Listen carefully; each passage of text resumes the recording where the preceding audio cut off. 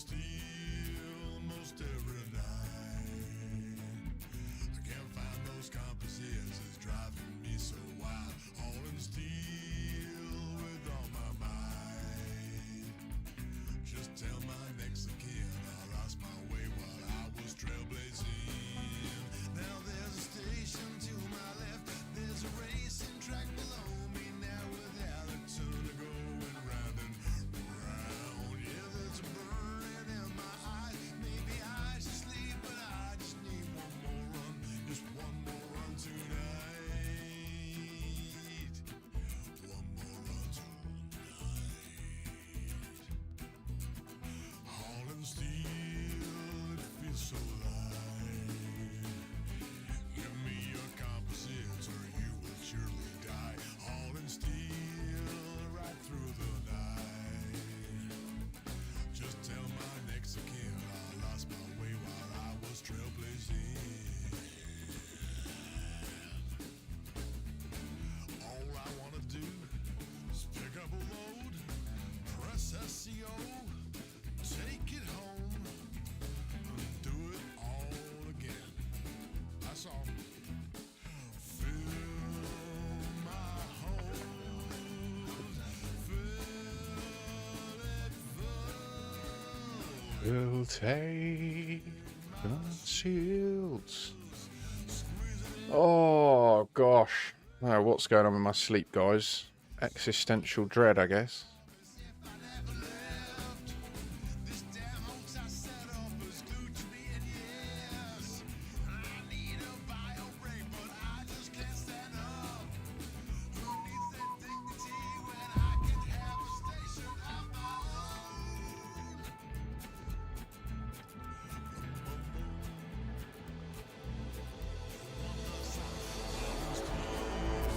Almost every night.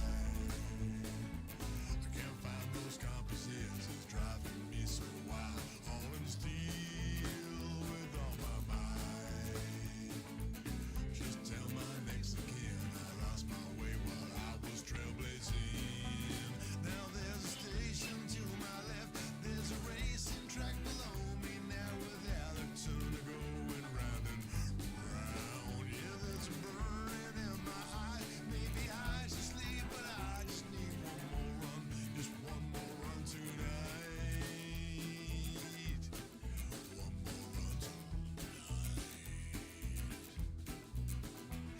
One more run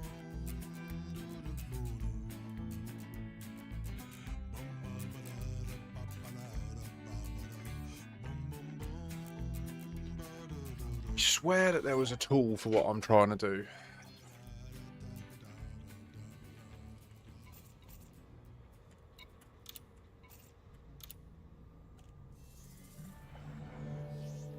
Alright, is my DW3 fleet present?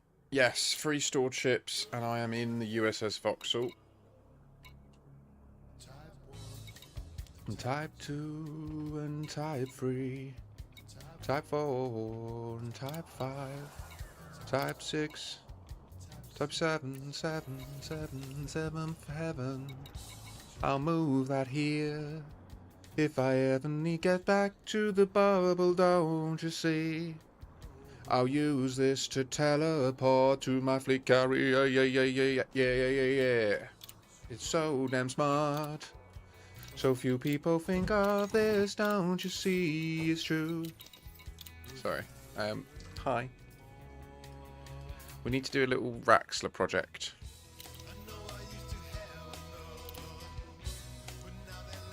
Also, we need to age our Hollow Me back up because I was filming legacy footage and I'm actually old, so.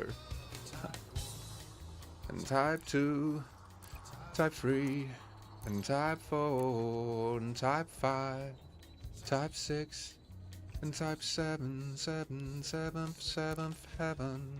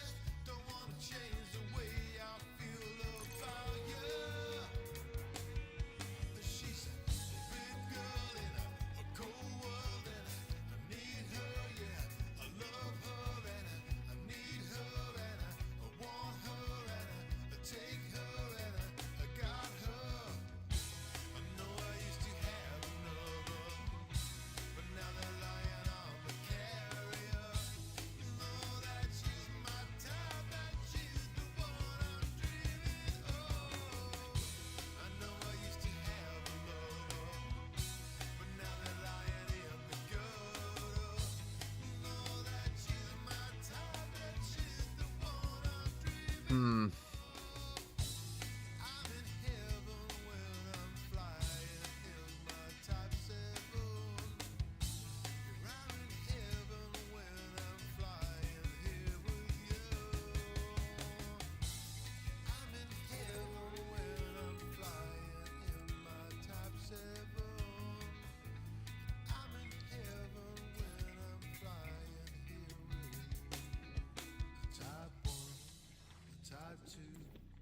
Top 3, top 4, top 5, top 6, top 7, 7, 7, 7 to heaven. She can be fast, she can be wild, she can make your head spin like an SLF on fire. She can be smooth, she can be fly, she can make your heart spin like a hurricane tonight. She blew my heart away. She's my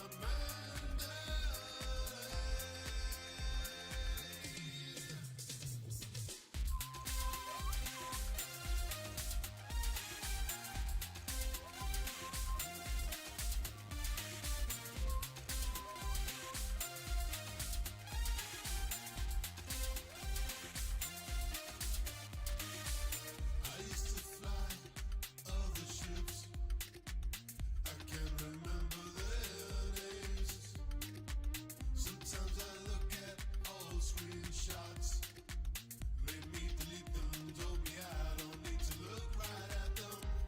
And she can be fast, and she can be wild. And she can make your heart spin like an SLF on fire. She can be smooth, and she can be fly. And she can make your heart spin like a hurricane tonight. She blew my heart away. She's my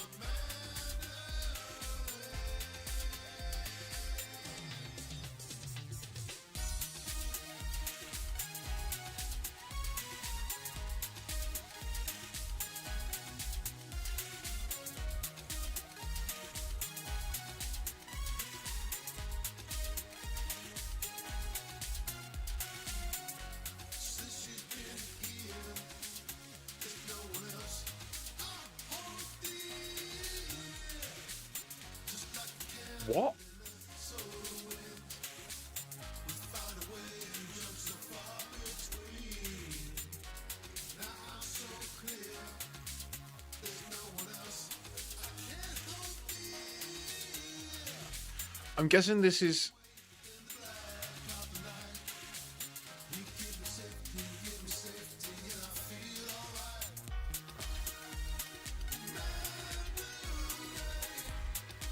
You blew my heart away. You're my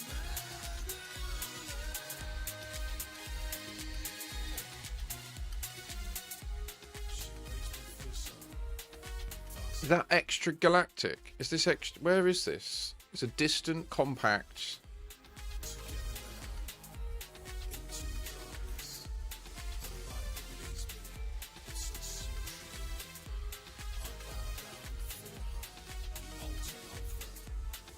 So it is a supermassive black hole. It's just, it's so big, right?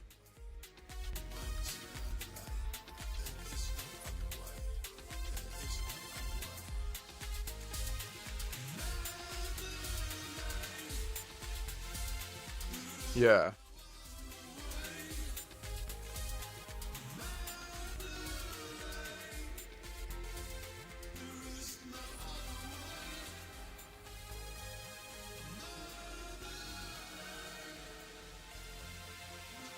Okay, so okay, that's fine. Okay, that's cool. Right. So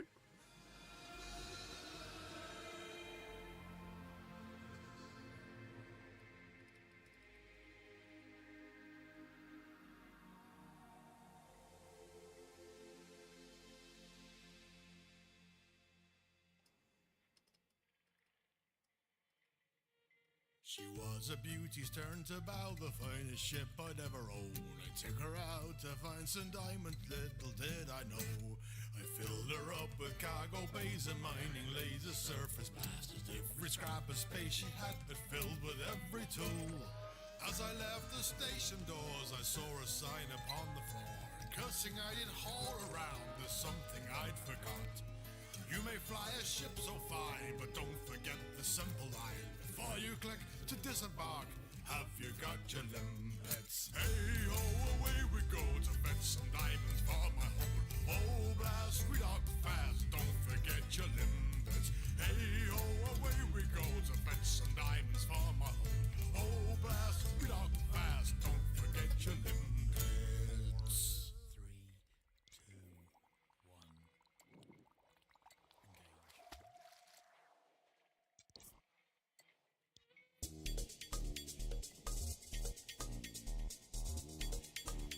So where's the little rosette one? It's apparently 4,000 light years away, so I don't know if it's like in the background, and so when you look at it, look at that thing. What's that?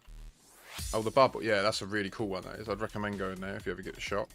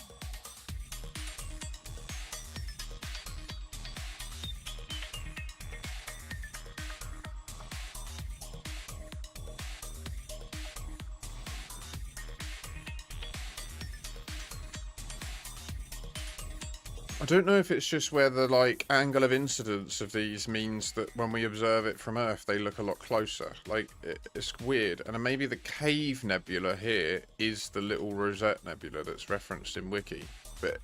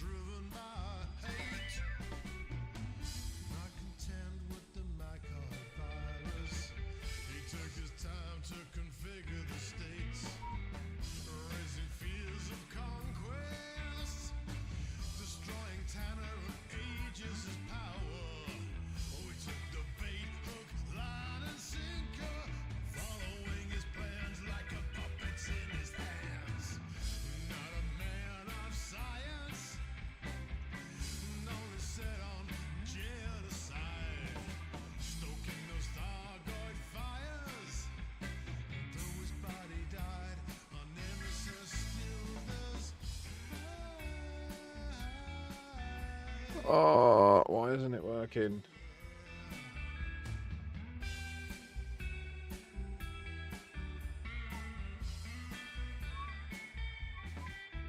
And the call came to every soul from 22 for 60. Are you fucking kidding? I have to log in every time. Fast and paid us deeply. For credits we will haul. And so the produce wave Okay. was built swiftly. And then the witch once again called. Defend this place while we finish the wave. More blood would flow, yeah. A massacre all day grow. I'll spell that right. By the fortunes of war, dragged into the battle by credits of Mr. No. salvation smoke, yeah. The galaxy wash it charging.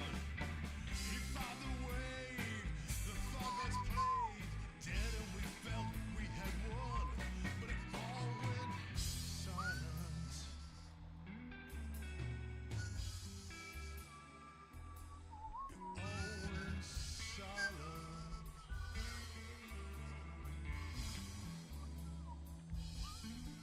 And then there came a deafening thing. And then there came a deafening thing. And then there came a deafening, threatening, horrifying, mutilated, vengeful, hateful scream.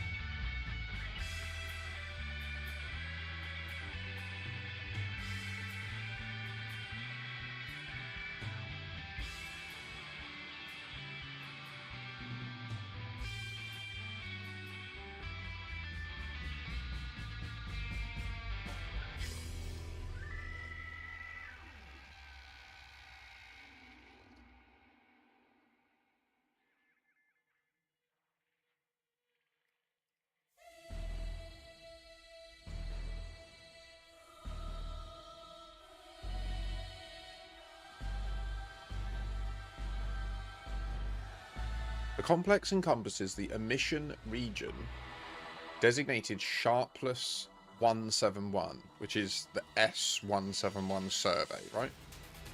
Or let's just Google that. What is it?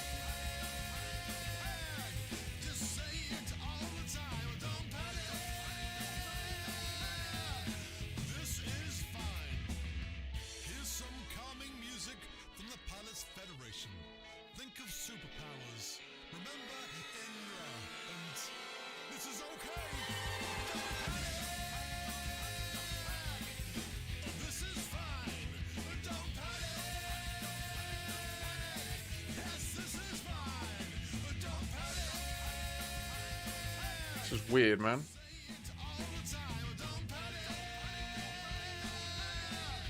This is fine.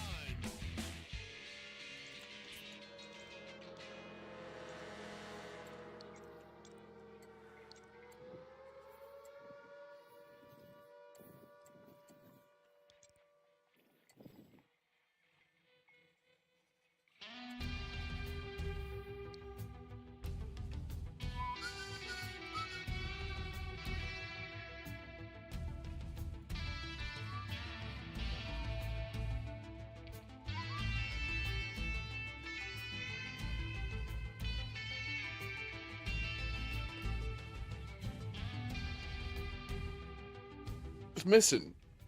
Oh, it's at 7,500 light years. Okay. So it's a lot further out. Oh, okay, let's... Presumably in the same direction, right? But... So is it the bubble? Salvation called the creatures from the darkness of their car. The Starghosts came so fast, they held us in a tightening loop. A hangman's noose, but we won't fade. We'll fight them on the edges, we'll fight them on the borders, we'll fight them in the darkness of the maelstrom cloud. We found out how to enter now. We'll see those motherships, we'll make those titans fall.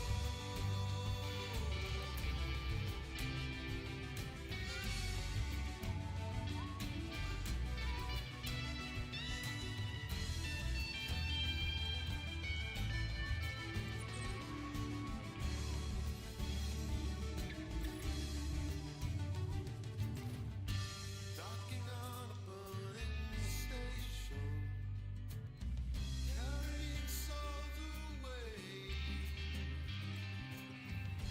Hauling goods to feed the conflict.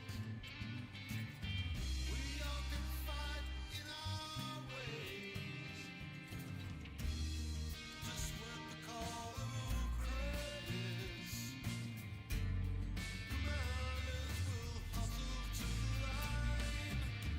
And if we all do get a decal, then humanity will all be It's cool that that's that visible. I bet that's a beast.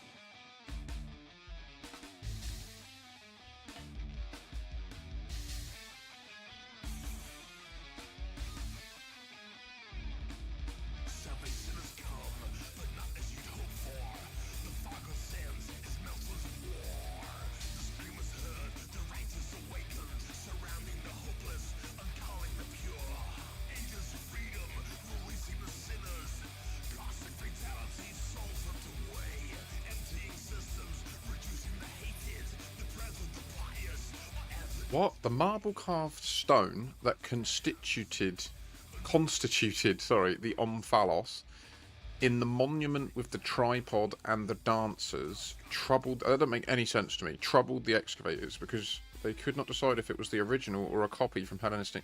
In the 2nd century AD, Pausanias travelled to the area of Delphi and has provided us with rare evidence for his work.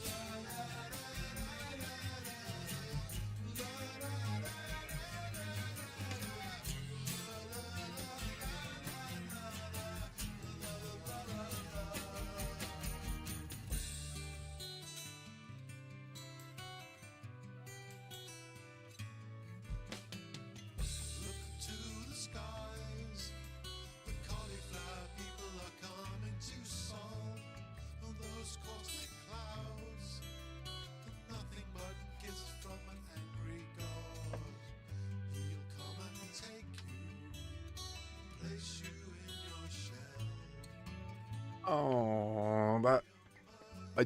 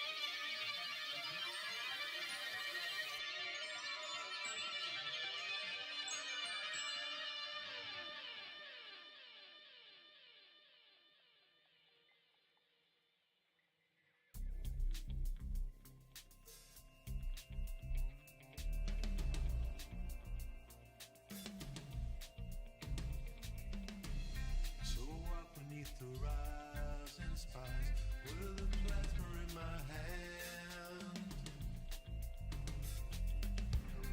The sky's full of radiant light. The clouds making their last stand. And the enemies above me with rainbow lasers chasing them across the sulfur sky. We found their souls for billions now. Just watch them fall, explode in sounds. We come to run to win this war as the planet does revolve. Spotlight, it's where you got to be. Yeah. Spotlight, finding what you need. Oh, spotlight. There's beauty in this deed, yeah. Spotlight, spotlight.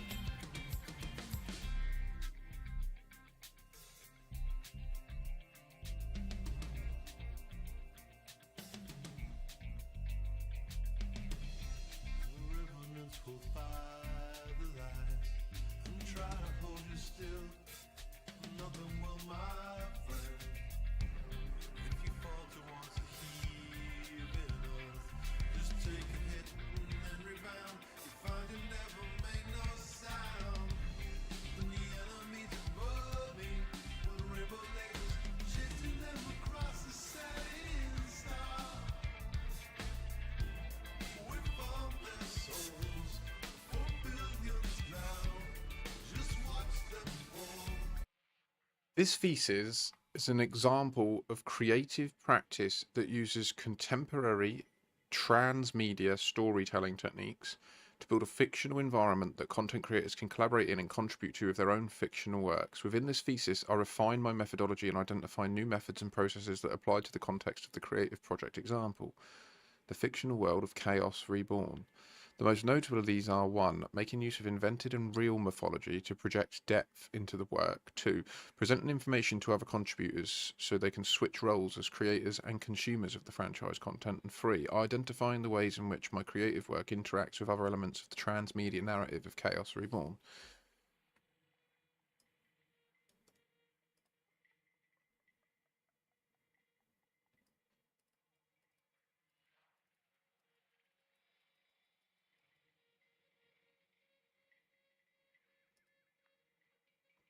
This thesis also identifies issues around continuance of production for this franchise after an initial raft of publications and suggests a consistent way to approach further development of content.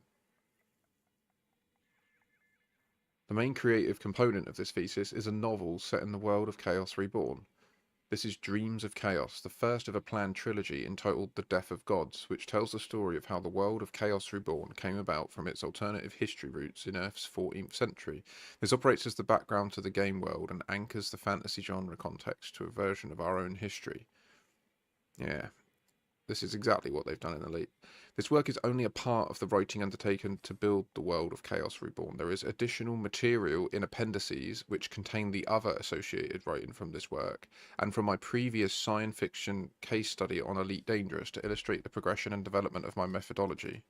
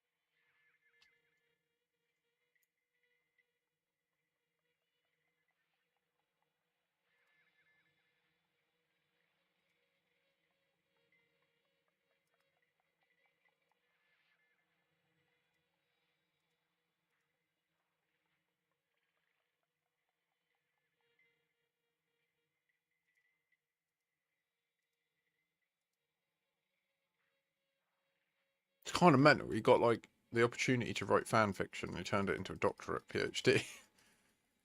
Touche. The unexpected guest. Yeah, okay, here we go. Right, so is this just the copy of document contains further writing I've completed in the last 2 years for the Computer Elite, demonstrating the ongoing development of the macro text in this franchise.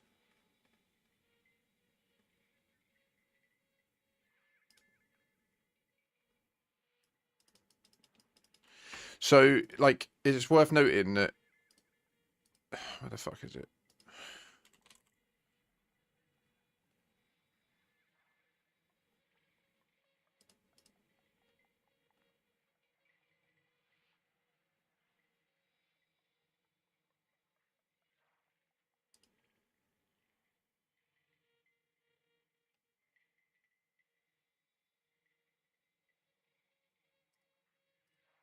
Look, I have the actual document of this, but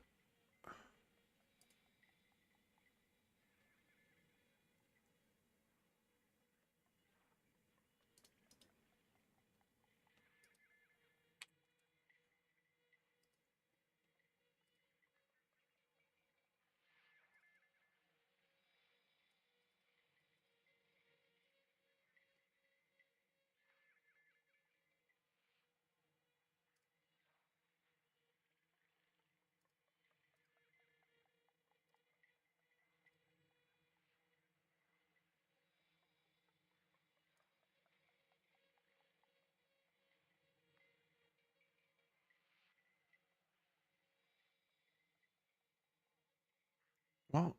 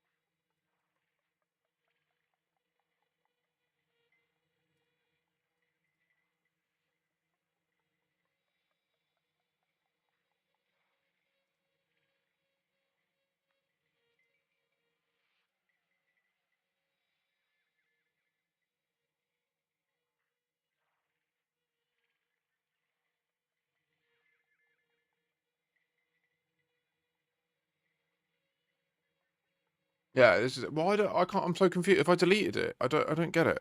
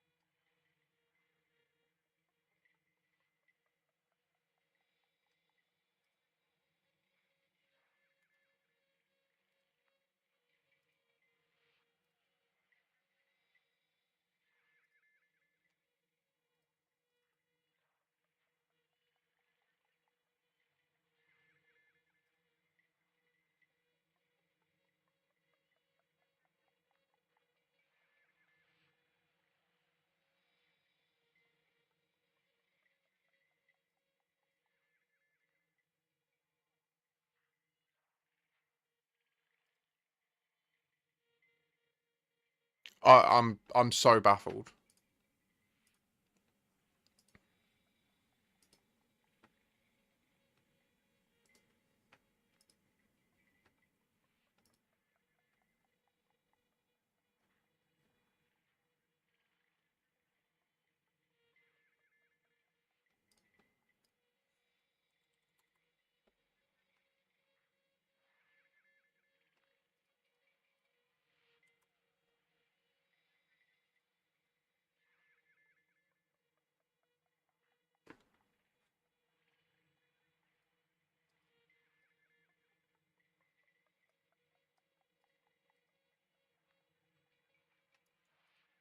I don't get it. I had this file. I had it. Why don't I have the PDF? Like,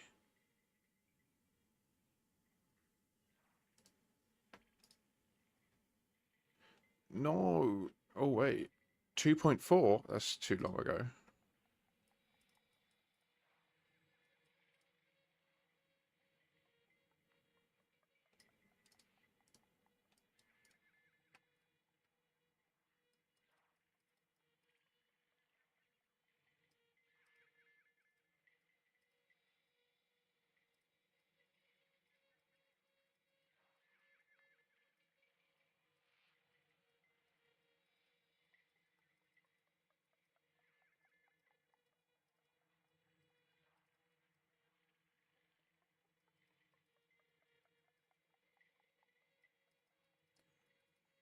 My research Master of Arts had involved the design of worlds in fantasy and science fiction. I thought I might be able to help the company sketch out information for the writers so they could create fictions that would be consistent with the game environment. As Gwyneth Jones has argued, for example, blah blah blah, point of origin, point of departure.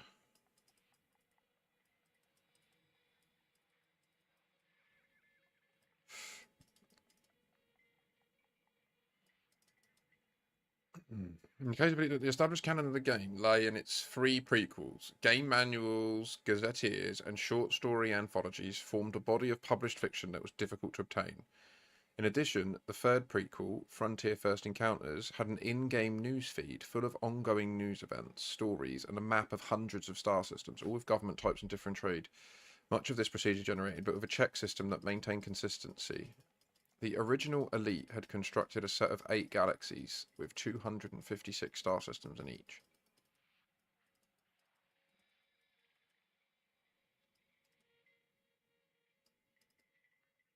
The game's release came with a manual containing some fictional references and a novella, The Dark Wheel. In Frontier Elite 2, the galaxy was remodeled. A small selection of fictional systems from before were retained,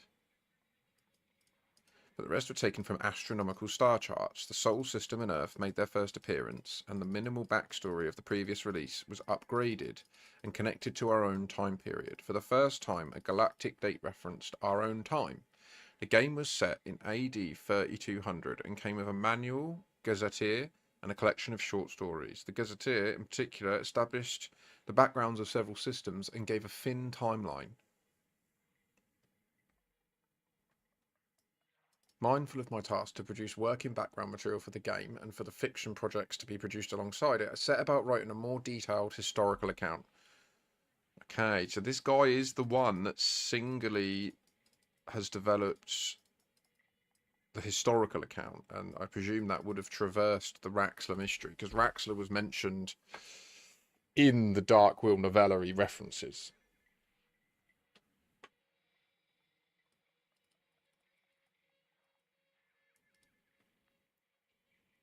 The parameters afforded to a writer working by negotiation in a world devised by someone else are challenging. The opportunity and access have to be weighed against the restriction of not having the final say over what is or is not permissible within that world. The architect, in this instance David Braben, wishes to maintain their vision even whilst accommodating potential improvements. Similarly, the other creatives involved can only put down what they have managed to envision from the text already given. This is what he's talking about here is exactly what I've been trying to post about on Reddit to this community and deeply struggling with you lot. Like, oh my fucking god.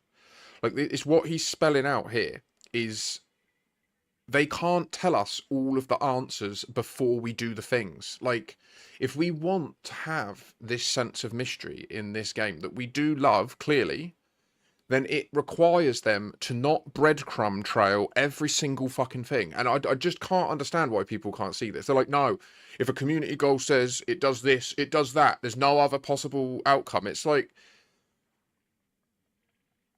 it's the most, like, literal, uninteresting approach to how to manage this. And I just can't understand why people, I can. I think I have an idea of why people can't understand it. You have to be pretty fucking smart to be able to understand lateral thinking like this. And I just think it ain't accessible to a lot of people, is it? Similarly, the other creators involved can only put down what they have managed to envision. from the text already given. Exactly, that's what he's saying there. Is like, it's clear that we don't know the whole picture, and David Braben does. And so when we write stories and suggest ideas, we'll often be restricted. This method of working is not new. The architect could be thought of as a wealthy patrician commissioning a sculpture for his Roman villa. Ultimately, it is the patrician who must live with the sculpture, not the artist who made it. In other mediums, however, this example is less relevant. When writing information for an online video game, the interpretation of the architect, the writer, the design team, the programmers, and finally the consumer themselves comes into play. As we worked, the new game premise emerged. The majority of the protagonists were drawn together from the previous game publications, their backstories updated to fit into the new game context and published in a series of guides released on the private writers forum. Okay, so we don't see these secret writers forum documents, right? The best source of truth we get access to is a censored version, which made it into the Elite Dangerous role-playing games Lore Master's Guide, which I can't understand why I can't find it. Like, I've got it.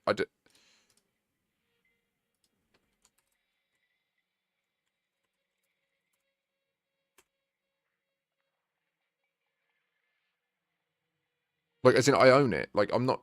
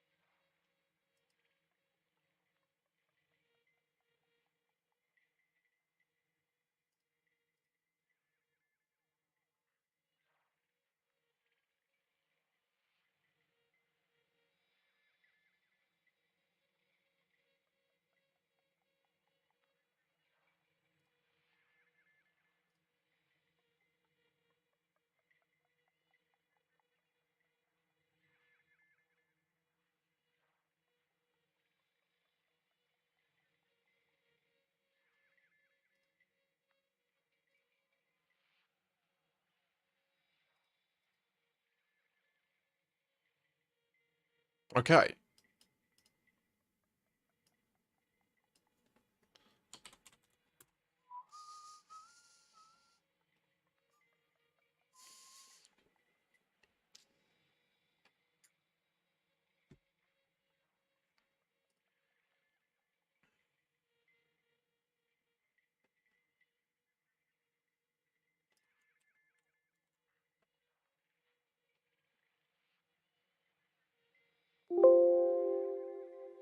Sorry, that was me.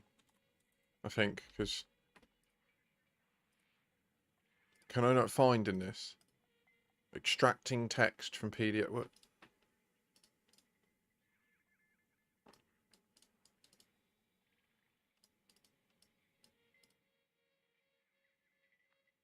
So in this...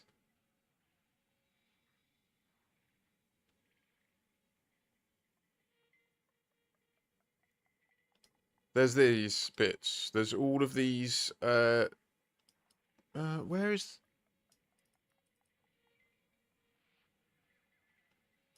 Games Master, this bit. This Games Master section. From page 240 onwards.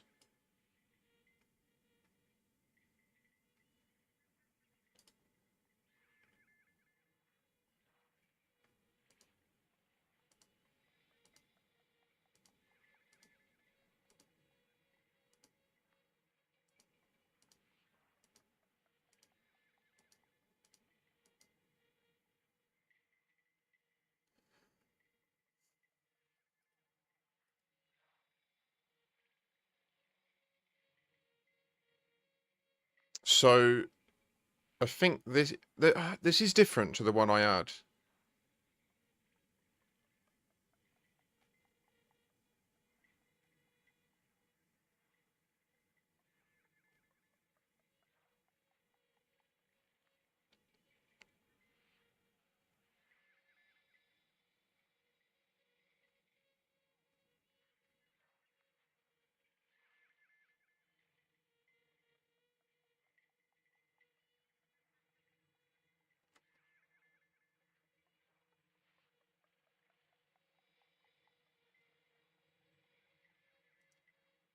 Because the one I had a massive, like the whole beginning was literally the history of Elite Dangerous. Like it was, ah,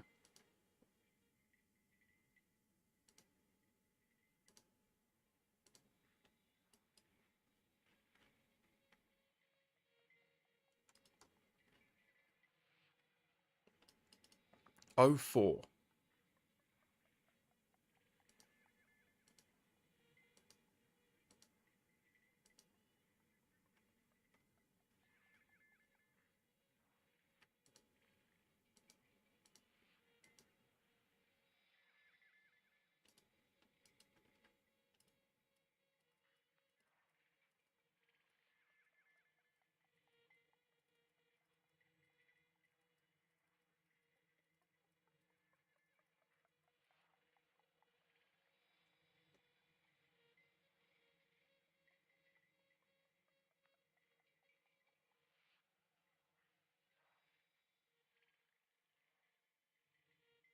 Yeah, look, so yeah, okay, this is different to what I thought, but it's much closer, so that's good.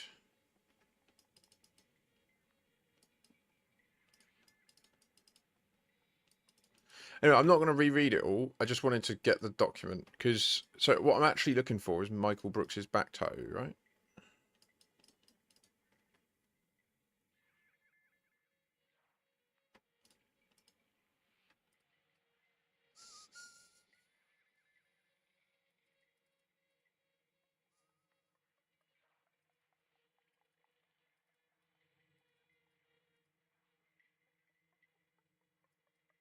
Honestly, the quite like I read by highlighting, and this thing here is so inaccessible to me. It pisses me off. Like I can't read unless I highlight the text. Okay, it's just I don't know if I've got like some mental disorder or something. It's just how I do it. And this here, like the way it pops up, it is so frustrating. The frequency with which it just sends me down to the bottom.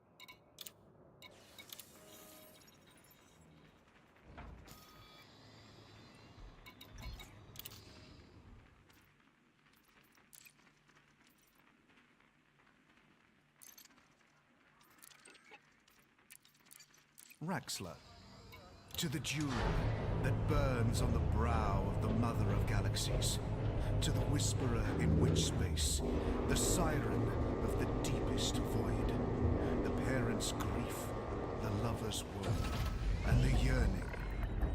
Go for launch. Restrict speed until a carrier is far behind you. Our vagabond hearts. To Raxxla, alleged toast of the Dark Wheel. The legend of Raxxla has been circulating, in whispers, for centuries. The quest for this... Speed restrictions have been lifted. We'll see you soon, Commander. mysterious place, the location of which is a deadly secret, was said to be the principal aim of the...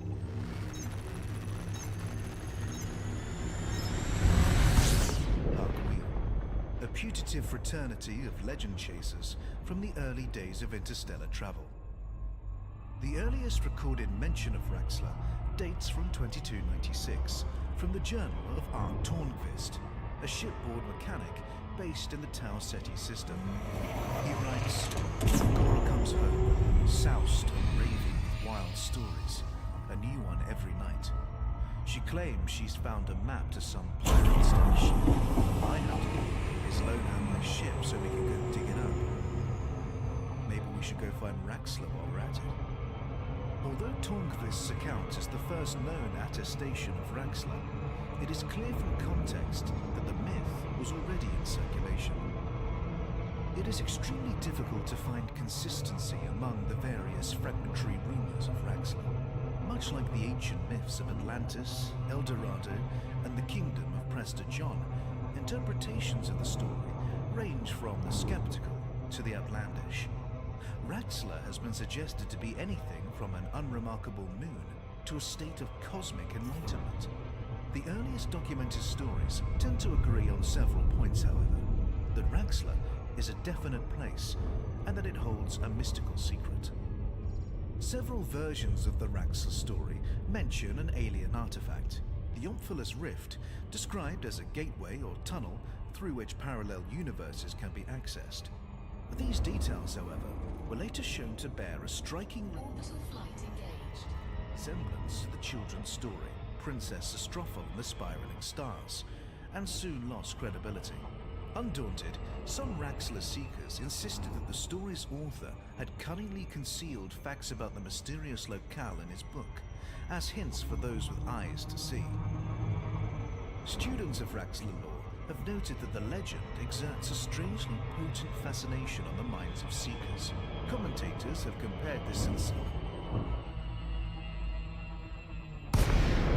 to Fernway, the uncountable longing for a place one has never seen. More than one interstellar treasure seeker has become obsessed with Raxxla to the exclusion of all other dreams, and spent his or her entire life in a futile search for it. Raxxla also plays a role in several conspiracy theories. Zorgon Peterson, India, Oscar Papa. Welcome to our starport, Commander. Please fly safely within the port perimeter. Most of which attest that it has already been discovered by some kind of sinister cabal, or sole tyrant, which has leveraged its power to establish covert dominance over humanity. Whatever the truth of the matter,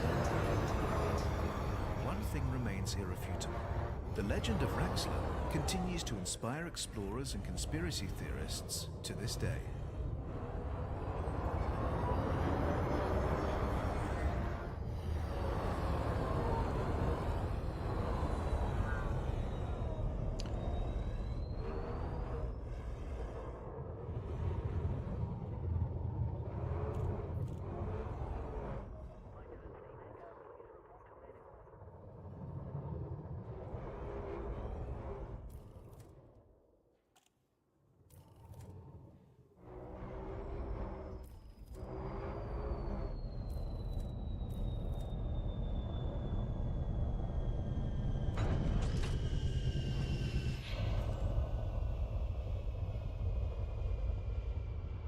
Oh, they need to fix that bug with the Mandalay. It's so horrible to see the other players around doing it. Look at that.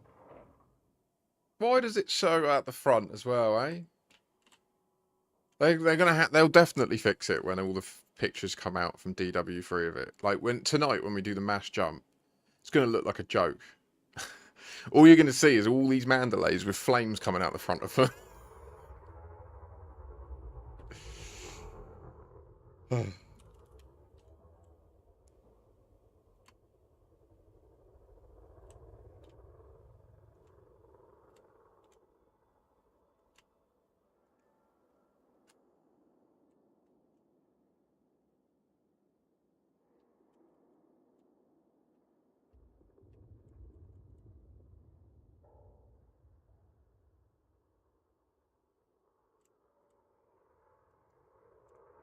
That is pretty fucking beautiful, though. I'm not gonna lie. That's pretty.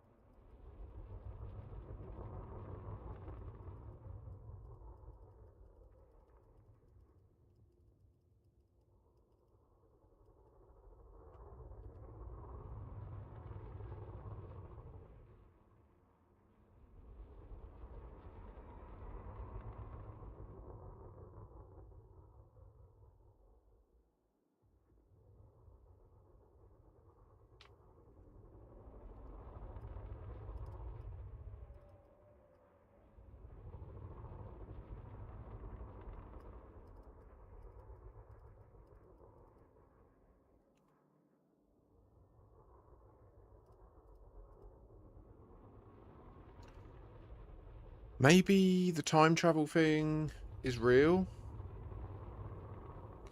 and we need to try time traveling and go in a soul. Like, I do appear to be the only person in this community that understands there is currently a way to time travel in Elite Dangerous, and no one talks about it. I try to talk about it. People tell me I'm crazy, even though you can literally show you it. Like, I don't understand what is wrong with people. It's so frustrating. But I posted about it, and all I get is called names and told that I'm crazy. And it's just so frustrating. Like...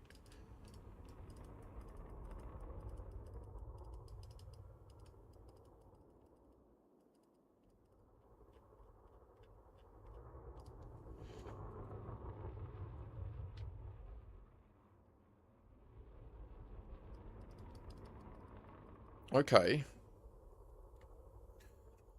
Starting with attack. The jewel that burns on the brow of the mother galaxy is a pretty good physical description of the appearance of the O stars against the nebula. A nebula as a star-forming region, which this one definitely is, can certainly be described as a mother of galaxies. The parents' grief, this fits in with the Cepheus, Cassiopeia, Andromeda, Perseus mythology, the lover's woe, likewise, or as others have pointed out, the S171 stars pierce a red nebula like an arrow. The siren of the deepest void, the yearning of a... Have you seen the effects? The NGC's, the Galactic Mapping Project, named it Siren of the Spinward Stars.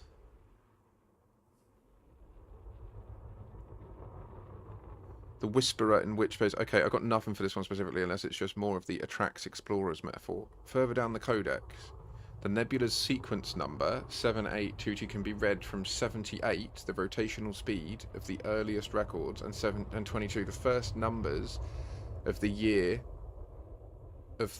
Okay, that's a bit nebulous, in my opinion. Spiraling stars could be a visual description of how stars appear to move when viewed through a gravitational lens. There are a lot of black holes. That's valid. Going back pre-codex, on the assumption that they didn't move Raxxla when bringing that out, if you search the galaxy map for stars with the name SAO, there are exactly 6 of them. 5 of them are almost exactly 100 light years from Sol in various directions, forming 2 loose clusters. One of them is an unremarkable system, almost 900 light years from Sol, almost exactly between Sol and NGC 7822. If you join the dots, you get an arrow pointing to the nebula. The old SAP 8 items, which may have had a link to Raxxla, may have been hinting towards the SAO stars. Why? Because there's 6 SAO stars, not 8. There's an old Michael Brooks quote about nebula being a good place to hide things. So in terms of concrete places which might contain Raxxla, it has a better claim than many. Equally, it's almost as thoroughly conventionally explored as the bubble is, so without a hint as to how Raxxla might be hidden within the nebula. Nice one. This is really useful stuff. Thanks for taking the time to synthesize that into one post for me and others.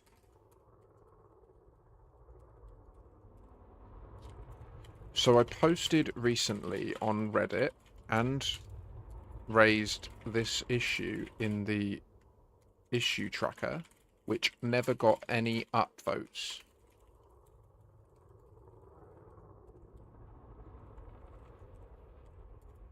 So I simply cannot say if this is a bug or intended functionality on the part of FDev, but currently, when you descend to the surface of a planet in HIP 87621 that contains the new biosites, you time travel.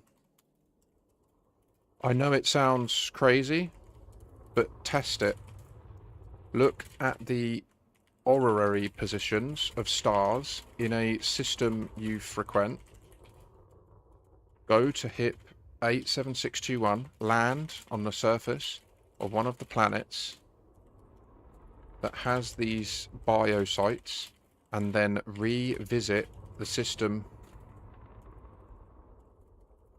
you were just in. You will see that the entire system has gone back in time.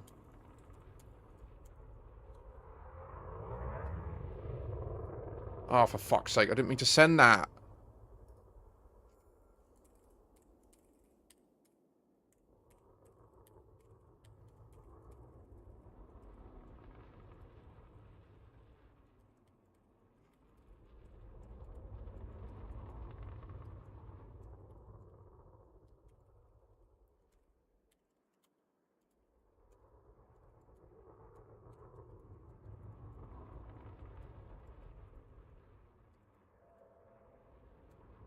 Oh, I can't see. Hang on, I can't see. There's fucking mics in the way. Right, that's why I'm making all these spelling mistakes. Because I can't see my fucking keyboard.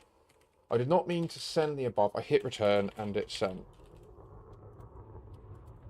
So I wonder if perhaps Raxxla is only accessible at a certain time, and the reason they added the orrery was that certain events also cause this time travel, and we just have never noticed it.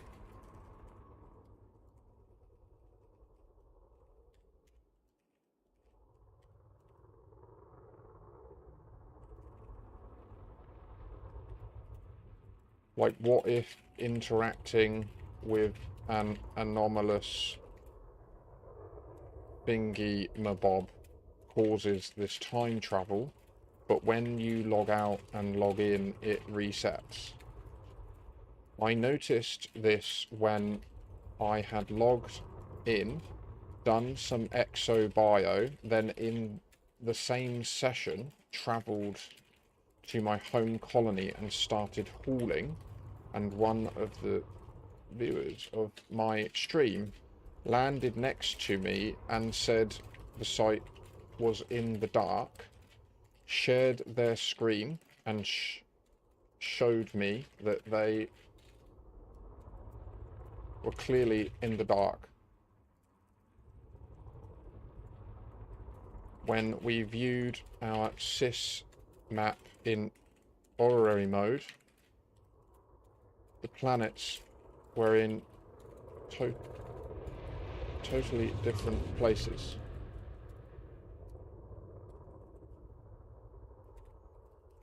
Probably a bug, I know, but without confirmation, we literally just don't know.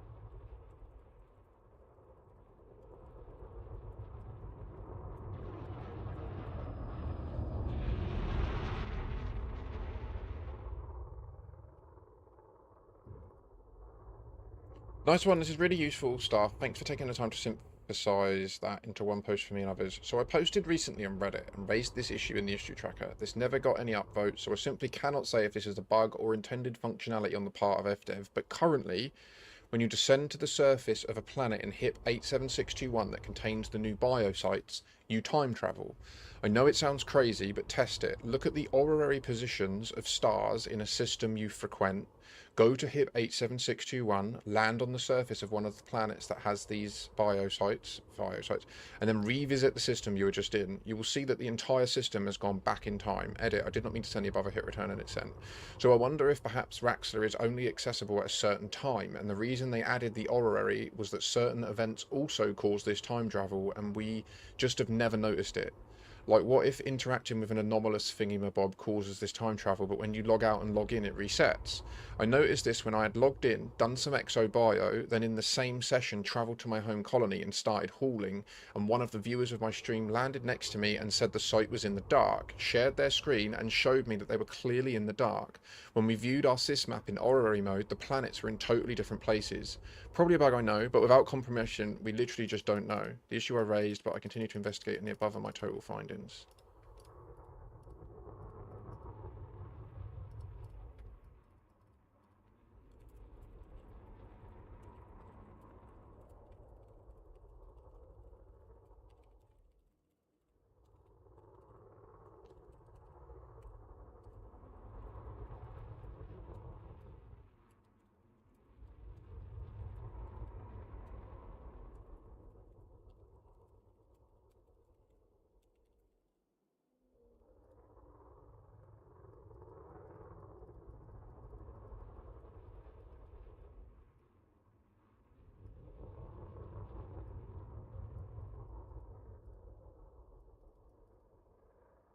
I'm going for a wee, okay? Be right back.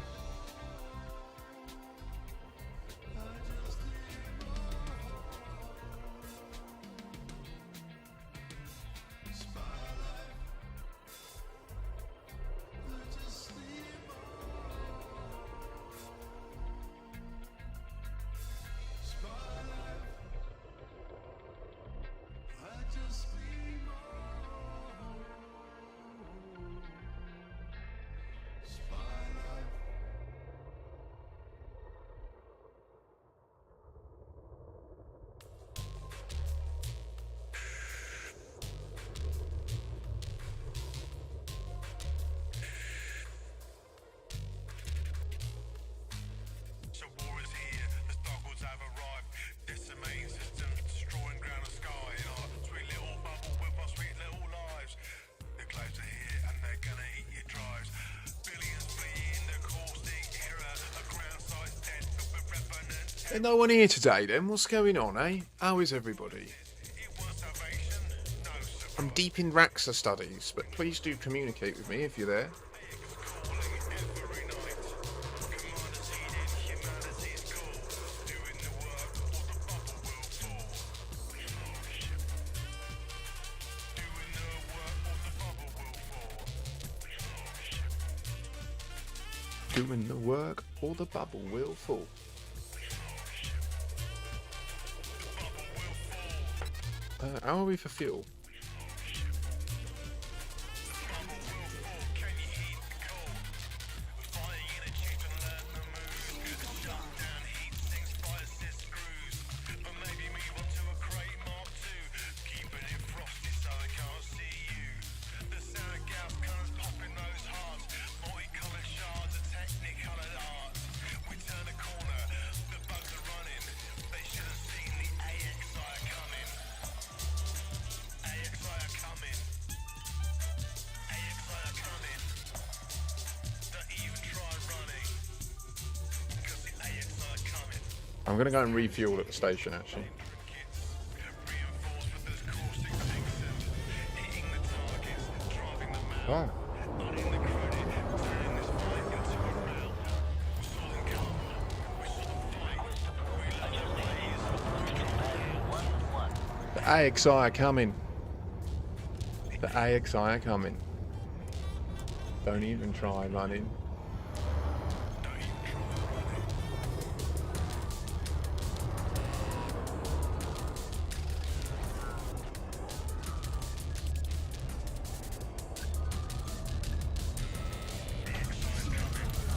Get our shield back very quickly, eh? Touchdown confirmed. Dispatching ground crew. We are pleased to receive you, Commander.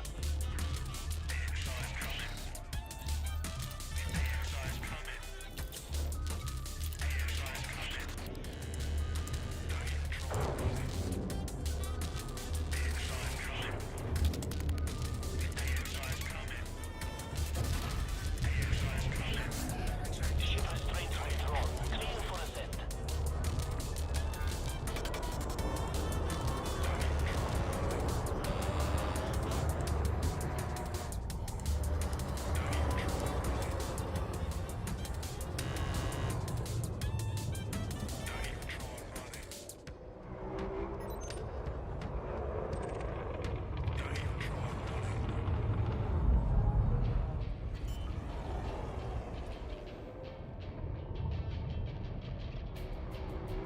Landing gear deployed.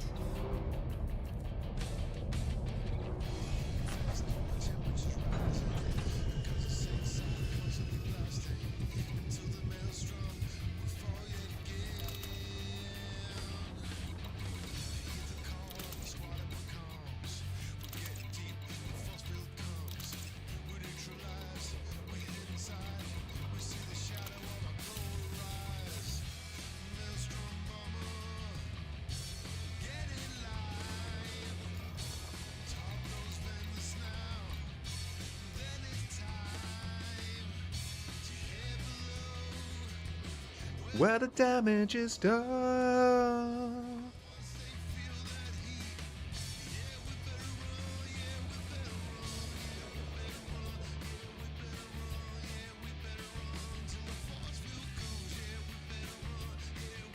I feel like, honestly, I feel like I've really come across something here. Like, I really do. I feel like it could very much have been the case that if we'd have been diligent enough, it might have been clear that there are certain things you can do in this game that cause this temporal thing. And we've just never noticed it because it was really hard to pay attention to that. Do you know what I mean? You would need to ideally go to the place where it happens and then retrace your steps and notice that stuff's shifted. And that's not really something that people do when they're searching for Raxxla. So yeah.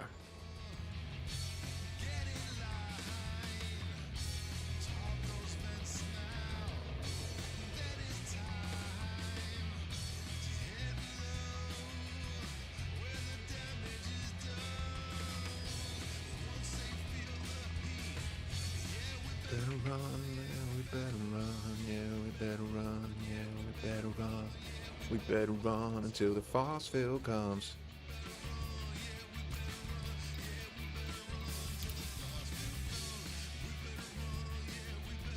Look at that Chad.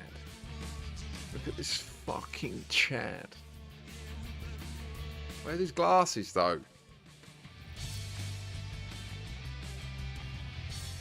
What? They've all gone?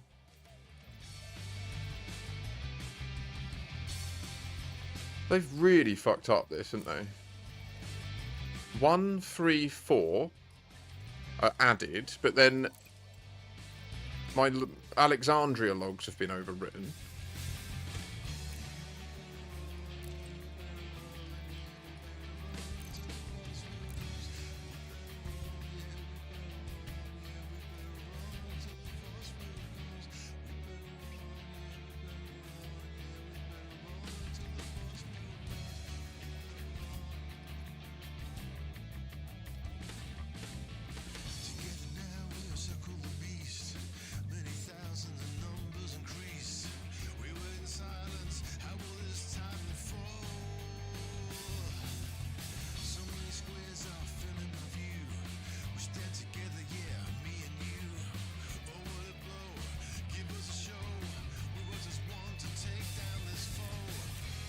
Maelstrom bombers!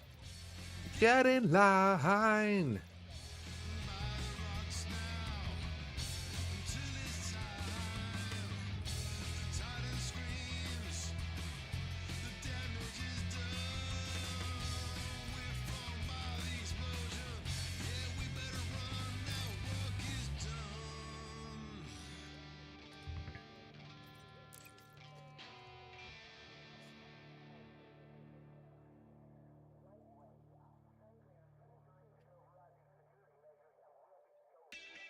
What's that then?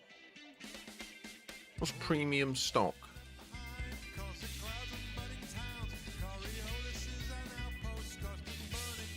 I've given 10.6 billion to the squadron. Holy shit.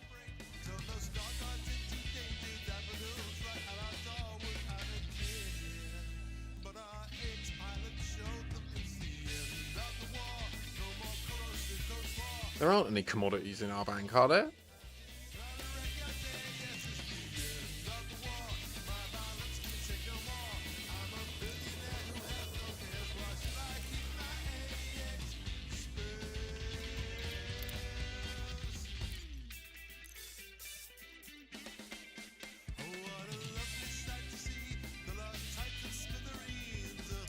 Ah, no, okay, yeah, that's interesting. It's because I was in a different squadron at a time, and I contributed it to theirs.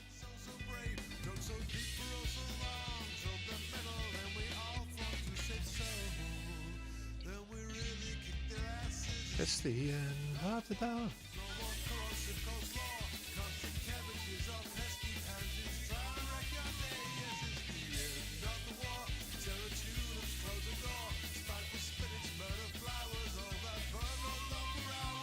Can you imagine if there's actually other encounter entries that we could get here and we've just no one's ever done it? Like, it's totally possible. Because the galaxy's so big.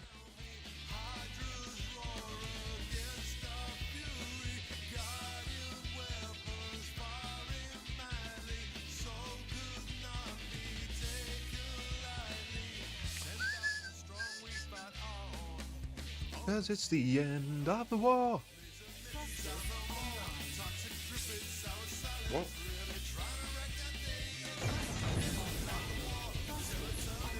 What's happening?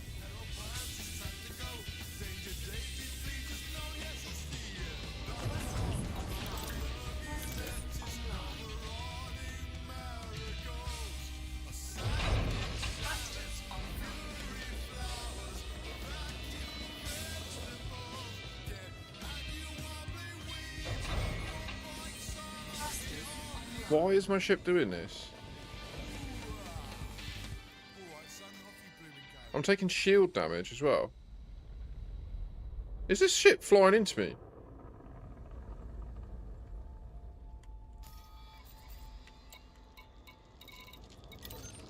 This dude needs to fuck off. I'm guessing the Anaconda next to me is wanted or something.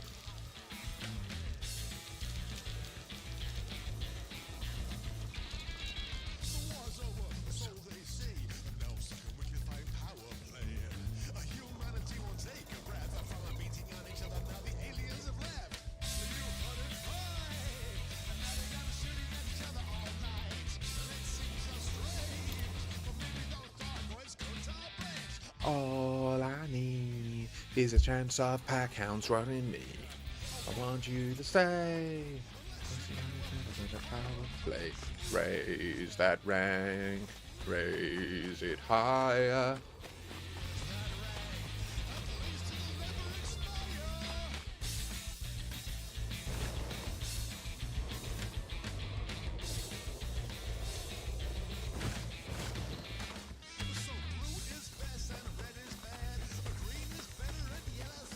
It didn't look that far away, did it, this Anaconda?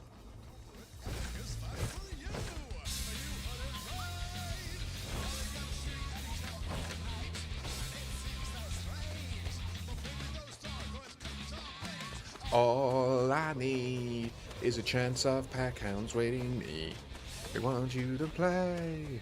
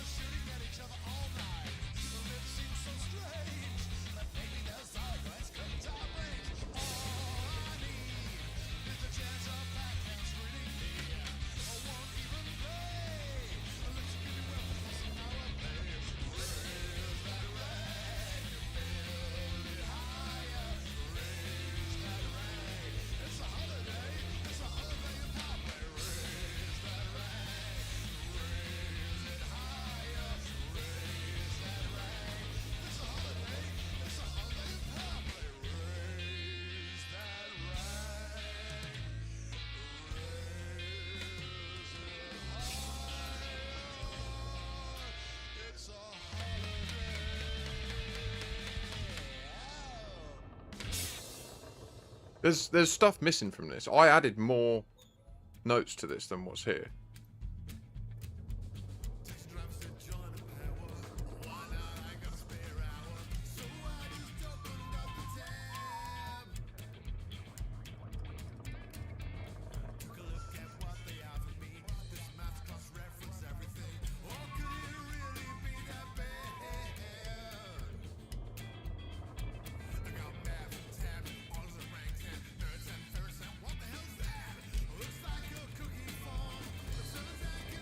I think, honestly, I feel like this is...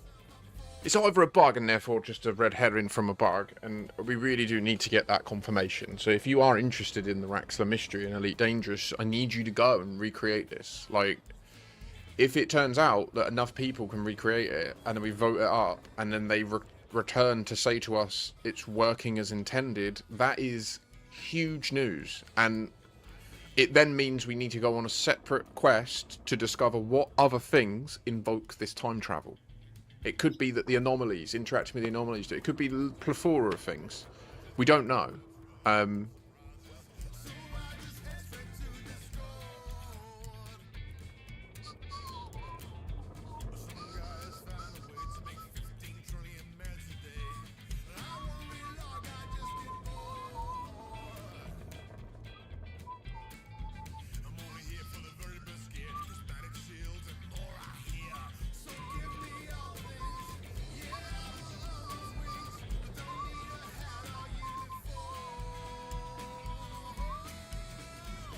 But I can't find a map that shows me what do you take these items to.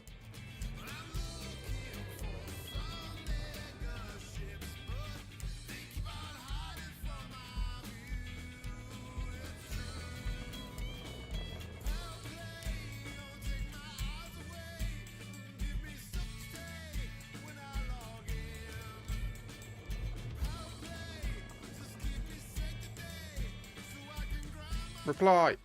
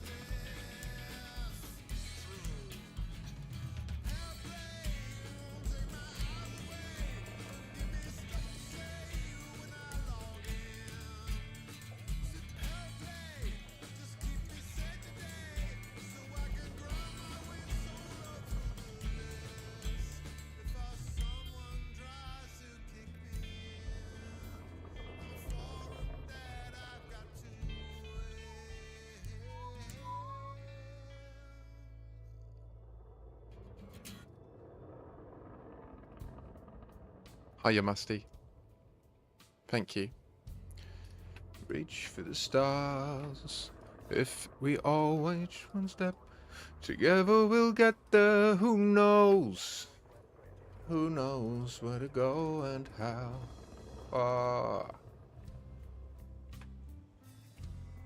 Reach for the stars.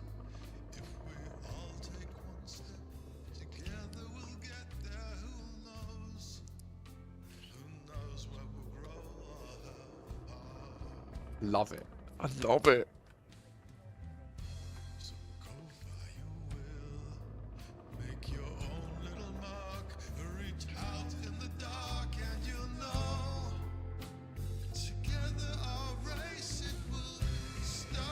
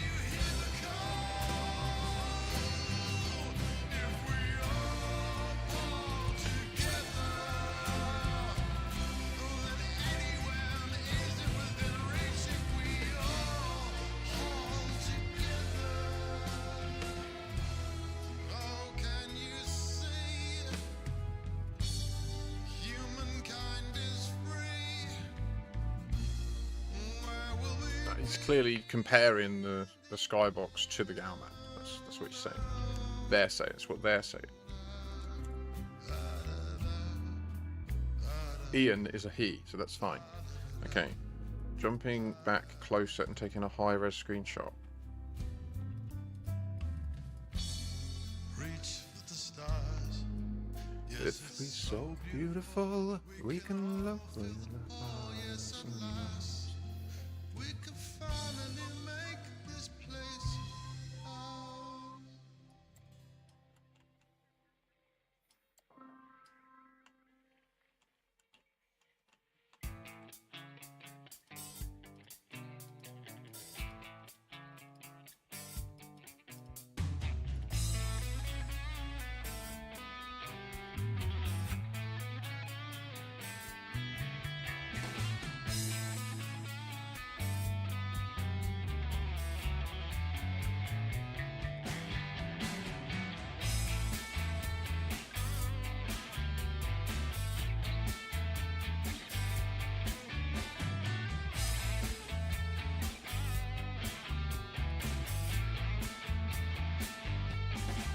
I saw pinpoints bright. The main star called me to its light, but I was chugging on this gravity well.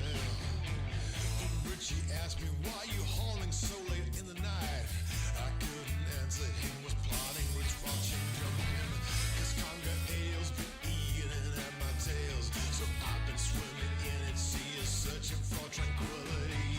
Just one more run, then I'm done. I said, that was 40 hours ago, and I'm not even letting go. This young boy's now older than the galaxy is wide. You want it, I'll haul it. SC Oak is pulling me in its stride. This is the hauler's way. Every day.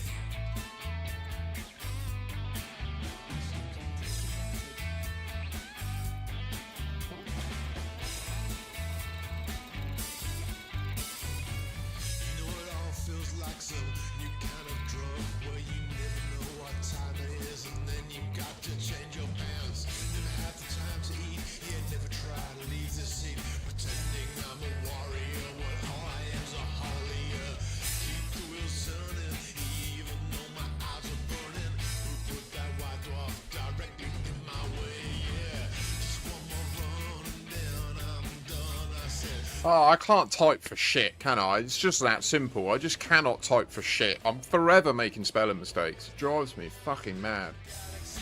I just can't do it, can I? I just cannot type clearly. Like, I'm forever typing the wrong buttons. Oh, I've literally typed for 25 years and I still make spelling mistakes when I type. It's because I'm always in a rush, do you know what I mean?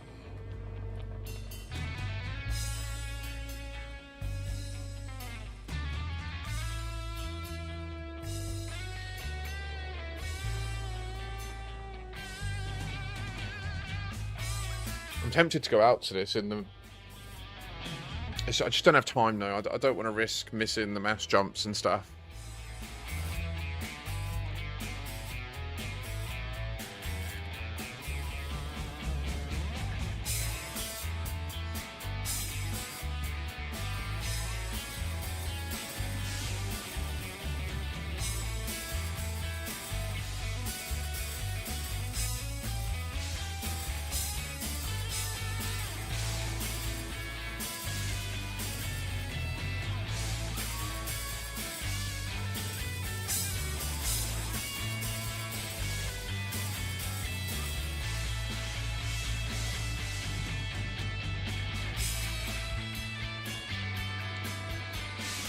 One more run, and then I'm done. Just one more run, and then I'm done, my friends.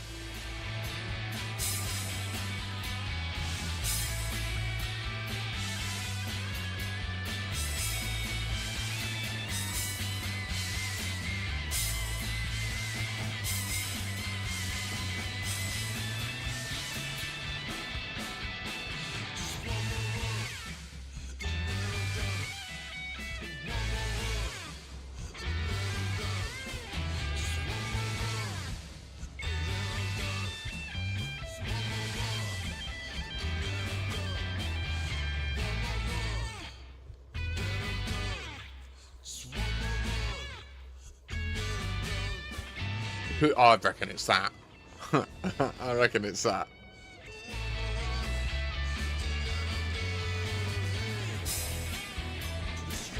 But I was on the land of galaxies. Why you want it?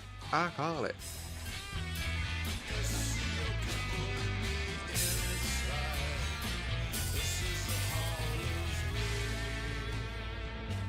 Hi, Ross. How the devil are you doing? Huh? Make you mod and then you never come back. The fuck?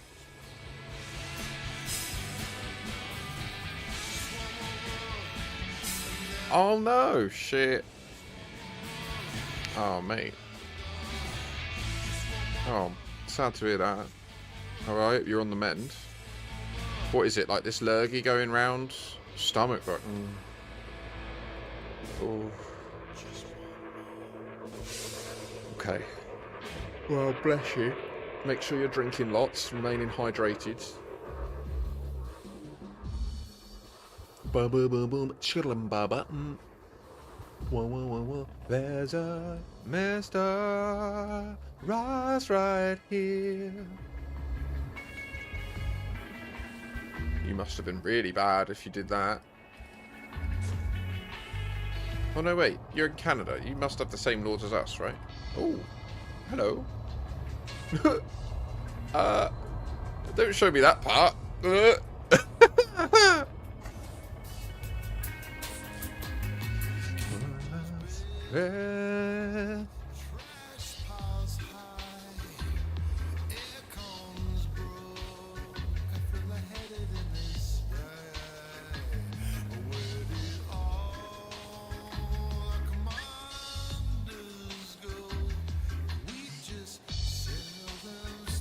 No, you're good, man. You're good. Today is the big launch day for Distant Worlds 3. It's not until 9 o'clock, so I'm just going to be chilling here for hours and hours.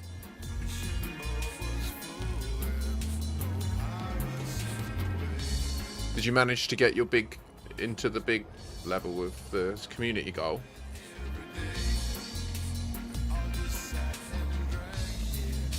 Nice, yeah, me too. I ended in that.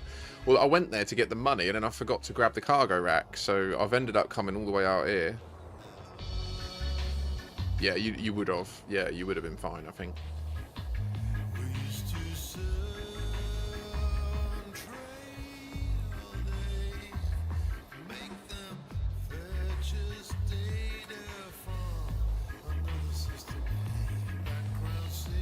Really? You did? I think it's still there at the moment, but it will start jumping soon. And I'm not sure what that will mean. I've seen some reports that if you stay docked at a system colonization ship when it jumps out, there's like a standard system that it just places you in. I'm not sure exactly where, but it's like... So like all system colonization ships essentially go there, offload anyone that's on board, and then they go on their next journey. So... I don't think that staying logged off there will mean that you'll catch up with the Distant Worlds 3, but it also might. Yeah, you do need to. You need to log in and just claim it. Who's this then?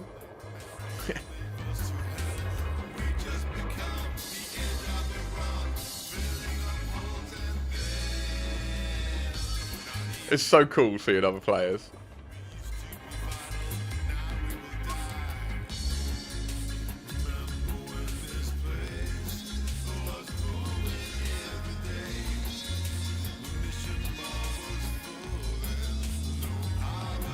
No, I'm in the FleetComm private group for the Distant Worlds 3 expedition. So this is a PvE only private group where if anyone shoots me, they get banned.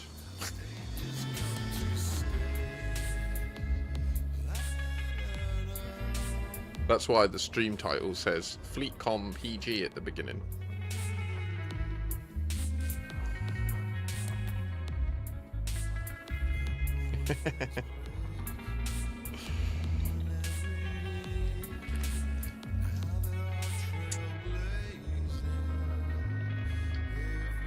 So it turns out that Distant Worlds 3 isn't going to quite go as I anticipated, because after today, we'll do the mass jumps, we'll dock at the fleet carriers, and then the next step starts on the 1st of Feb. Apparently. Or at least, I don't know, I may have misinterpreted it. My understanding was that the next bit will be... Yeah, like, we'll go from here on the fleet carriers to the next waypoint together in the fleet carriers, which will take till the 1st of Feb, apparently. Don't know how. And then, at that point, we'll be told, right, the next waypoint's over there, and if you need to do other stuff, you can stay docked or go and explore to get there. That's the primary goal. It's not a year, no, it'll be a couple of months. Not a year, no. Probably be until like August or something, I think. It's a big expedition.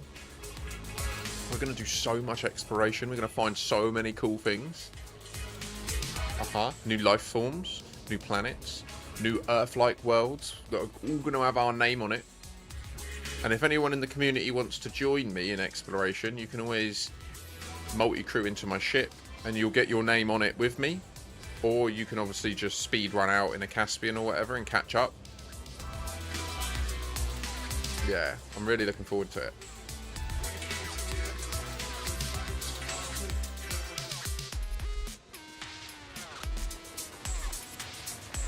No, it's not.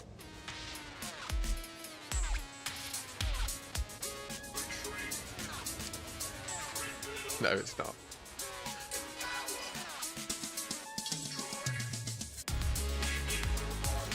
Because if you're speed running somewhere, you'll use the Neutron Highway, and the Caspian has a 6x multiplier on Neutron boosts, whereas the Mandalay only has 4x.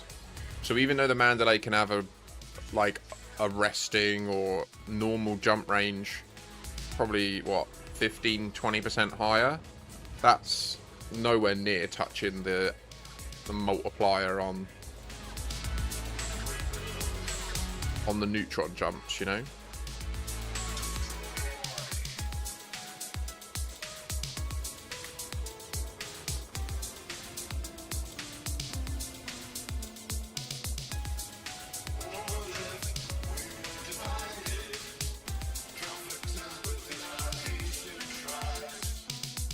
I've never allowed notifications on a website before.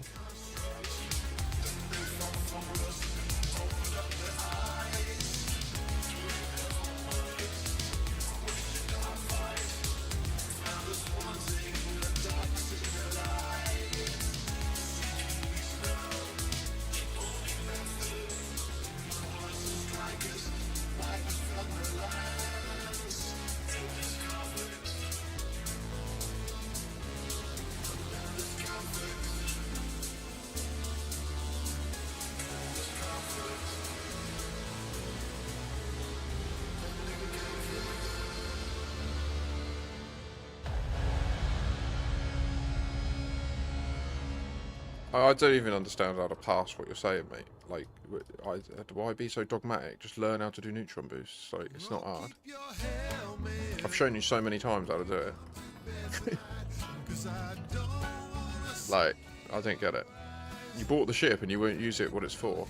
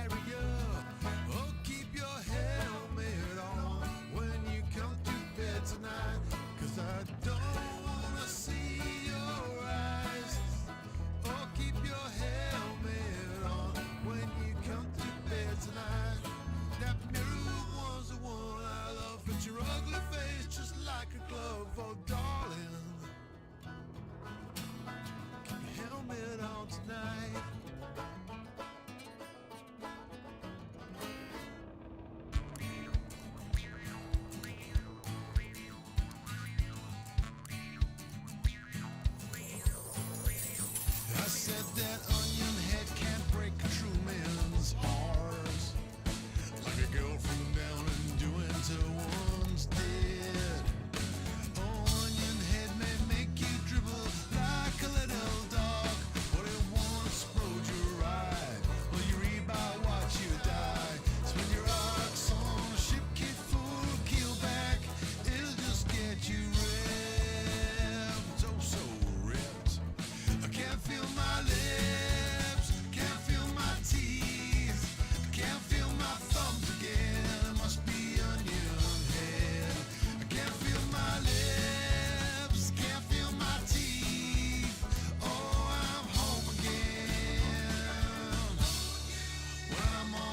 You see, this is what I wonder. What if it is out there and they do know where it is, and the thing that they're emitting is that we need to learn how to manipulate the game so that when we go where it is, we're in the right time for it to be there, right? That's the bit that bug we found, Ross, with the time travel. I wonder if it's tying into this, or if it's just a bug. We don't know. Like, I don't know. No one knows. So I need more people to reproduce it and then upvote the issue.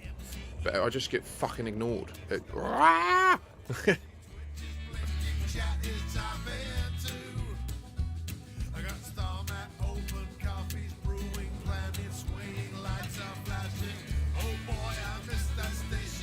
Wasn't a bug linked to a specific community goal. Why are you saying that?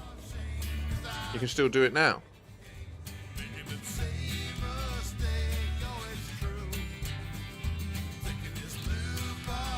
I tested it last week.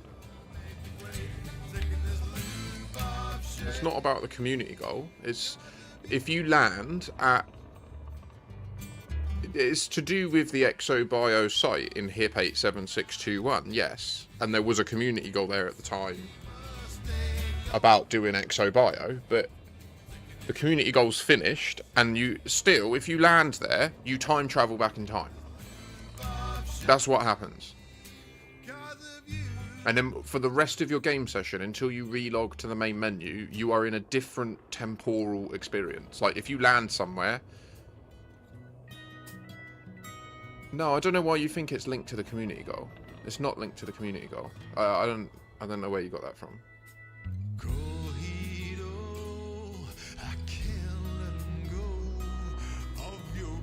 No. That's okay.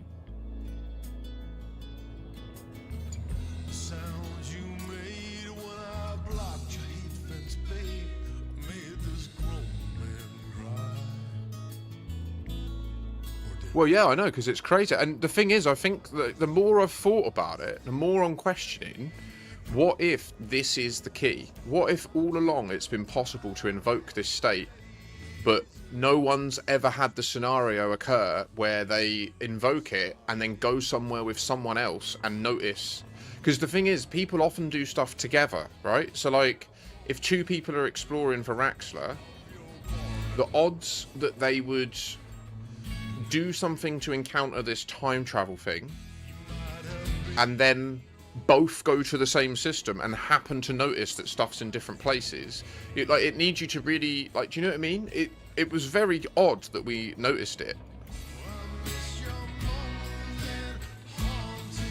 Yeah, exactly. So it could be that all along there's been ways to manipulate the time that your commander is currently experiencing. Perhaps with things like anomalies. There are anomalies in space that are like these weird pulsing things. I wouldn't be surprised if it might turn out that when you visit them and you instance into them, you time travel a certain amount of time, and perhaps, like, there's a combination of these anomalies you have to visit to shift time to then make it possible to go to Raxxla. Because they've said that it's a journey everyone must pursue.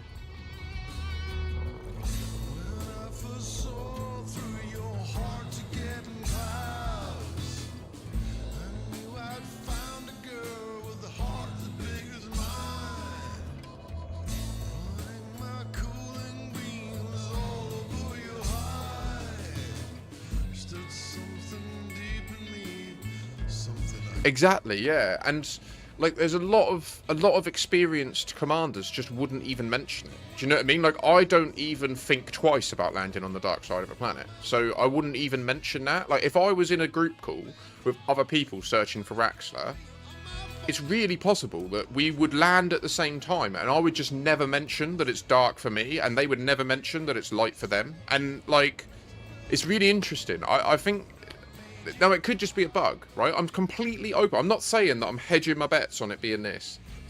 But we don't know. And the only way to find out is for other people to reproduce the bug and then upvote my issue. And they don't. I ask people to, and I just get ignored. It fucking pisses me off.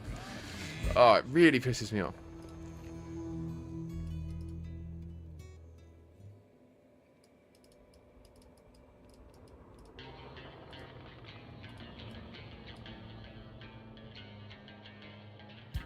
And I was in the room when Michael Brooks said the thing that the system where Raxxla is has been entered at least once by a commander.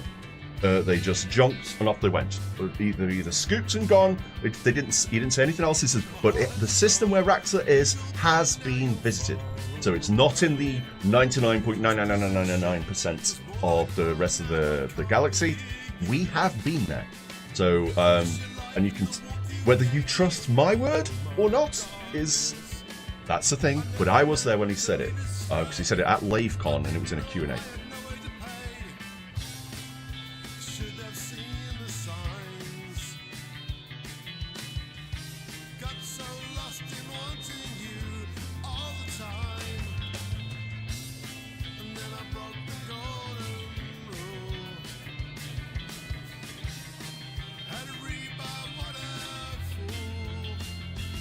What a fool.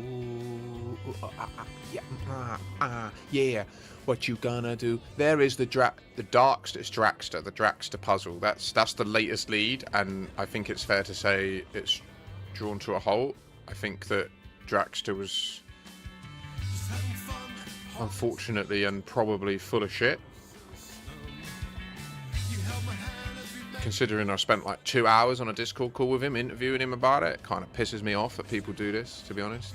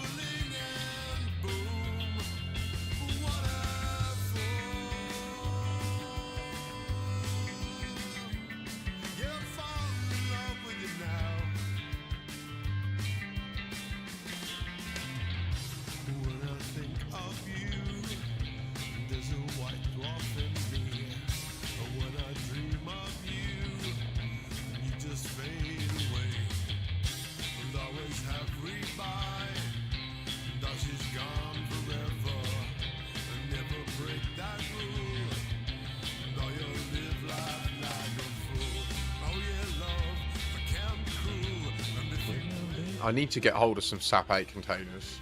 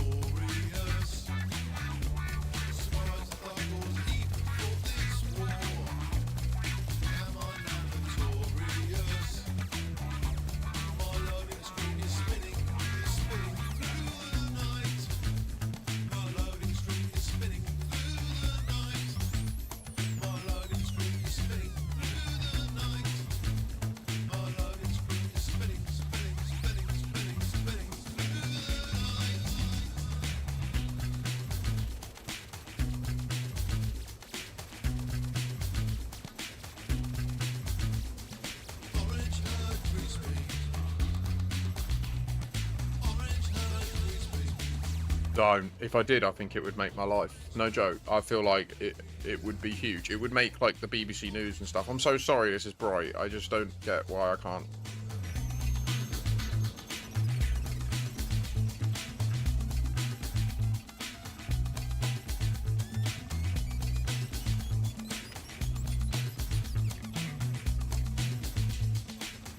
Fuck's sake.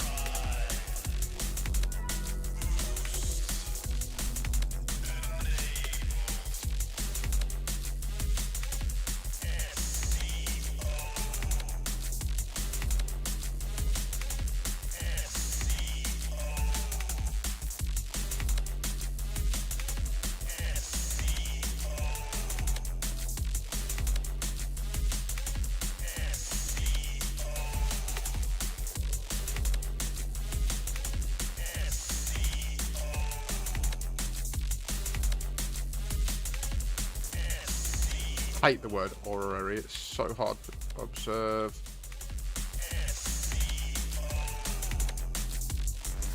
Expected result. The source, the previous system is unchanged. Actual result. It has gone back in time.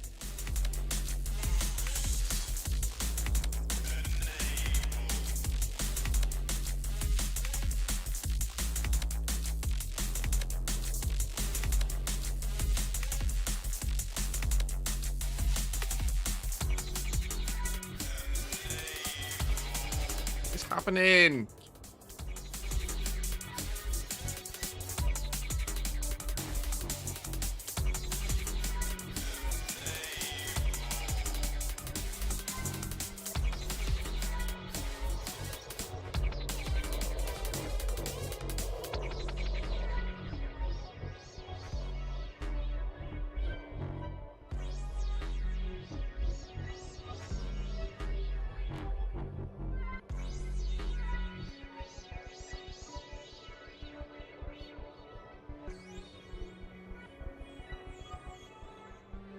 Well, that's weird.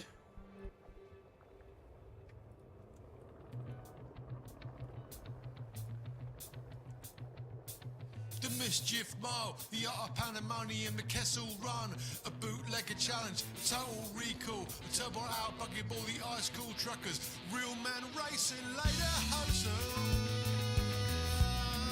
They don't hold back, they just keep going. Win it or bin it or stick it on the beer mat. Don't be shy, don't be such a that you're holding back when the clock is ticking. The race is on and adrenaline's winning. 1% R is the only way to a bucketball race. Ain't no time for worrying. Flat out fast, better dead than slow. It's a bucketball race, so give it some boy. Time to go.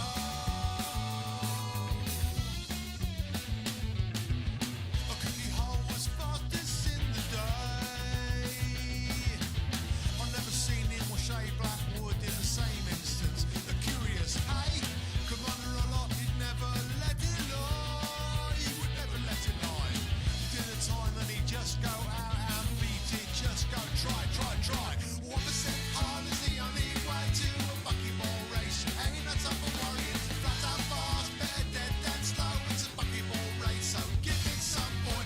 Fly being fast with the rocks near right. It's a bucketball race, so try or die, but don't be safe. Yes, to get on the beer man. Bucketball racers never fear that.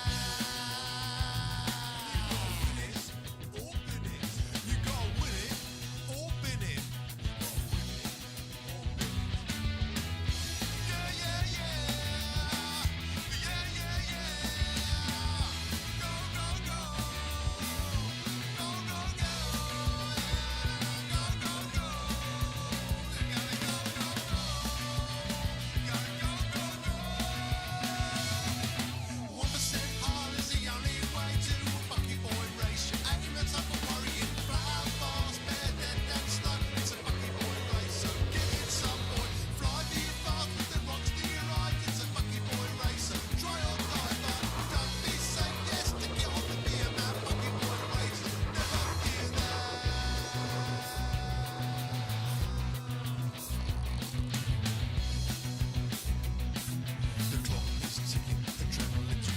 I bet it gets blocked. Oh, it didn't get blocked. Okay, interesting.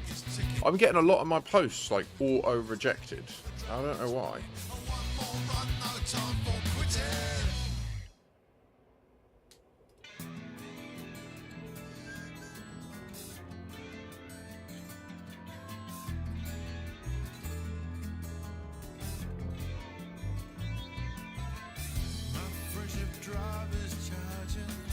Fuck's sake.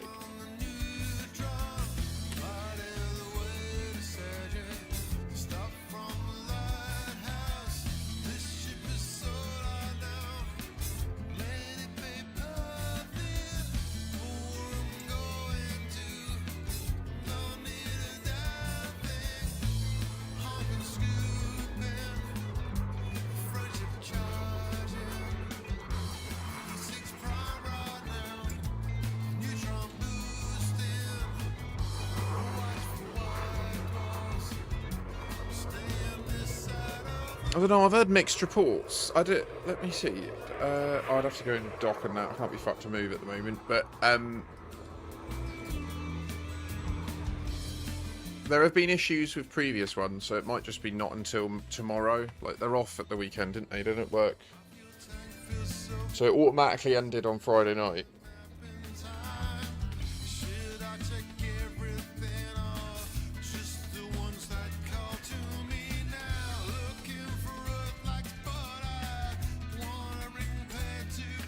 You can just transfer it when it appears though, can't you? It only costs 100 credits, takes a couple of hours, and then you've got it. Friendship charging.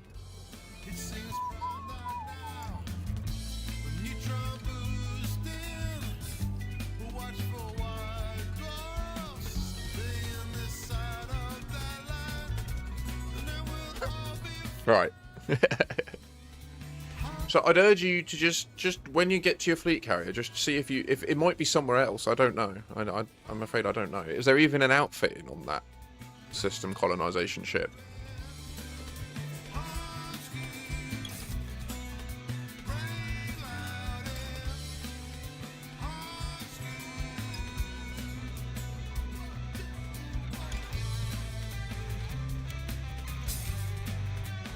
Oh, okay.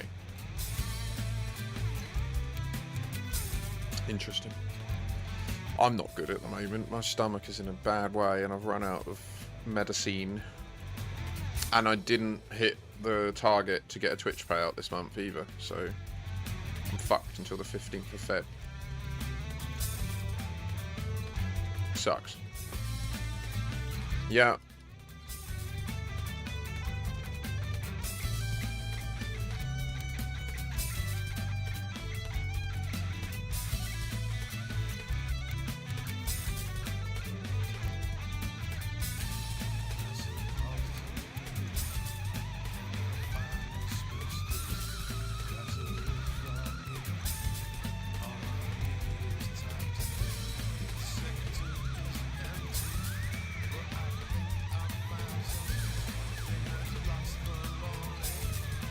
Oh, Ian Doncaster is so humble. It's unbelievable. Like, it's just ridiculous. He's just spent so many years searching for Raxxla, guiding the conversation, helping people learn about it and that. And then he's like, I can't line up start. So humble.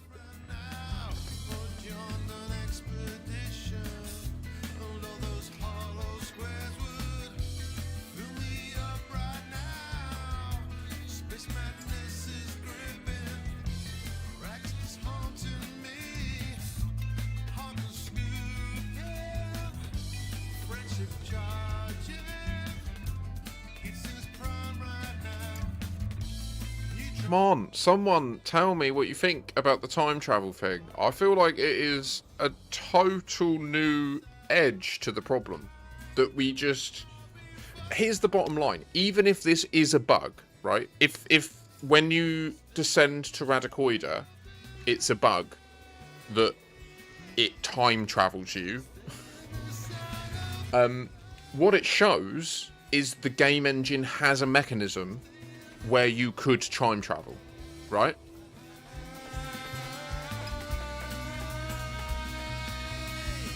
It's all too late, mate. Like, I don't know what to say. They pay out on the 15th of each month, and you either hit it or you don't. So I will hit it. I'll get paid out. It's because I had a week off, isn't it? It's because I went away for a week. So there's loads of people that in that week would normally come to my channel and prime, and they did, and I wasn't there, and I'm guessing they didn't prime. So, yeah. So I'm not short of the goal now. I just have to wait until the 15th of Feb.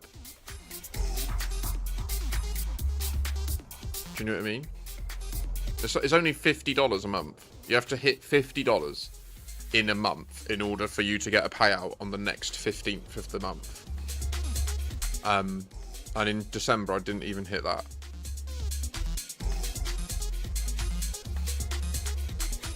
Yeah, sucks. Really sucks. Considering, like, on the 1st of Jan, no, I've had nothing in this month. Like, considering on the 1st of Jan, I said, like, my goal is that the stream has to start paying out a lot more by the end of March, or I'm going to stop. And then the first opportunity of evidence, I got nothing. It's really taken the wind out my sails, to be honest. I'm almost given up, to be honest with you. Like, yeah. I just don't know what I'm going to do.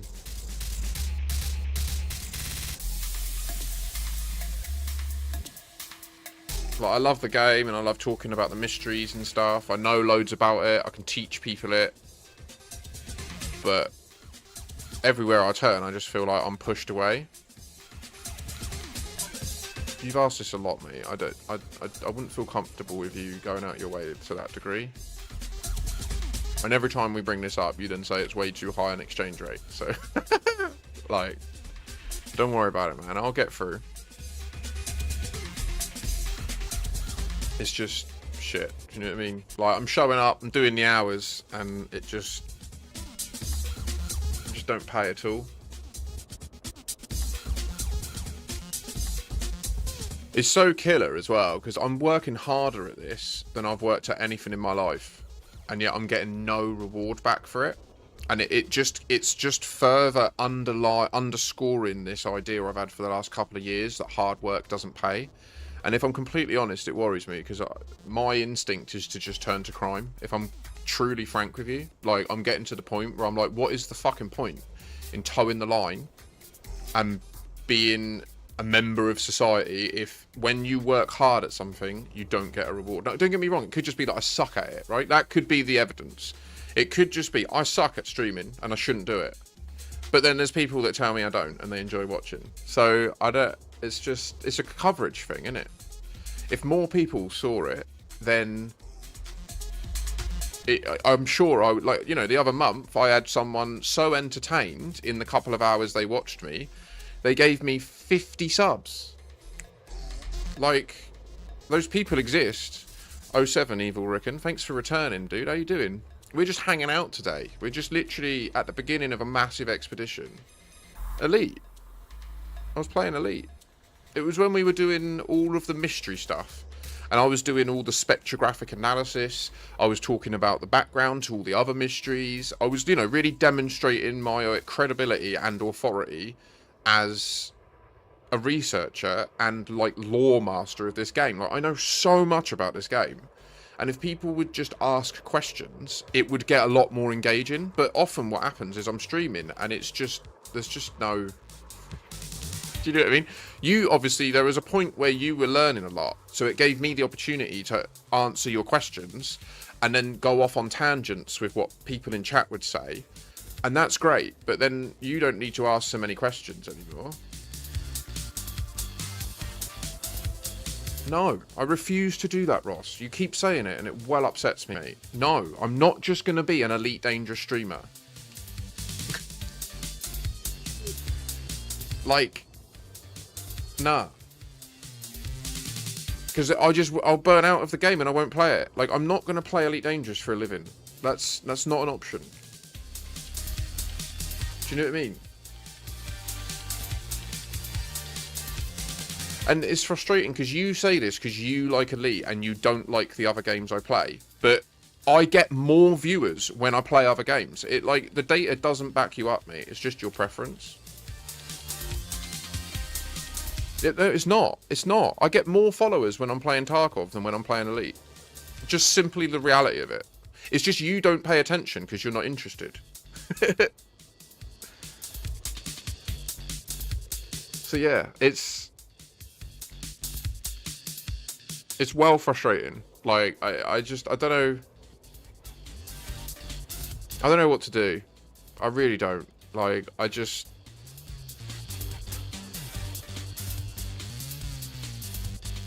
It's not much different, to be honest with you, mate.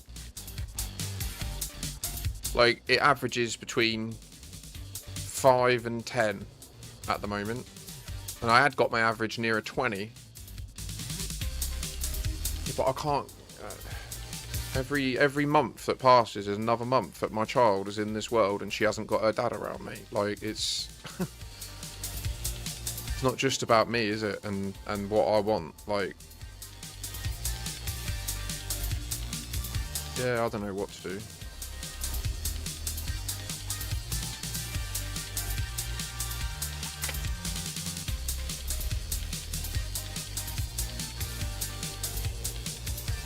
I don't know.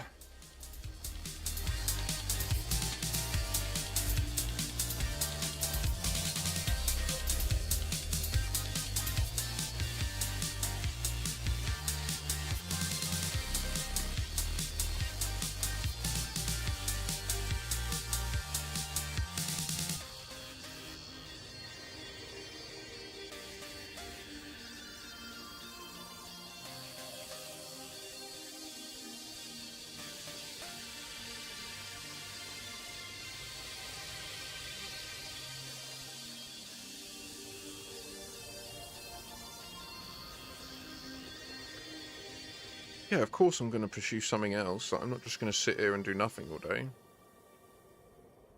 I just don't know what. I'm definitely not going to apply for a job with anyone. I have no idea.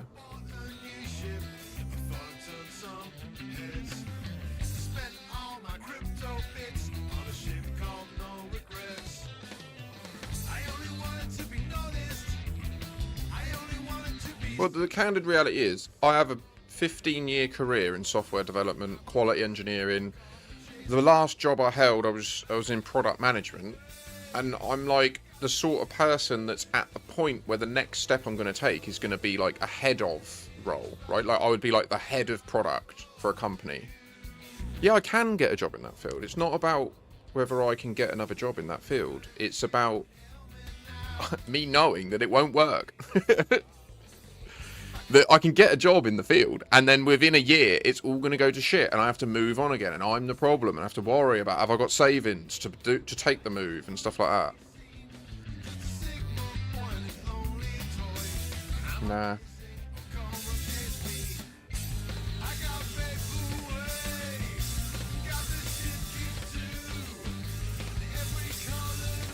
No point, mate.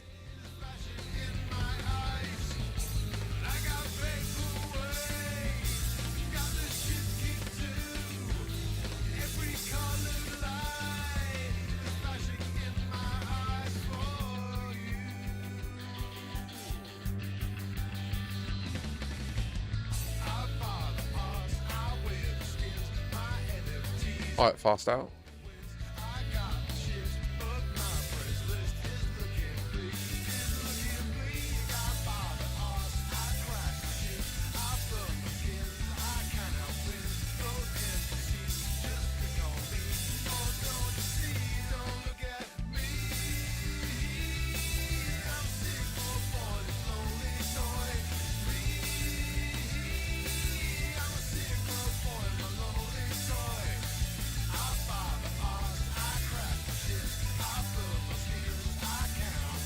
How you doing, fast out? You having a good Sunday?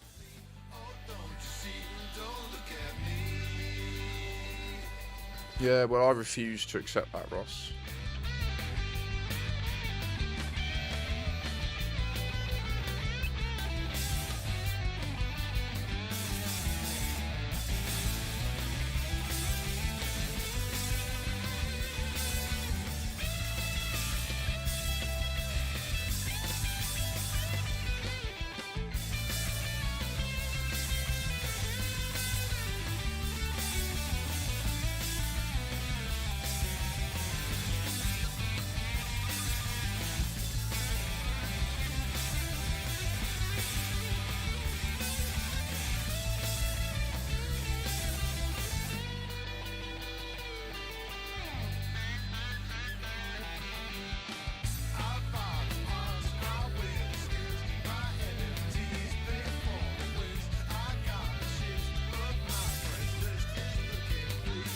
You see, I think, Ross, I think the hard bit for me is I have had a job I truly enjoyed, and even they fucked me off. So that's where I really took a big hit then. Like, I really loved what I was working on at Neve Learning, and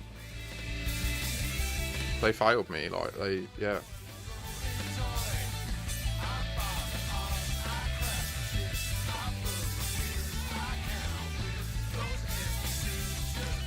But the problem is that company is an outstanding company that has an incredible track record of treating people well. Like, they're one of the most egalitarian, forward-thinking companies in Scotland. No, because I care. What do you mean? I care.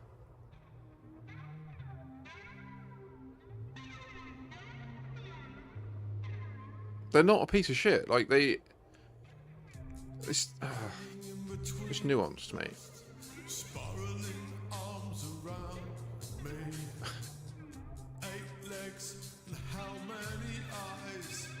What I do?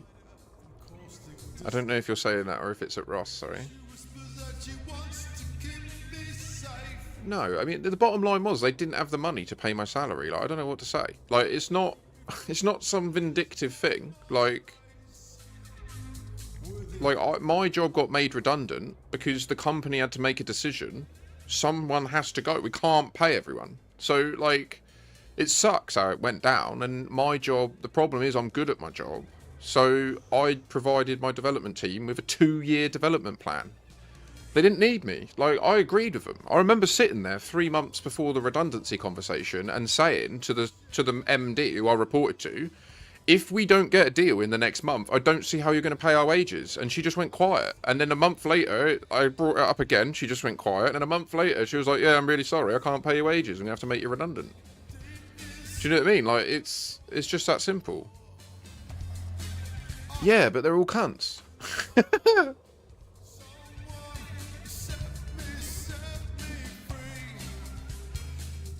And like the big problem I have isn't with working with staff at my level and people that I manage down the chain. It's never that. The issue I always have is going up the chain.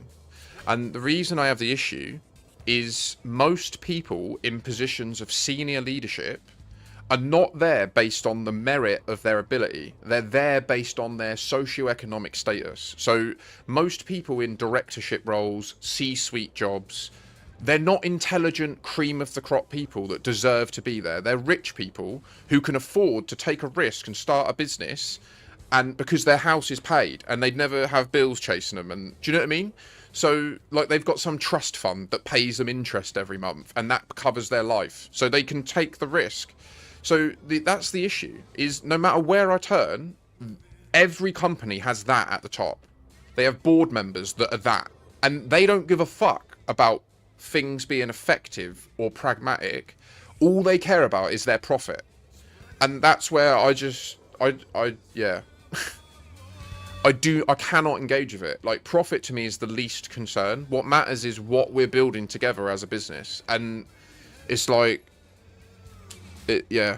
My job's about quality, right? Like, my entire career has been about ensuring developers have the environment they need to create the best work they ever create. And like, when I've had my greatest successes, it's been because I've authentically convinced developers, if they listen to what I say, they will get headhunted by Google and Facebook and Amazon and these top companies. And like, I know that that's impactful because on my LinkedIn, every day I have developers that I've worked with in the past watching my profile, checking out what I'm up to. Like, it tells me this person from who you used to work with viewed your profile today. And like, I see it constantly, every single day. I see these people who I know I had a positive impact on their career reaching out to me, or not. They don't message me though. They just view my profile. Like I think, yeah. So I know that I'm good at my job, and I know I'm not a prick. Like, I know that I'm well-intentioned. The issue comes when you then start to look into the financial reports and you start to see, oh wait, so that director that's completely clueless, that always makes mistakes, seemingly has no repercussions, also got a bonus this year that's more than my annual salary. Great. Yeah, I'm fucking on board with this. Once I see that happen, I will be the guy that literally, I will sit in the meeting and I will print out the report and I will say to them, tell me how you justified getting one payment that's more than all of my effort for the whole year. And they will shit themselves. And they'll go, and then the next thing, I'll get a disciplinary, you were bullying them, you made them uncomfortable. They should take that 55, 60 grand bonus and they should divvy it up to all the staff and give it away. Like, it's that simple. They don't earn it, they don't deserve it. And that will happen at every company I work for or with. The only way for me to seemingly successfully do something is if I can be self-employed. If I can just be my own business and say to them, like, I'm going to come in, I'm going to do this job for 6 months with you, and then I'm going to leave. And it's that bounded. And then as long as it's bounded, I know I don't have to care about any of that bullshit. But I've tried. Like, I didn't give up on everything and start streaming full time 2 years ago because I haven't tried any of this. Like, I've tried all this and I can't, because I've never been self-employed before. Businesses, you know, I'm talking, like, this isn't cheap. Like, I'm talking, if I was self-employed, I'm billing £500 a day, right? Like 10 grand a month is what my rate would be. But I've got no credibility. I've got no backup to it. So then I've even tried going down to £150 a day to just get that first contract in the door. No. I don't know what to say. I just feel like I've tried everything possible. And the only thing left is nepotism. Like, the only thing left is I need to find a friend of a friend who's rich, who runs a company, that will give me the first contract. And I hate that. I refuse to do it. That is the exact thing that I'm saying is the problem. and why I can't work for full normal businesses. So like, it's a catch-22. I refuse to do it. Like, I'd rather die homeless in a forest than lean on a friend to give me a cushy contract job. Like, that's just how I am. It's my morals and my principles.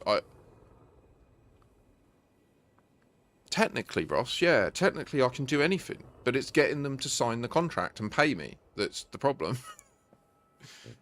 I can do anything I want. I'm a completely free agent. I have essentially no debt other than what I owe my mum for letting me live here all these years. Like, there are jobs in the... I don't think you're understanding my point at all, are you? Like, my morals and beliefs on this are not for sale. There is no amount of money that could be possibly offered to me. You can't offer me £1 billion. I'm not doing it. Like, I don't think people get it at all. Like, there's no... The only way for me to compromise is for you to get the handgun out. Like, you have to literally threaten my life face to face, and then I don't want to die, so I will make a decision that's compromising on that basis. And that's kind of where our society is at, right? Like, technically, if I didn't have the safety net of the family I've got, I mean, it's only my mum, it's my whole family is my mum. If I didn't have her as my safety net, then essentially our society would have put that gun to my head, right? I would be on the street, and I would have to have compromised on these beliefs and these morals. And I'm very conscious of that. I am in a very privileged position to still be housed and have the opportunity to stream, you know? And that's the big thing, is so what everyone says to me is they just want me to be happy. They want me to be happy in life. And they want me to do what I enjoy and love. And that's what I'm trying to do. But it ain't paying, and I can't just keep doing it in perpetuity. There is a 9-year-old girl. She's about to be 9. And she's just gone from the age of 6 to the age of 8. And I've given her 3 hugs. Like, every night I lay awake, like, thinking about this, man. Like, it's... Sorry, it's going to make me upset. I'll be right back.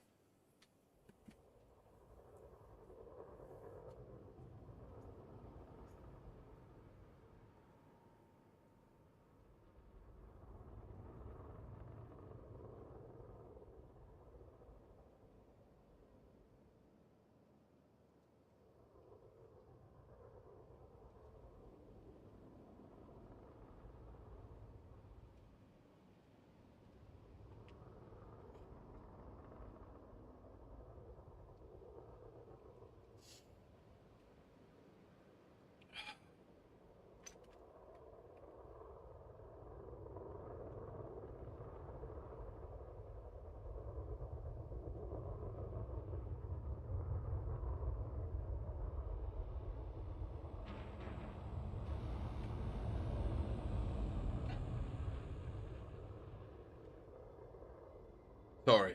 Yeah, I know, but it doesn't change anything, does it? I mean, it's a fair point, Fast Out. But, it's like, it's just rough, isn't it? Like, I don't know how else to put it. Like, my belief is that nepotism is the backbone of corruption in our society at the moment. It is. There's so... Like, the real reason I'm not in my daughter's life isn't just because my ex-wife... She's never my wife, but my ex is a bitch and doesn't give me time with her. It's because I punched a wall and I broke my hand, and in the eyes of the courts, that was evidence that I am a violent man. And there is now a court order that says my kid can't sleep under the same roof as me. Like, I don't know what to say. That's the reason I'm not in her life. It's not because of my ex. Like, yes, I had a disagreement with her, but the bottom line is I won the court case. My daughter was sleeping at mine again. I spent every penny of my savings from a 15-year career and loads of my mum's savings fighting a lawsuit that I won, and then I lost everything because I punched a wall. And I take full accountability for that. That was my fault. Like, I did that. It wasn't my ex. Yes, she put me under pressure. Yes, she created the conditions for that to happen. But I could have also taken more positive action to manage my stress levels, to more aggressively focus on my career and stuff. I know, Ross, but In the eyes of the courts, it don't, does it? In the eyes of the courts, it's an act of uncontrolled violence in the presence of a minor. My daughter literally watched me snap the bones in my hand by punching a wall. Terrified her, I think. And it's not good. Do you know what I mean? Like, I do see that. But I do also see your point. Like, it isn't completely on me. Like, my ex definitely did launch a literal social campaign against me. Like, I had other parents recording me at the school when I was collecting my kid. And I only found out about this in court. Like, I arrived at court to take the stand, and the person before me, the witness before me, said that they'd been recording me, and I happily put it all into the court. And the judge refused it. He said, no, what are you talking about? That is completely out of order.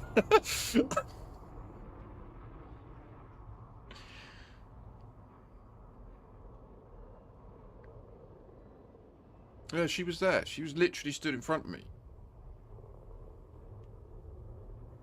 And yeah, it's sad, man. Like, I don't know what to say. Like, I am the type of person that if we lived in a small tribe of 100, 200 people, you would all love me to bits. I'd be the guy that you would trust to run at the foe while you and your family escaped. I'd be the guy that you would trust to sit on the wall and watch the horizon all night to make sure no one approaches and harms us. Like, I'd be that dude. I'd be the guy that goes on the risky mission on the adventure to experience new stuff, find new stuff, and bring it back for everyone to profit. Like, that would be what I would do. That would be the role that I would perform in a traditional human society. But we don't have that anymore. And I would be a warrior, I think, as well. Part of that would have been I would have been in the warrior class. I would have been fighting from a young age. I would have been risking my life. And, like, that's how I'm geared at the fundamental level. Like, that's what drives me. And our society has no respect or place for people like me. Like, it just doesn't. I'm a problem all the time. Because I don't ever want to settle for a status quo. I think that anything like a status quo is the problem. Like, the only certainty is change, and we have to constantly seek and embrace change. All the time we're trying to just be comfortable, static creatures. We are, like I've been doing for 2 years, we are eroding away at our ability to adapt. And yeah, so I don't know. What I'm hoping is by the end of March, I manage to get my book written and properly put together and put out there in the world, and that the right people from my past pick it up and read it and enjoy it, and through word of mouth spread it to their colleagues and that. And what I hope is by the end of March, that is a real thing that starts to have an impact. And no, you're fine. And then I can hopefully start to use that to do conference talks, and then I could still stream, but it wouldn't be the thing I'm putting all the eggs in the basket of.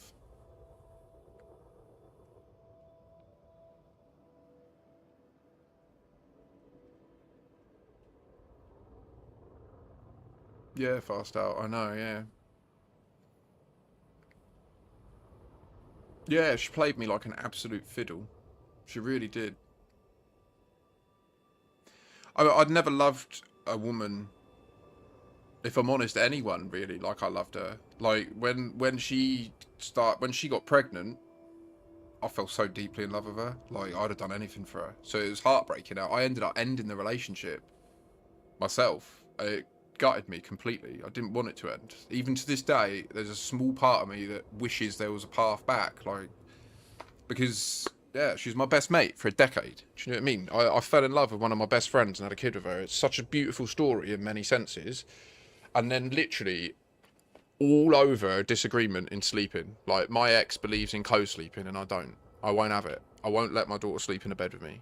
And I think that it's out of order once we split up. I felt that it was out of order that she was continuing to do it at her house the majority of the nights, because it meant that then when my daughter stayed at mine, she would struggle to sleep and she would wake up early. And normally at her mum, she'd wake up early and then mum would be still asleep, so she'd go back to sleep. But at mine, she'd wake up at like 4 in the morning and just sneak downstairs and put the telly on. And I'd wake up at like 7:30, 8 with I'd think she's been awake half hour.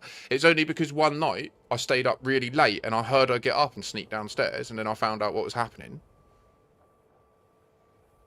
And then she explained to me that when she's at mummy's and she wakes up, mummy's asleep next to her, so she goes back to sleep. So I just messaged her mum and I was like, look, like, I get what's happened. Like, are you happy with it? Like, I didn't lead with, you need to change this because it's fucking up my shit. I led with, are you happy with this arrangement that you're sharing a bed together? And the response I got back, this all went to the courts, was no.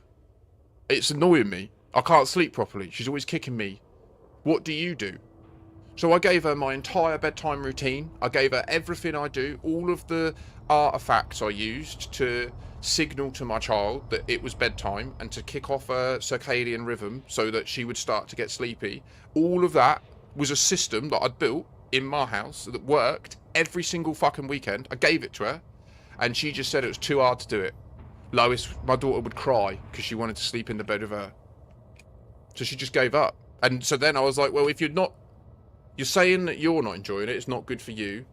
It's not good for our daughter because now she's living in two different paradigms and your paradigm is restricting her behaviour at mine, and it's possibly going to lead to issues later on socially where she might not be able to go to sleepovers without you and stuff.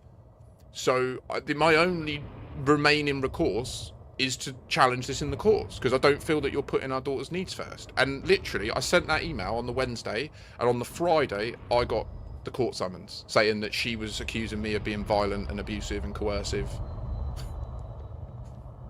And so from then on, I had a 2-year fight just to prove that it was complete bullshit, that she was just preemptively slapping me with a lawsuit in order to delay me holding her to account.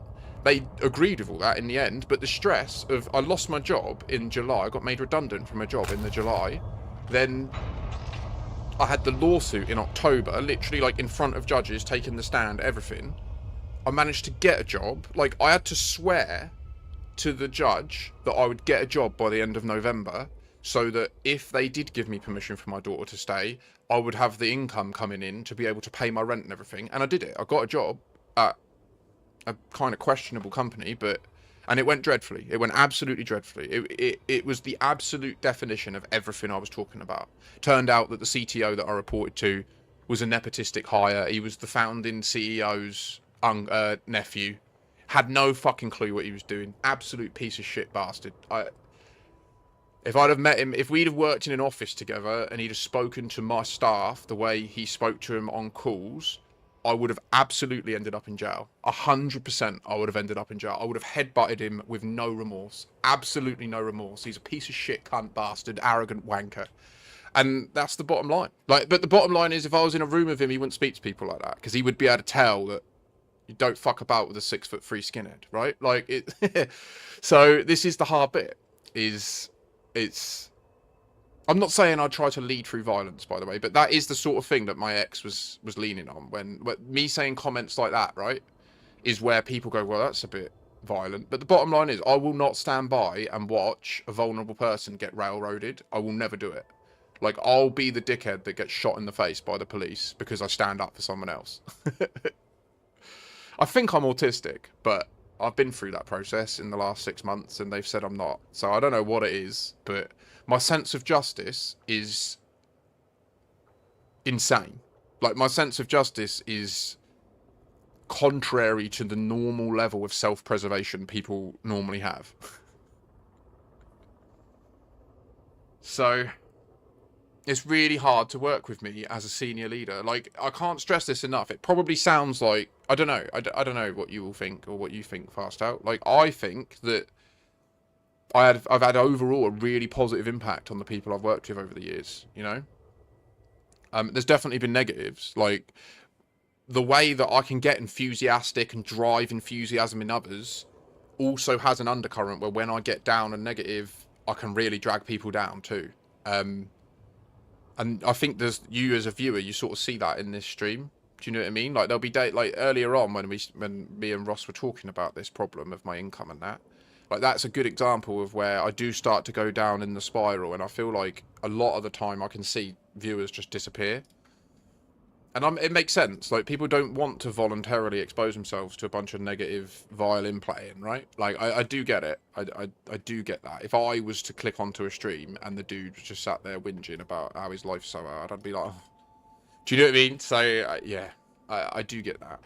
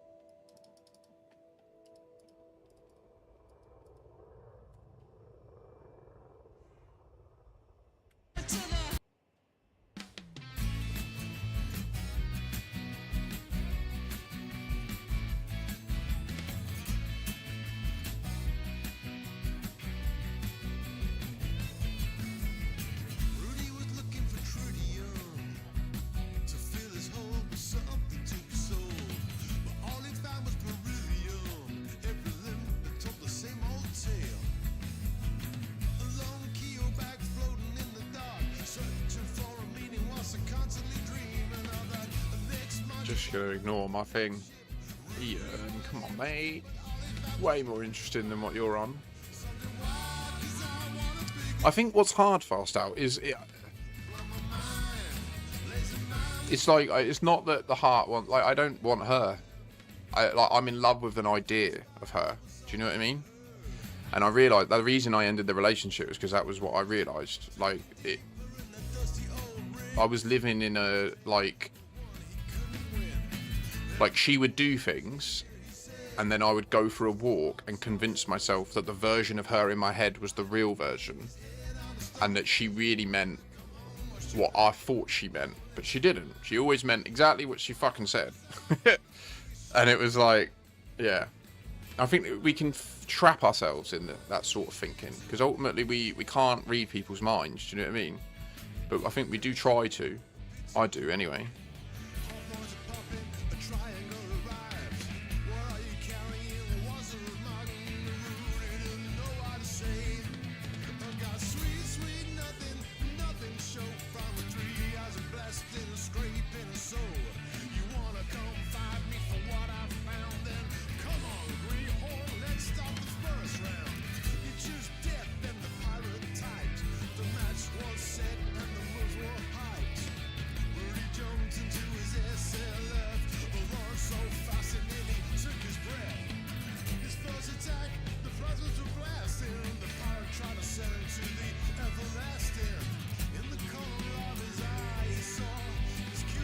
You're good, you're good.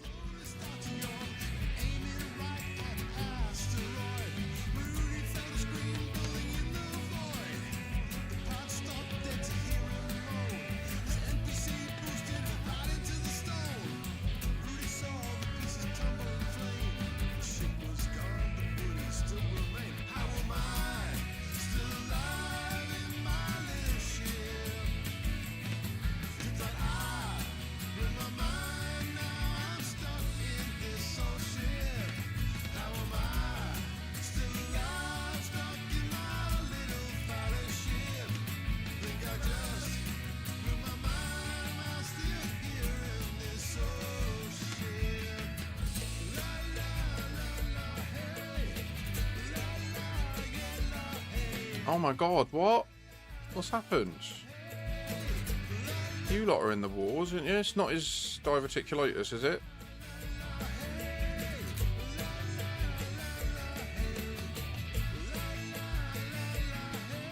Oh god.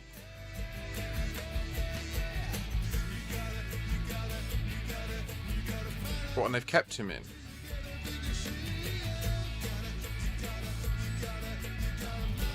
Oh mate, you're having a right fucking shit of a week, ain't you? 07 Nicholas. Oh, I haven't done the thing yet. I meant to do the thing. Should we do the thing? I don't know. Shall I see if I can make the streamer bot? Oh really? Oh okay, Ross. But the problem is, even if they leave one little diverticuli, that can still become inflamed, and then boom, you're in a flare-up, you know? All in steel most every night. I can't find those composites, it's driving me so wild. All in steel with all my might. Just tell my next of kin I lost my way while I was trailblazing.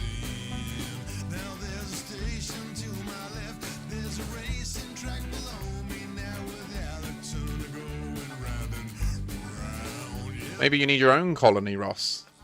Maybe I should sleep, but I just need one more run. Just one more run tonight. Yeah, yeah, yeah. One more run tonight. It's one more run. All in steel, it feels so light. Give me your composites or you will surely die. All in steel, right through the night. Just tell my next of kin I lost my way while I was trailblazing. All I wanna do is pick up a load, press SEO, take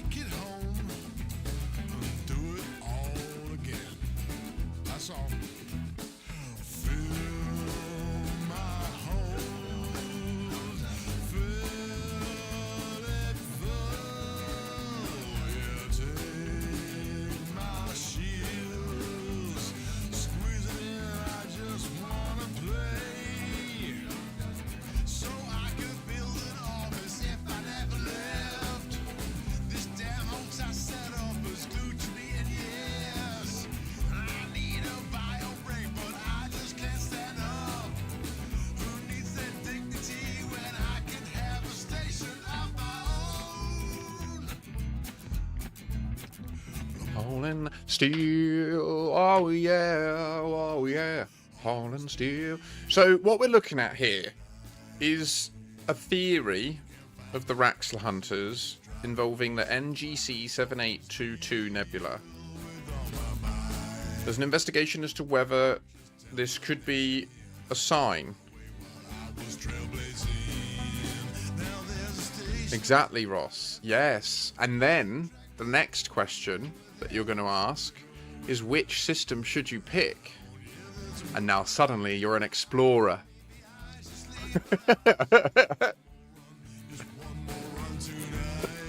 You see what I did there? And now suddenly you have a use for your Caspian. One thing to worth noting is there is now a new bubble of humanity being built at the Omega Nebula. Over here.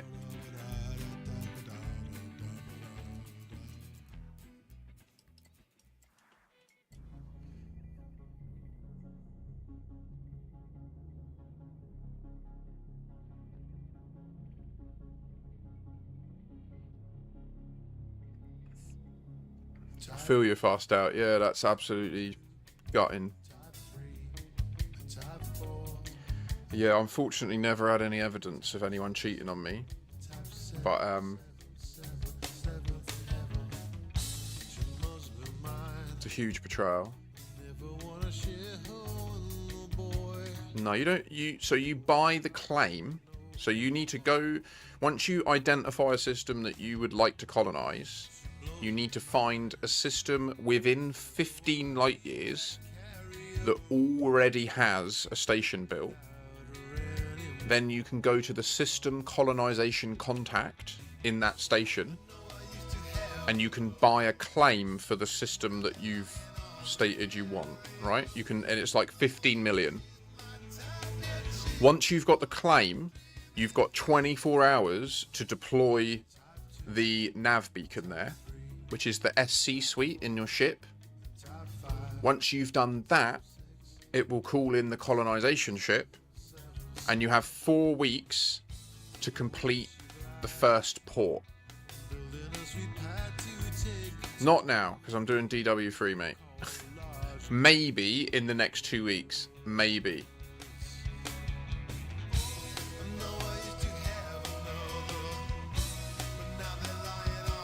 Because I can use my streams to speed run the Caspian back out to the Distant Worlds Free Fleet. So if I wasn't on the expedition, of course, yeah, 100% I'd help. Yeah. I love playing the game with other people, so I like doing things with other people. It's just I don't want to... And so no, there's no upkeep for a colony. They earn you money. You get paid for having colonies. So like I earn 1.8 million a week for having the colony we built together. So if I sold my fleet carrier, I would just passively earn money in the game moving forwards. No, by definition, the new system will not have any power play influence in it. But so this could be a good area because it needs as much investment as possible. Like it needs colonies built up so that they can use them to source resources for the rest of the chain.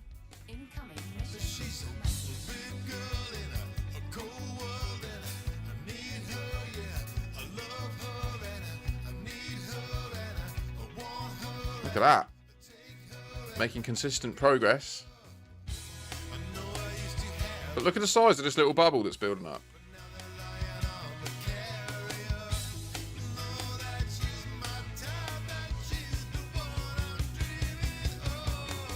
I've got this colony earmarked. Which, I mean, if you wanted to go and tag it, do it.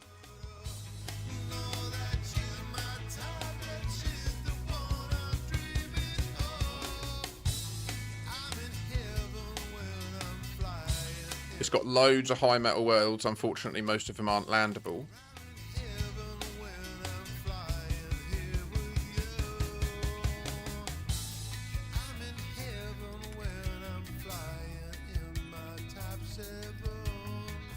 77 orbital spots, 63 landable spots. Oh my gosh, so fast out. I mean, you mentioned you're recovering and stuff. Is that from this stroke? So here we are so many years later. After my second stroke, I truly see just how little it mattered. Yeah, oh, bless you. That is terrifying, a stroke. That really is. Did you catch it early, or?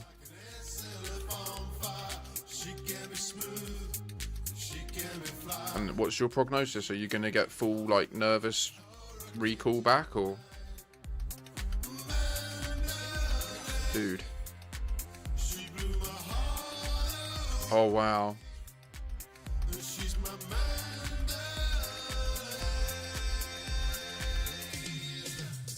So the cool thing about this system, yeah, it's got a terrestrial water world with rings. It's got a lot going for it. This here could be a beastly system that outputs CMMs and that. Other ships. Yeah, there are a lot of unlandables, unfortunately.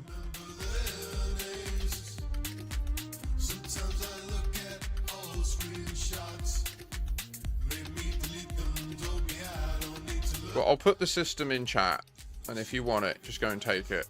Because I asked the squadron if they'd help, and no one's replied to me, so whatever.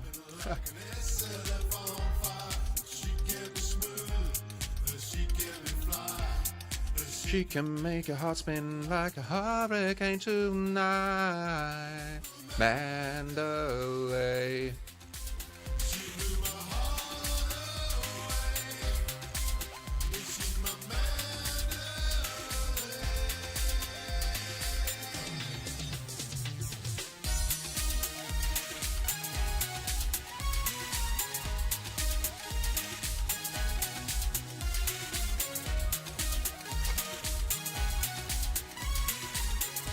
Scary stuff.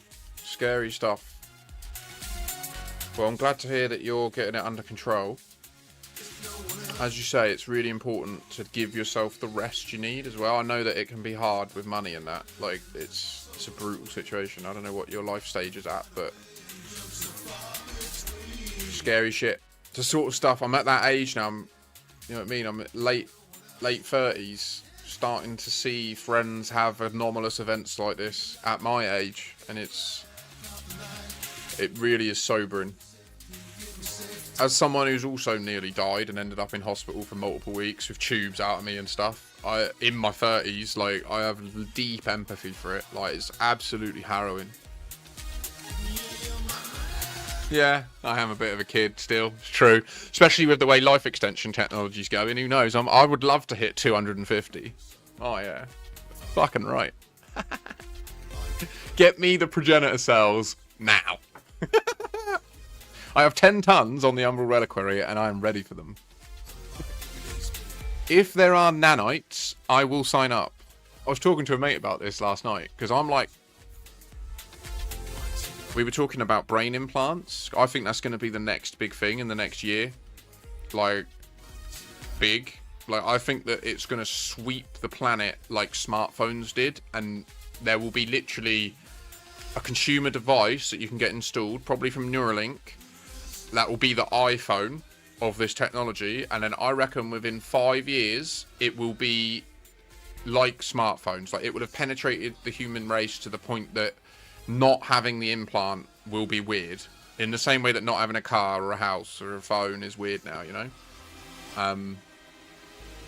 Yeah.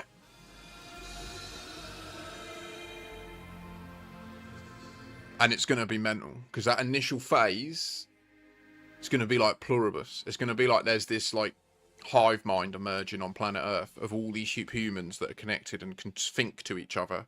Like telepathically and shit. It's going to be amazing. I can't wait. I'm like so up for it. I want it now. I feel like you'd all understand me so much better if you could just feel how I feel about things, rather than me having to pass it all from my brain into the English language and then say it all, because the bandwidth of our language is too low.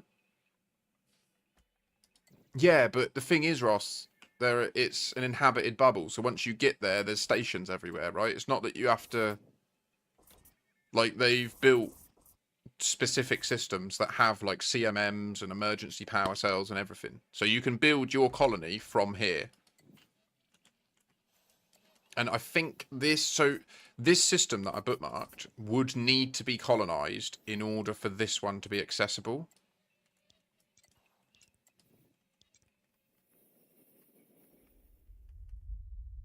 But yeah, the Omega Nebula is looking to be the next bubble of humanity based on what's building at the moment. It looks like we're going to end up with a third bubble here, which is awesome. I love that. It's deep as well. It's like halfway to the core almost. A third of the way to the core.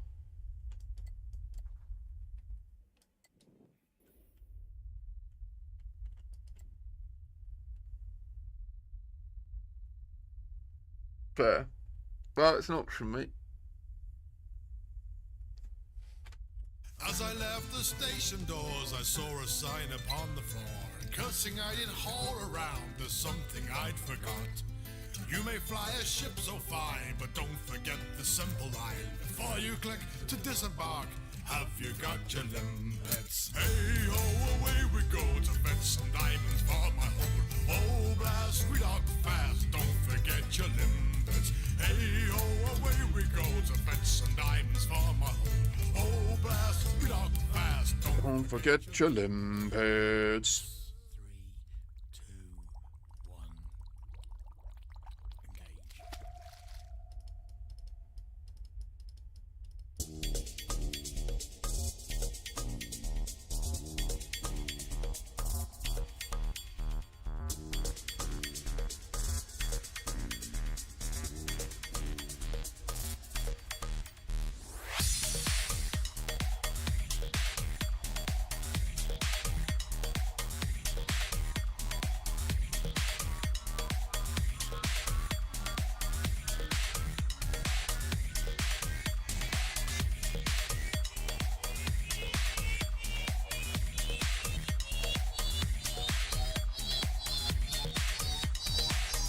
Iron Hand, you right, bro?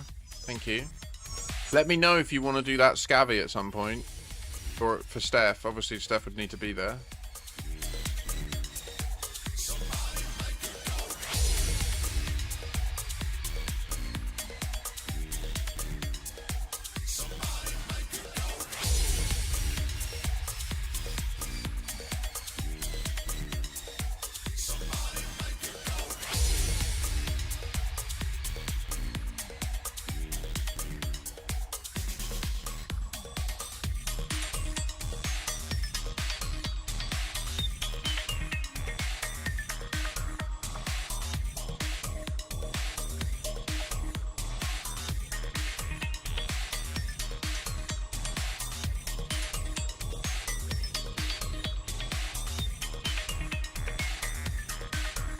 Yeah, it resonates with me fast out. It really does. It's just so hard when we live in this world where it's not that easy to do a lot of the things I want to do. They're mostly quite expensive, you know? What's this shit? Ah, the Sidewinder's here. Very good. Delivery commander, we have a contact.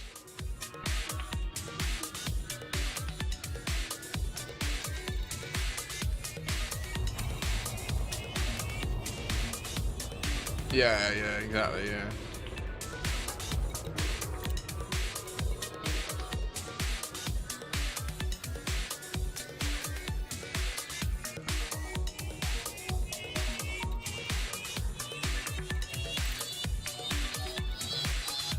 I'm gonna go and check out the concourse in the Malarkey because we've still got another 3 hours.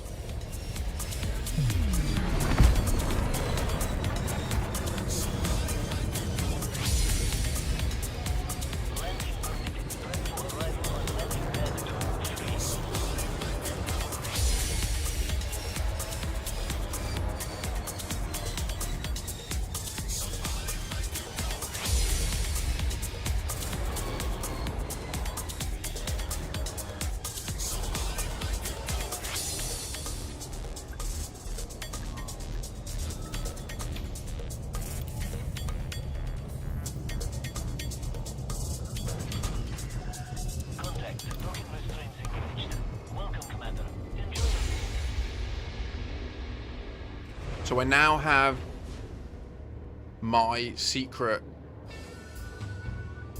Are you struggling to get logged in, Nicholas? Apologies. That sucks. Yeah, so I've got a fleet carrier transport sidewinder. I don't know if you saw it. I don't know if you lot know about this trick, but I'm going to use it. So if I do need to urgently get back to the bubble for something to help out at, I can just teleport back to my fleet carrier. Much handy.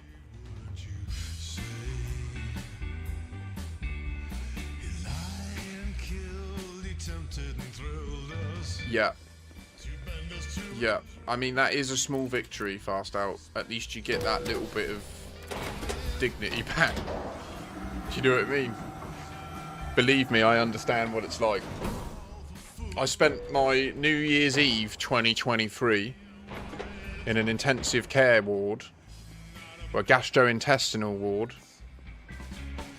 It was beautiful. Like, the view out the window was Edinburgh city centre. Very beautiful to see. But in the bed next to me was a 92-year-old colon cancer patient that, I'm not joking, at fucking 11:59 vacated his bowels in a manner so horrendous. It was a big marker on the beginning of the year, I'm not going to lie. Like, it definitely set me up for, like, this is going to be rough. Maybe it was 2022, actually. I can't remember exactly. I'm getting, like, no FPS.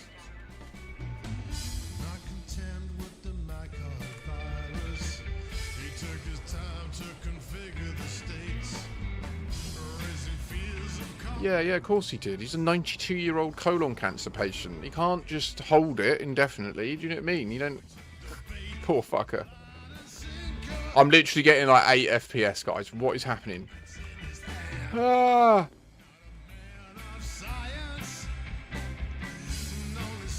don't you understand about 92-year-old colon cancer patient? He can't get up and go to the bar. He was dying, man. I'm pretty sure he's dead. Like, I don't think you get it. He was, like, fucked. Maybe you don't get how fucked I was. Like, I was in a really precarious situation. Like, I nearly died from sepsis. Of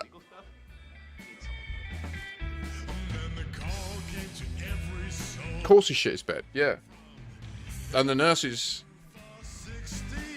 were nowhere near.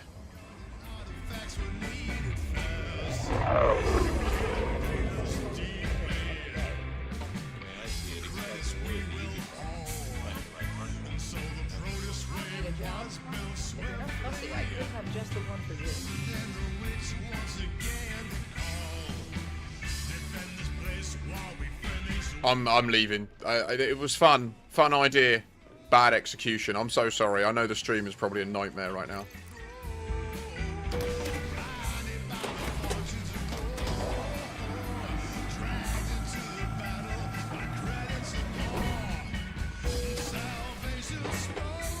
Yeah, it was rough.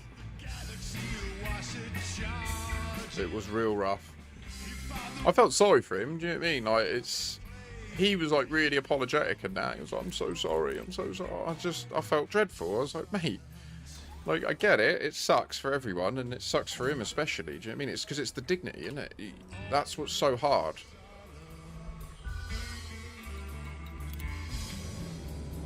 About illnesses like this. Like my underlying health illness, diverticulitis. He just couldn't hold on anymore, mate. He was calling and asking for help, but it was New Year's Eve. Like, the nurses were, like, messaging their mates and that. Do you know what I mean?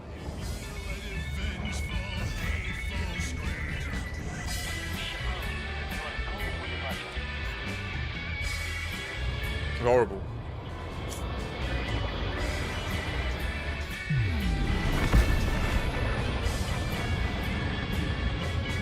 Yeah, I know, but they're humans. And it is difficult, like, with patients like that, it's...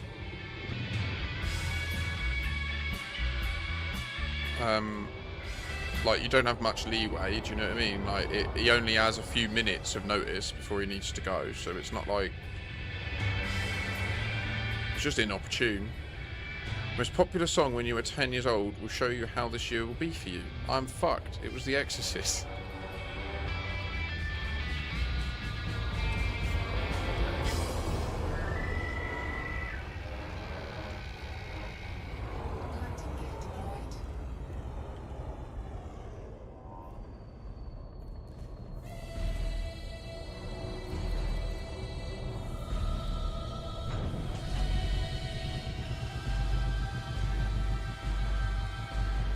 Yeah. You see, I think I've, in some senses, like my dad was in his 50s when I was conceived. He was 20 odd years older than my mum. So I feel like I've got a great deal of empathy in that for the struggle with aging. Like, I think I get it because my whole life my dad was old. Do you know what I mean? Like I never met my dad with dark hair. I have pictures of him, but in my memory he always had grey hair. He was always a bit older. And like he lived in a retirement home, even though he worked. Like because of his age and that, they let him live there, and it was round the corner from me. And that meant that I was often like when I went to see him, I'd interact with, you know, retired people that have, they're still independent, so that it wasn't like a care home, but I feel like it did give me insight into some of those struggles. And obviously those people were the well-off ones that didn't need carers and that in their 70s and 80s.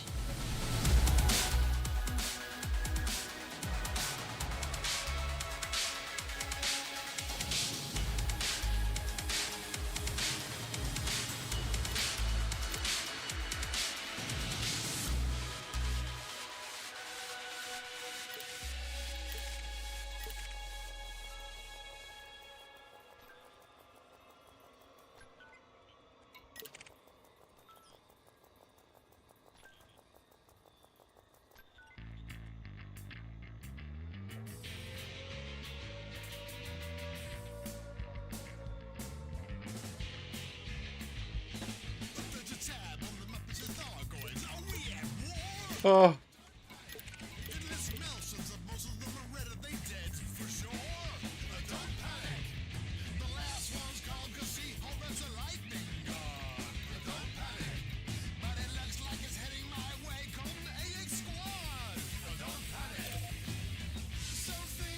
Oh, is that a Fed Corvette off to my left?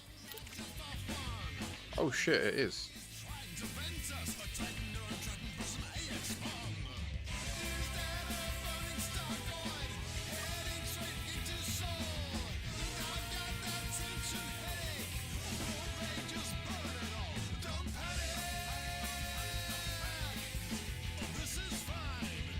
Don't panic.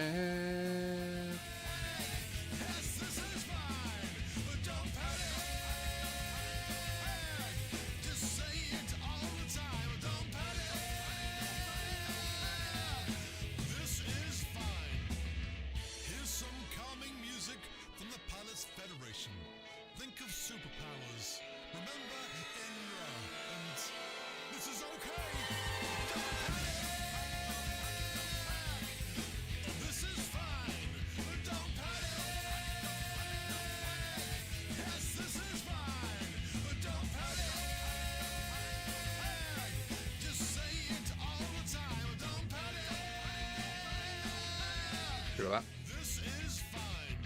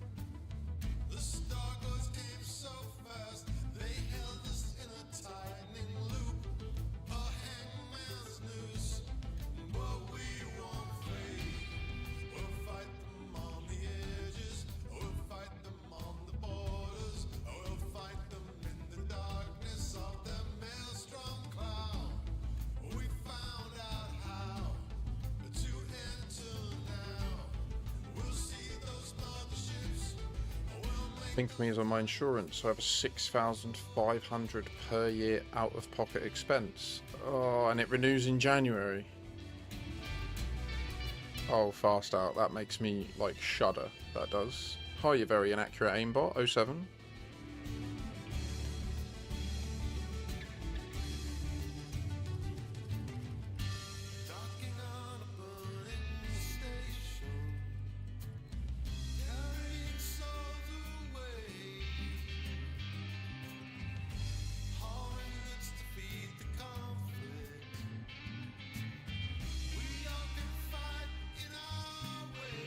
I really don't get why people are like this. Oh, Nick, bless you. Like, that last paragraph is just so unnecessary, because if you just go and do it, you'll see that it happens. Like, I don't...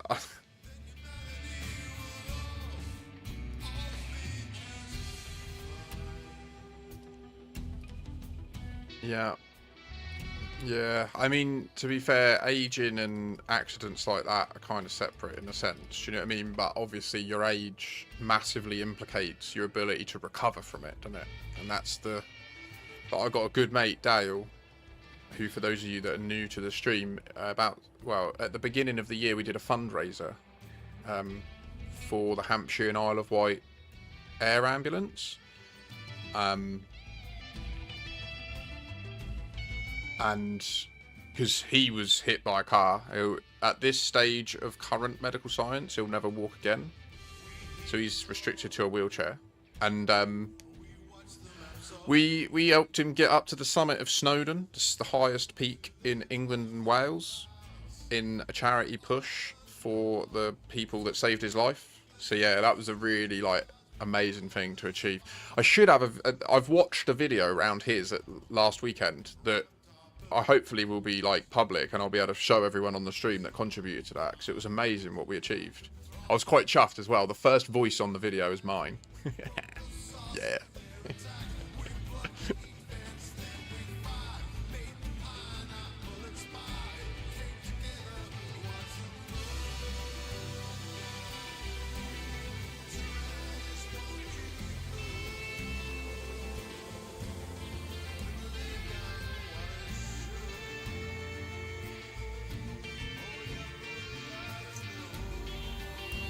I mean, this Dan Bartler is just such a prick. I just want to make this clear. If you were in my chat and listening to this stream, I think that you are a facetious, arrogant cunt.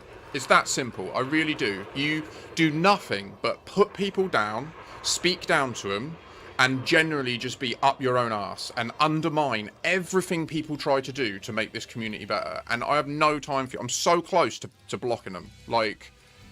It's just ridiculous. It's like you have a campaign against me, and I don't understand what I've ever done to deserve it. Like, I only try to make this community better and inviting for people. So, if you're listening to this, stick your fingers up your arsehole and go and fuck off. Because I just think you're a cunt. It's that simple.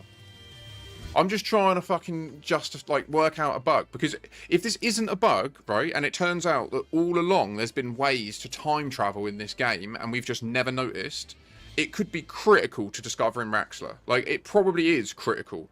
In fact, it would make so much sense. And if it is a bug, right, in that scenario, it doesn't discount the reality that it's clearly an option for the game to load you in a different time. And I don't, like, the person is insulting my mental faculties, right? Like, that's what he's doing. He's saying that he thinks that I'm on drugs and that I can't make logical deductions about things, when I know full well that I'm a member of Mensa and I have a 15-year career in software testing, where my job was literally to form hypotheses about how software should work and then prove that it works. Like, I've been a scientist in the rawest form for 15 years. Like, it's so offensive when someone says stuff like this. It pisses me off.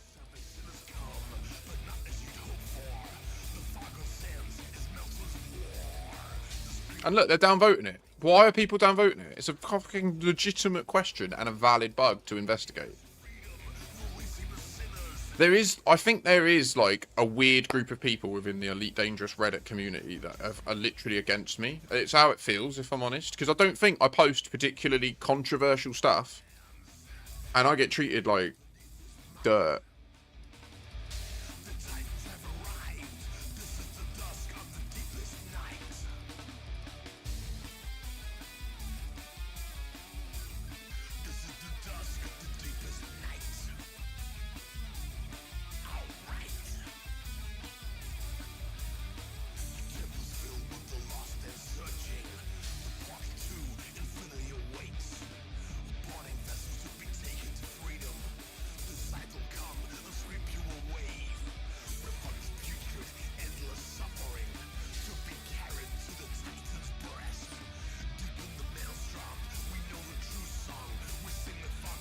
Why buy a brand new car?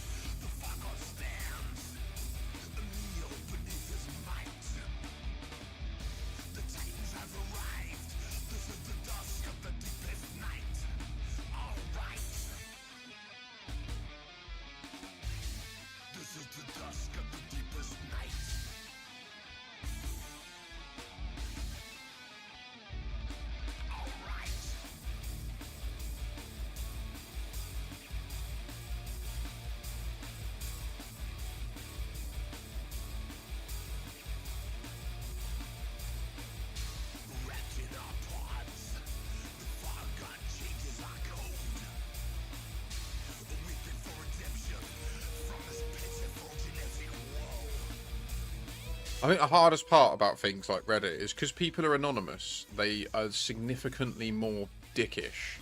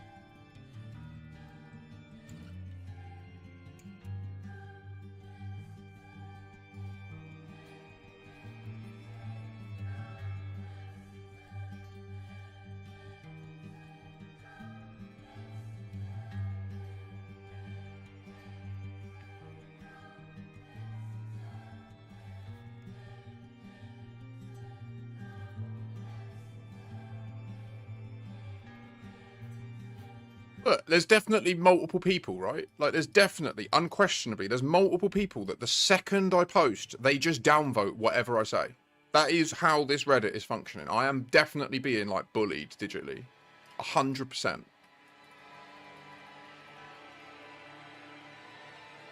It just makes me want to fucking give up on all of it. It really does. Because I love this game, and I want us to uncover Raxxla and that, and it's pathetic.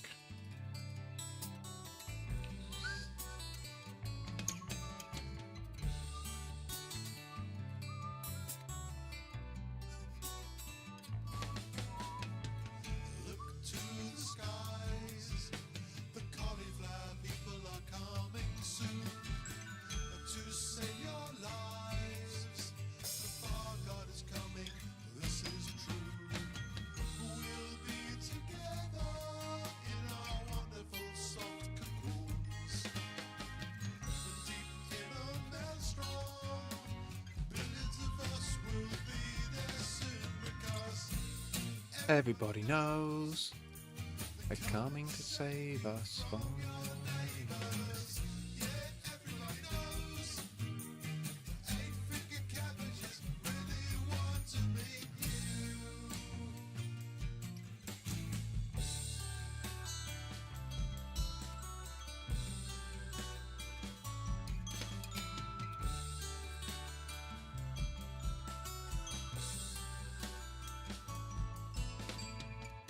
It's plain to see the cauliflower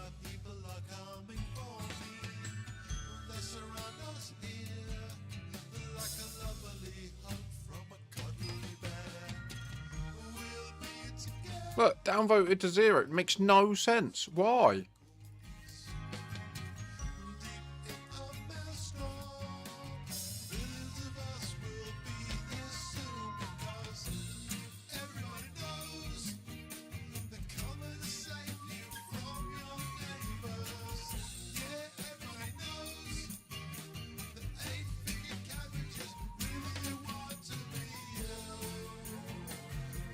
Yeah, like on Reddit, you can upvote stuff that you think is relevant to the Reddit, or you can downvote stuff that you think is not relevant, and that's what that functionality is supposed to be used for.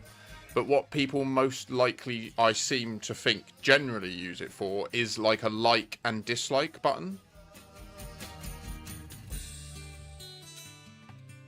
Yeah, sorry. Every time I switch back, let me turn that off. No, because then if I'm in the game, it goes really shit. So, like, all I've done, we found a bug months ago that I raised, and I posted on Reddit.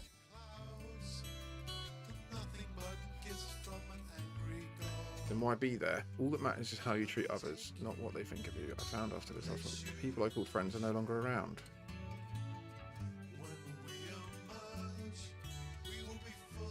Because I want this to succeed, and like my stream and that, I want people to come and watch the stream. And so by being active in this community, there's a chance that people will click my profile and be like, what the fuck's he about? I will be honest though, the majority of people on Reddit seem to be incredibly anti-streamer, anti-content in general. Like, if I post a video on Reddit, it will get downvoted, and then people will just comment saying, why are you advertising your video? And I'm like, I literally don't understand. Like, I do not understand it at all. I really can't understand why these people are so like that. But then, I don't know, they could be anyone, right? They could be fucking 78-year-old geezers sat in a retirement home. You don't give a fuck. They got like 400 grand 401k, getting paid out 80 grand a year in the bank on their final salary pension. Do you know what I mean? Like, I don't know who they are. They could... So, it's like... It's hard, isn't it? Because it's the internet. This is what I say. Like, the internet sucks because people are given anonymity in it. Like, I don't really do it. I just tell people who I am. Like, you can just know my name's Joe Trickus. I don't give a fuck. Google it. Find it. I'm the only person... there's 3 Joe Trickuses on planet Earth. So there's no way that I'm obscure. Do you know what I mean? Do what you want. I don't give a fuck. I've got like 5 quid in my bank. You can do what you want. Whereas all these people are little pussies, right? They use an anonymous name. They won't ever tell you who they are. They hide behind their anonymity, and they treat you like dirt because they get their little kick out of it. It's sick. It's sick. And if I met them in person, they wouldn't speak to me like that. That's what pisses me off. Is I know that when I meet people in person, I'm generally taken pretty seriously.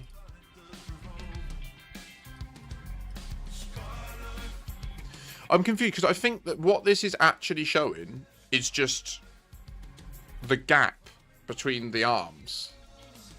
But people are focusing on the thing at the bottom, which is just an overlay. Yeah, I don't know.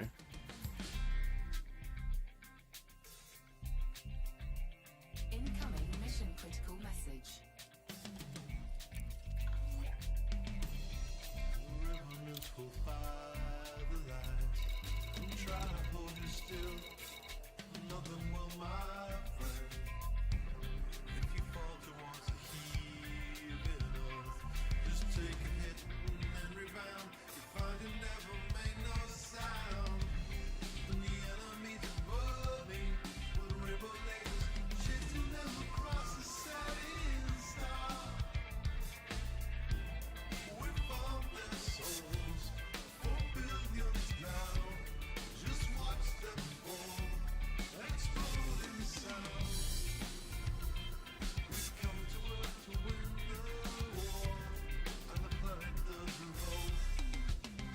Oh.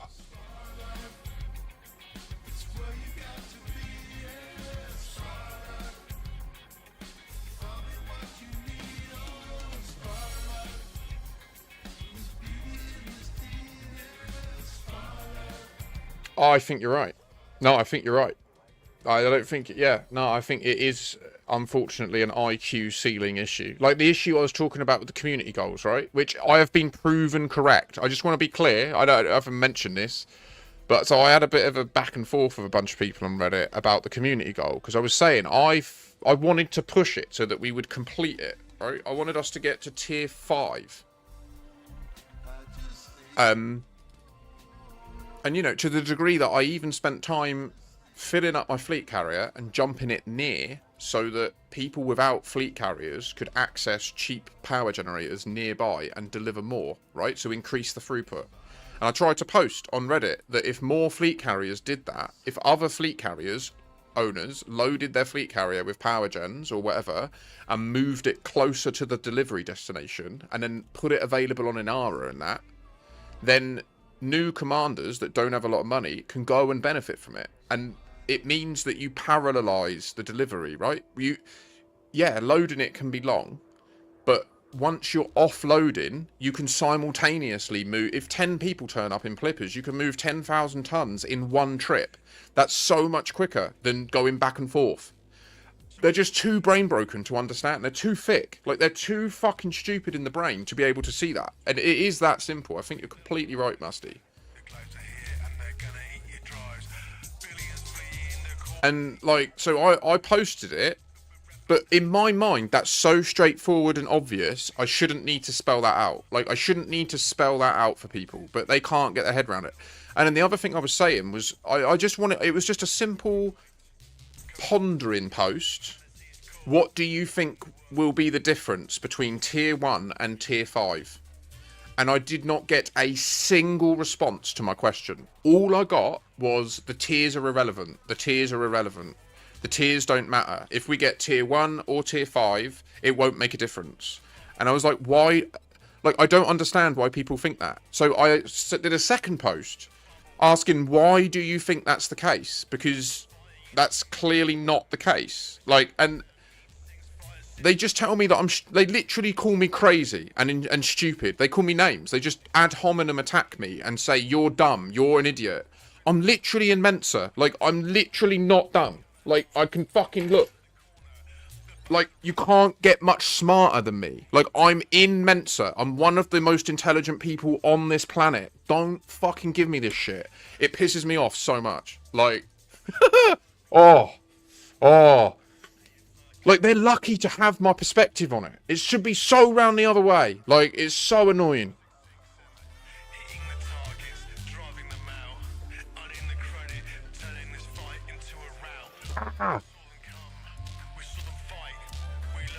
Clip that and put it on live stream fails, please. I need to go famous.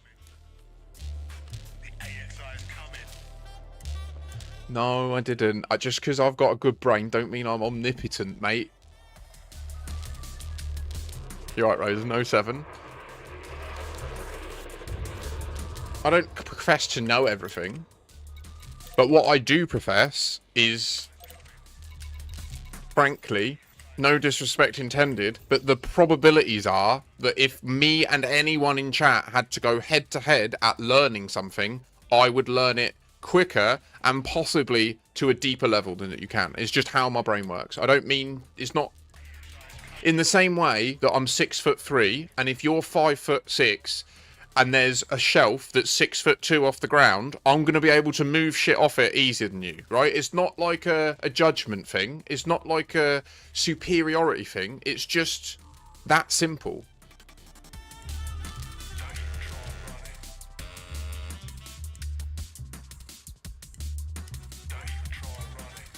Like, and so, but so when it's a height thing that everyone can see, no one takes it personally, right? Like, if I'm in the supermarket and someone says, can you get that down from the shelf for me? No one's like, oh, he's such an arrogant cunt because he says he's 6'3". Do you know what I mean? No one says that.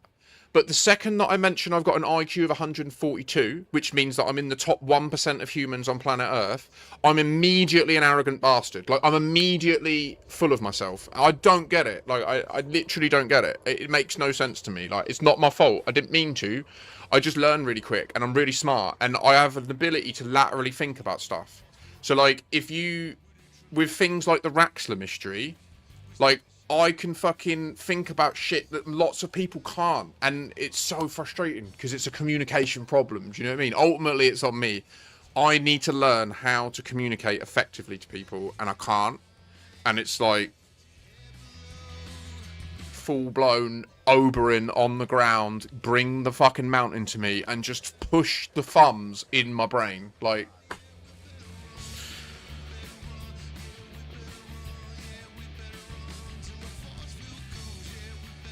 are you a giant, Rosen? Didn't you say you're like... I think you are a giant, aren't you?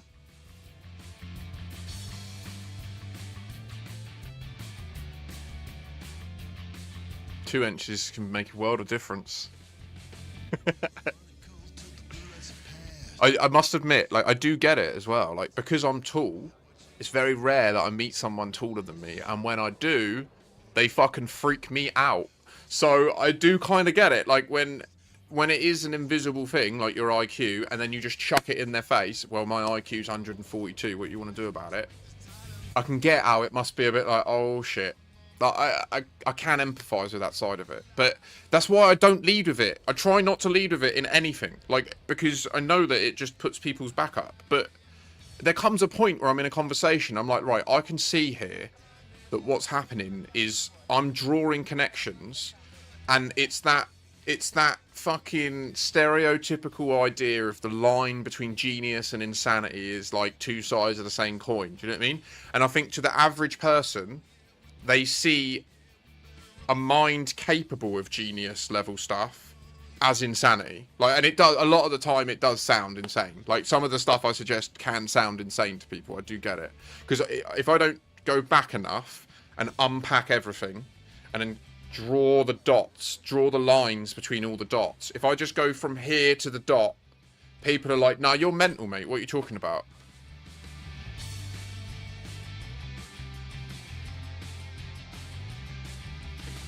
I am equal. I have legs as long as my body. And a positive ape index. My wingspan is 6'5", but I'm 6'3" tall. I'm a freak. I'm a fucking physical freak. I've got size 8 feet. European 42. Little, like, goat hoofs. I expect every single person to be able to assess whether they can engage in the conversation or not. And if they can't, then I expect them to have the humility to say, I can't keep up. And my experience is that that's what's crazy, is no one does that. And that's what I need to get in my head, but I can't.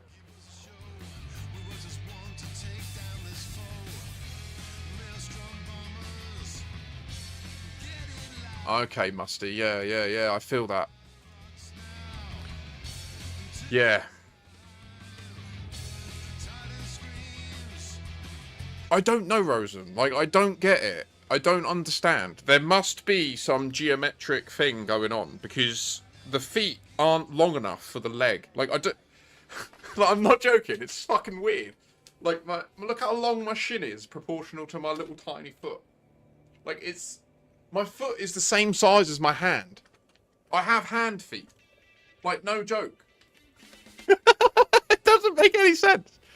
I don't know. I'm convinced that whatever stem cells were meant to grow my feet, they just went into my brain. I think that's what happened. They got confused and they're we'll just build more of this. So I've got a very large head.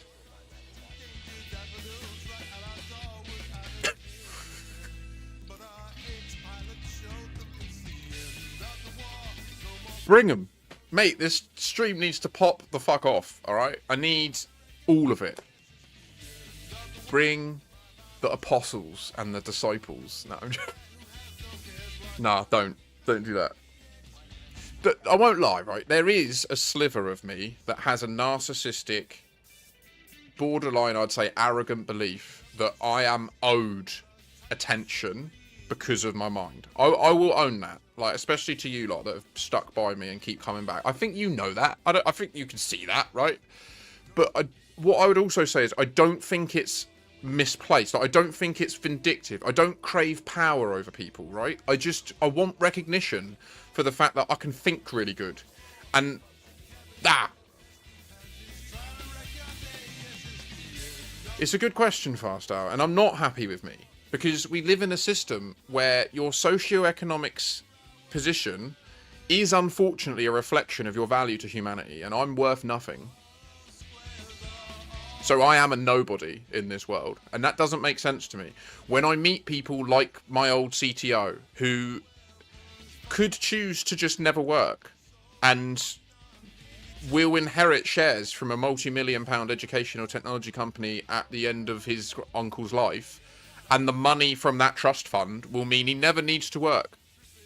But he does. He turns up and he does a half-assed job, and it means I can't do a good job because I have to just listen to him as a dictatorship. I don't know what I can do about it. I mean, I want to build my own business. That's what I want to do. Have I ever spoken to you lot about like my opus magnus idea, like my ultimate technology idea with you? Like, to be fair, right now is an opportune time for it to exist because VR has just gone through a second iteration of development, and the headsets that have come out are finally at the point where they meet like the retina display level of what's the curse? What's the curse, Musty? What, starting my own business, you mean? I think that's what you mean. And I think I know what you mean as well. I do get it. Because the problem with starting your own business is you end up in the position... Oh, yeah. Nah, yeah. Yeah, you're right, Musty. That's essentially what I keep saying when people are asking, like, why aren't you applying for a job? I think I'm just...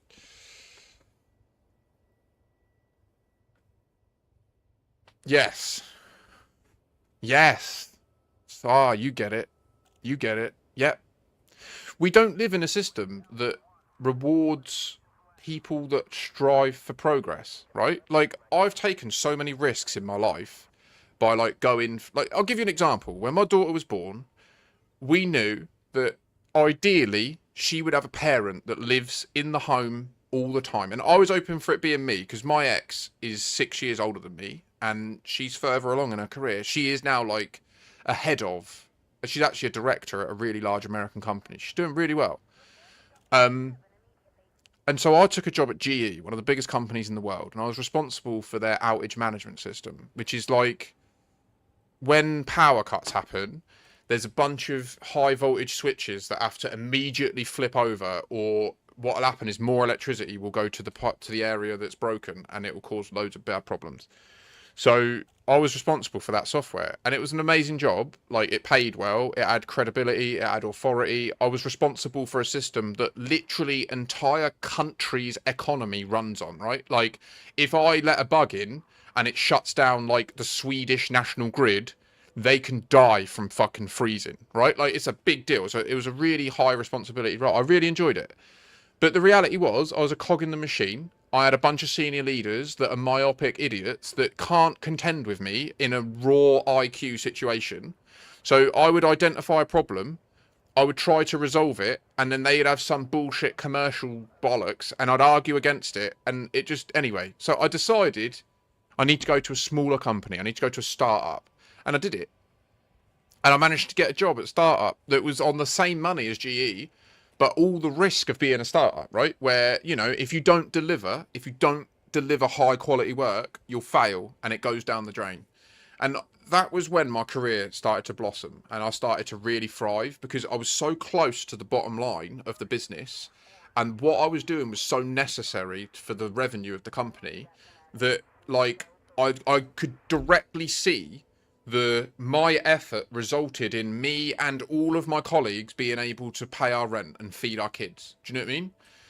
And it's the second you get to the stage where you have a middle tier management, it seems to be at that point you get this problem where then you have detached managers that are making metric decisions and like objective decisions that aren't grounded in how the business actually exists and works. And the second I start seeing that happening, I can't not challenge it. Like, I can't not challenge it. I'd rather they sacked me than I not challenge it. Like, and that's just my principles. I don't think I'll ever compromise on that. I've tried.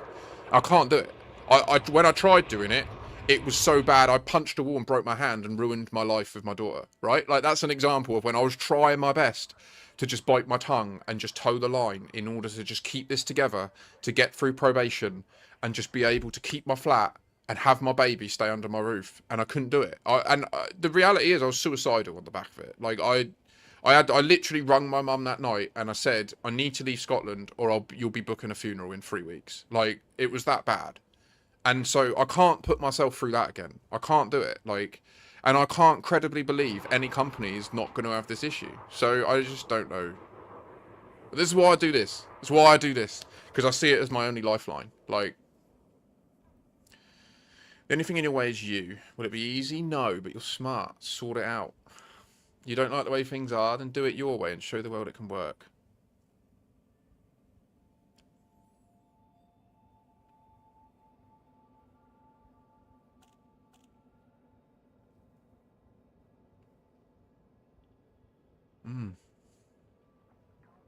That's made me a bit emotional, actually, because that's the sort of thing my dad used to say.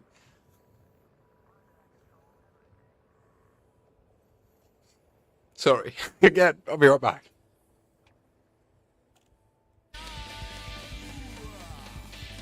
Alright, son, off you blooming go.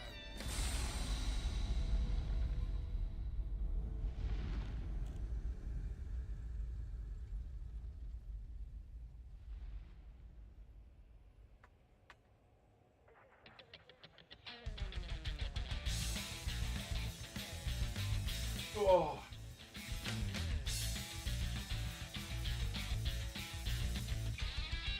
The war's over, that's all they say.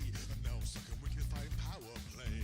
Oh. Humanity won't take a breath from a beating on each other. Now the aliens have left.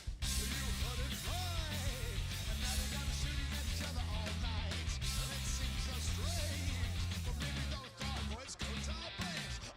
All I need is a Sorry, I'm so sensitive today. I've not slept very well the last couple of days, and I'm in a bit of a flare up, and I feel like it just makes me a bit like sensitive, you know. It's like one of the things I've been reflecting on a lot is that I've had points in my life where I had these struggles, and it was always my dad that had the ability to like give me that bit of a slap round the face and just say, look, like, are you gonna just be a fucking little pussy, or are you gonna get on with it? And I love my mum to bits, and she has saved my life multiple times in the last couple of years, but she just ain't got that in her. Do you know what I mean? Like, she's more about, she'll provide me the comfort of this, which is a godsend and a privilege, but it is also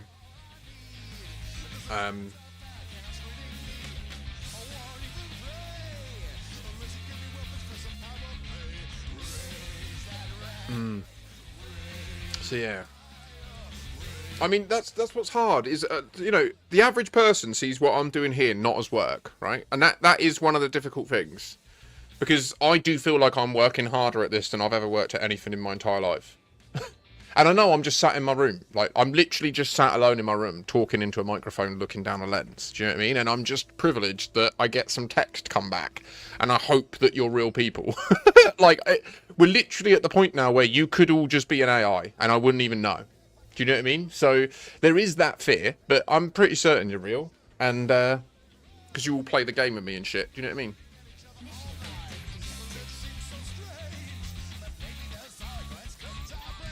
All I need. Maybe. I don't know. They're very sophisticated now.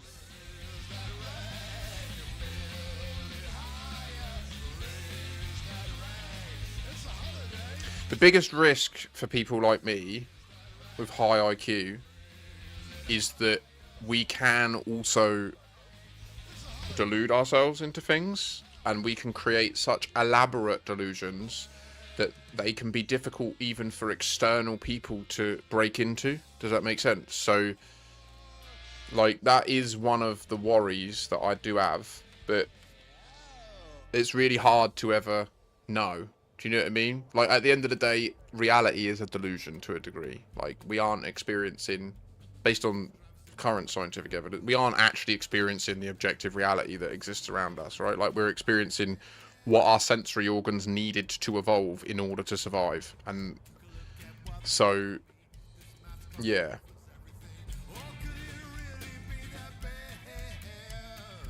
But I can't stress enough, like, being a Mensa doesn't mean I know more than people. It means I can learn easily, right? Like, it's not a judgment of my... You can have a high IQ and just never use it. You can have a high IQ and just not read a book, not attend class, and just be uneducated. There are people in, like, African tribes that have no access to education, that if they sat a culture fair IQ test, would test in the 130s, 140s. But because they've never been exposed to an environment that nurtures your acquisition of knowledge and your deployment of skills in the domain we value in the West, they can't compete, right? So it's no different to height. Like, yeah. But it is nuanced, I get it, because it is such a sensitive thing as well, right? Like, I do empathise with, like, I had a lot of mates in school that were in lower sets. We called them sets. So, like, you had, like, a set in English that you'd be in, and I was in the top set and everything. But in English, I got really frustrated because, I don't know, I'll tell you, I know the truth. I fancied my English teacher, and I was just forever coming on to her. That's what it was. I wasn't frustrated. I just wanted to fuck her. And obviously, that's insane. Like, I was at an all-boys school, and there was no way she'd ruin her life trying to sleep with me, but I wanted some of it.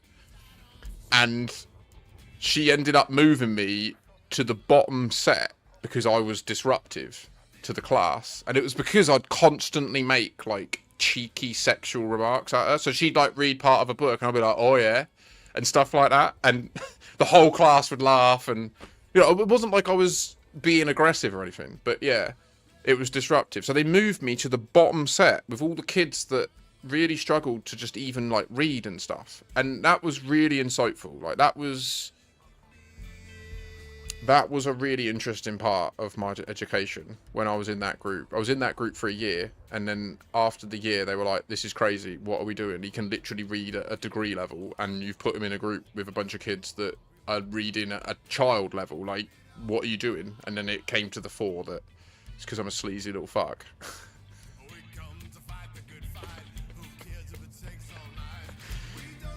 I don't know what to say.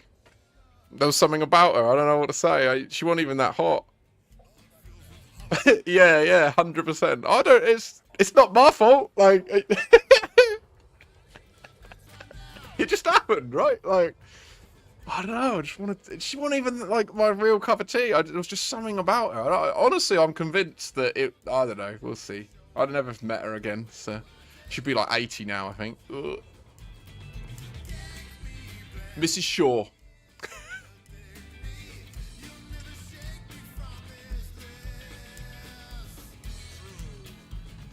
And the other reason that I got moved was they wanted to make me a prefect in the school.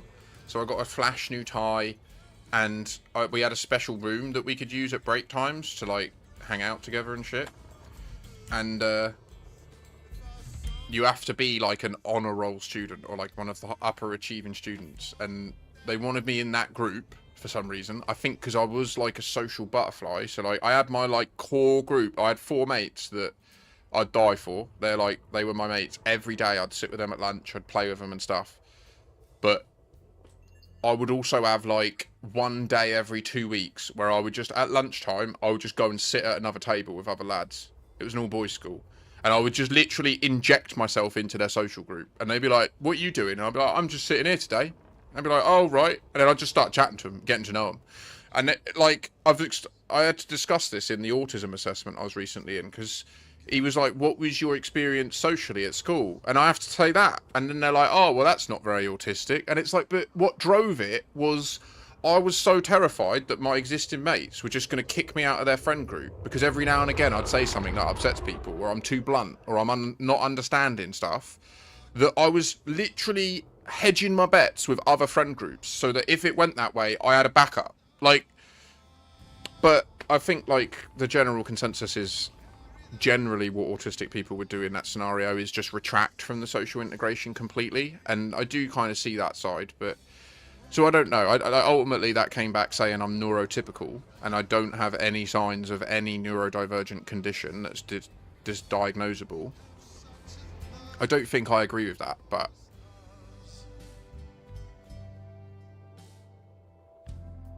Place on the ground, a new home to breathe in, to fill with the sounds of our people. Fast Out's dropping fucking legit philosophy in the chat. Bit nihilist. It's risky, that, the nihilism, for people like me. I'll be honest, nihilism leads me quickly to just throwing myself off a cliff. So I have to avoid it. Because there is more, in my opinion, to our experience as a conscious being, like, than just the objective world we experience. But I know what you mean. Like, I get your point. Your point is each person that observes that same event can have different depth of, like, a different amount of energy they're spending on thinking about it, considering it. Obviously, the sort of rebuke to that would be, you know, a long distant ancestor on my mother's side once saw an apple fall from a tree, and the outcome of that realization helped revolutionize physics and create huge swathes of the Industrial Revolution and elevate humanity out of living like in squalor, do you know what I mean? Or relative squalor. So I think there is definitely more value in thinking about stuff than not, but definitely you should not strive for perfection over progress. Yeah.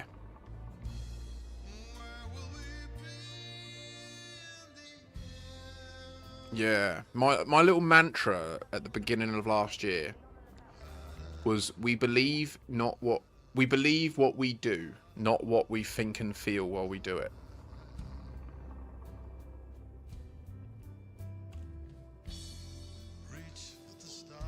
Yeah, so to get into Mensa, you have to contact them, and they host like clinically valid IQ tests in libraries all around the world. So it's normally public libraries that they'll host them in. So every like month or so, there'll be a day where there's like a meeting room booked out in the library, and all the libraries across Britain are like on board with this. And there are Mensa volunteers that are trained in how to run the exam, essentially. So you attend, you have to pay to do it, just so that everyone doesn't sign up.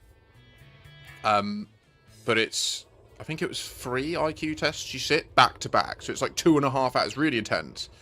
And essentially the conclusion of those 3 tests is a clinically objective, culturally fair IQ assessment that will give you a number. And that number constitutes your mind's ability. It's like an overall number. It's like a cumulative number. So it's not like, I'm not 142 in any specific domain. It's just the overall number is 142. Where I'm really strong is in pattern matching. So like if you give me an abstract data set, I will quickly see like patterns within it. It's just a natural thing that my brain does. I'm really strong in it.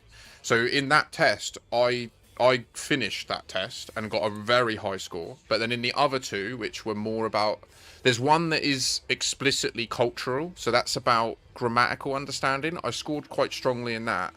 And then the one I was weakest in was like quite abstract little puzzles. Like I'm good at projecting stuff. So that's also what it tests, is like say like they'll show you like a cutout of a cube that's flattened. Do you know what I mean? That's like multiple squares that if you folded them up would make a cube. And then it will show you a cube picture that has like a cross on one side, 4 dots on the next. And it will say which of these collapsed ones is the cube, right? And what they're testing it's not that problem is complex. Any human with enough time can answer that question as long as they've got that capability in their brain. There are many people that don't. They don't have a 3D brain and they can't think about structures like that. But for those that can, it's a thing anyone can do that has that ability. But the point of the test is there's 150 of these questions and you have finite time. So if you can accurately get through a large number of them, you are clearly doing it faster than someone that takes longer, right? And so that's what the test is about, really. And so that's where I'm really strong. My speed of thought is insane. My, like, ability to manipulate things, like 3D structures mentally, is really strong. And my pattern matching is, like, virtuoso, like crazy, off its nut. And that's why I think I ended up as a software tester, because like I was really lucky. You think like it could have been so much worse. Like I ended up on the phones taking customer service calls, and I was just lucky that I worked at a company that noticed that I was finding bugs in their website, and they like put me through to the IT department. If that hadn't have happened, I would have been stuck in customer service my entire life. I would have probably done myself by now. Oh!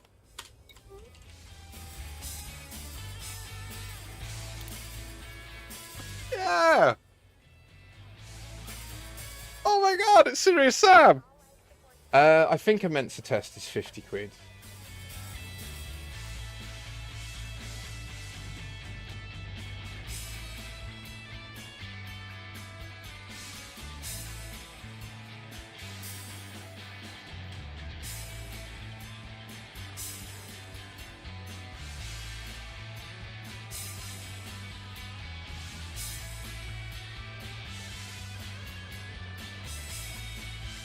What?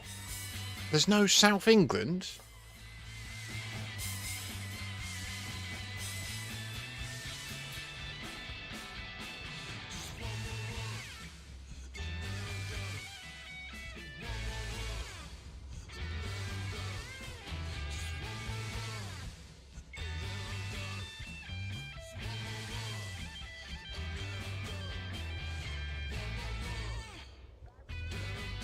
There you go.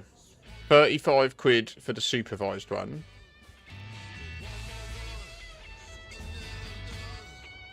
You can do a free one, which is like a little litmus test. You can pay 15 quid for a less intense one that doesn't take as long, or you can just go balls deep and pay the 35 quid and just find out the truth. Like at the end of the day, these will be indication. This will be a clinically valid truth, like about how your mind works.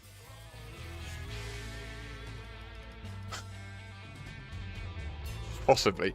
You'd be surprised. Like I've left Mensa now. I'm not actually a paying member anymore because I had some issues with how they were spending the money. But well, and also I've been fucking skint. And even it's only 50 quid a year, but I'm not sure it's really worth 50 quid a year. Like once you get in, you have to pay the first 50 quid to get your certificate and your membership card, and then at that point you can cancel and never pay again. And you know it doesn't.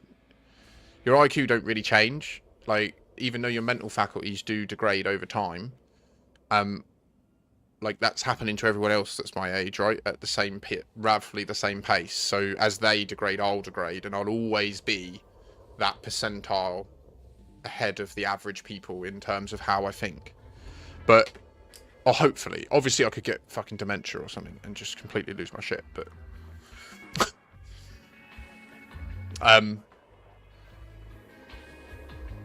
Yeah. Oh my god, people are arriving. I'd be very surprised, Musty, if you can abhor my conversations.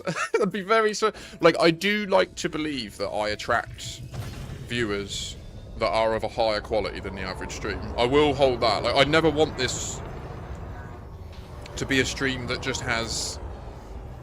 Not that I'm like elitist, I want it to be open to everybody, don't get me wrong, but I just feel like I am intrinsically difficult to consume for a lot of people, right? Like,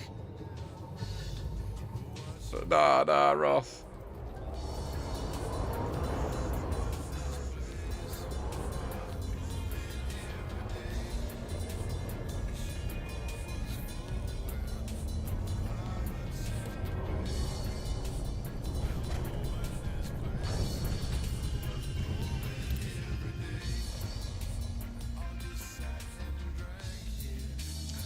Yeah, but so the one thing I would say, so I did pay for like 4 years, and the reason I paid was it gave me access to a private Facebook group for Mensans only, And I did actually find that really engaging. Like, it was really nice talking to other people that share the same challenges of having a high IQ. But what it taught me was, even in that group, I still hold a minority view on a lot of things, which is interesting.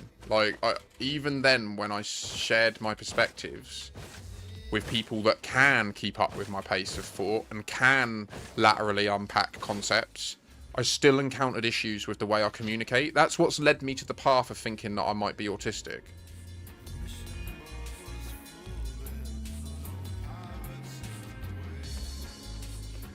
No! I would say that from the things you've shared in this chat recently, Fast Out, that you are being too hard on yourself there.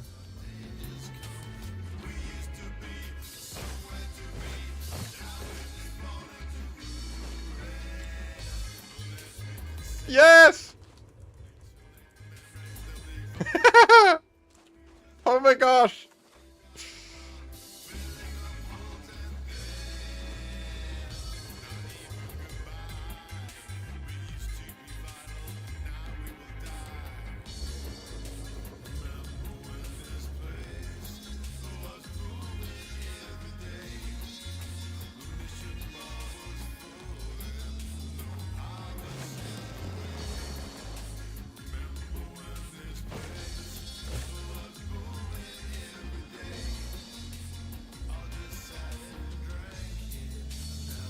A nice looking Mandy, isn't it?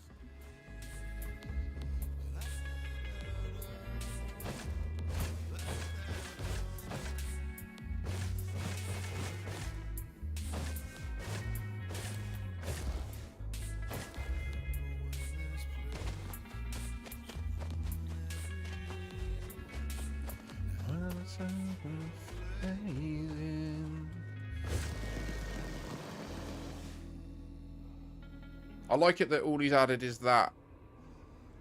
Oh no, is that a front wing as well?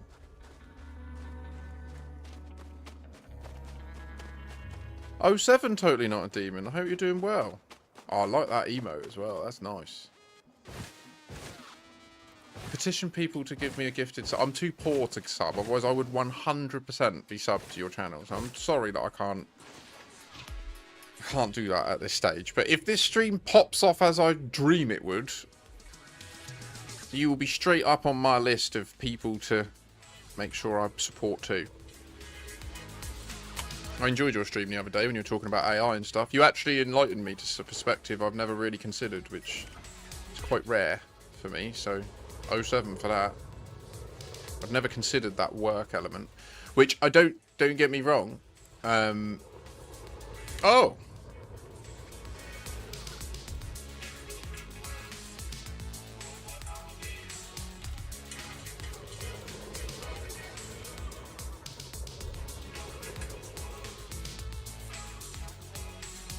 Maybe. I don't look like it is, because I mean, that would be fucking embarrassing if it turns out I'm not actually...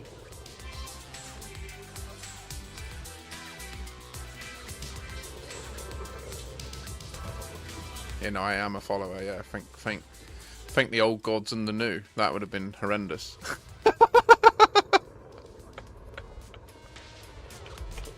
Praise the old gods and new. How are you doing though, Totally Not a Demon?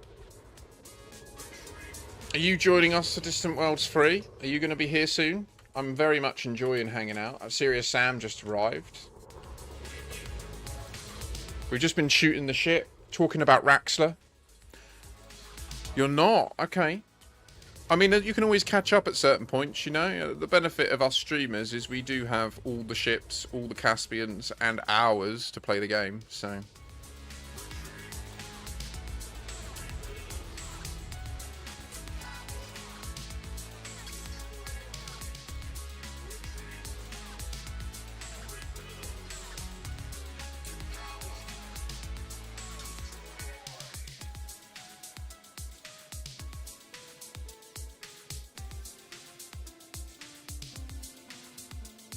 Yeah. I mean, on a normal week, I average more than the light year requirements they're suggesting, so I'm not too panicked myself about that side. But yeah, it's still August, isn't it? The bottom line is I can always just bail, right? If I'm sick of it, I can just bail. But I don't know. I'm keen. I'm just this alone, just seeing so many other commanders about. Ah, yes, yes. Just need to change it up a bit. Too much exploration makes the brain hurt. Yeah, valid. Well, I'm going to be exploring hard, like hard. I have some secret goals that I want to try and achieve. One of them is a goal of the Distant Worlds 3 expedition, which is to find Earth 2.0, like a planet that is as close to Earth as possible. In like 1G, same radius, 1 AU from the host star, all of it, like as close as possible. Another moon, like all of it. So like that's one of the goals, and I'm quite hot for that. Like that, yeah. I wouldn't mind discovering a Wolf Raya if possible, but I think they're nearly all done. And I would love to find another Earth-like orbit in a neutron star, but that's... I remember doing that before. That was long. That was really long. I discovered this one.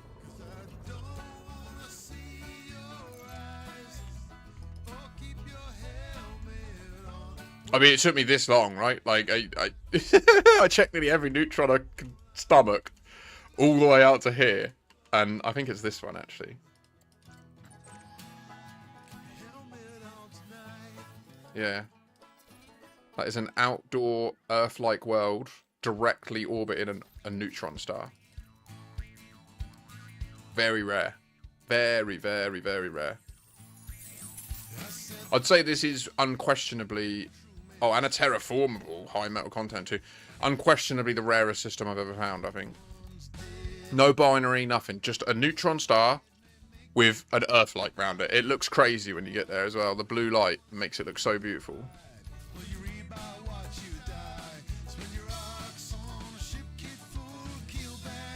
I mean, there's evidence that...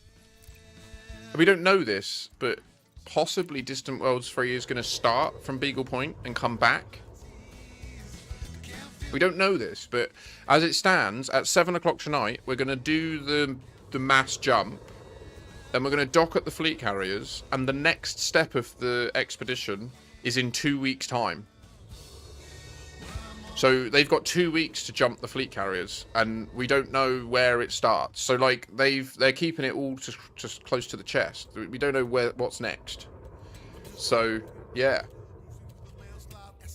I don't know what I'm gonna do for the next 2 weeks. I guess I'm gonna like just still stream normally, but I'll just catch back up with the fleet carrier at the end of my stream.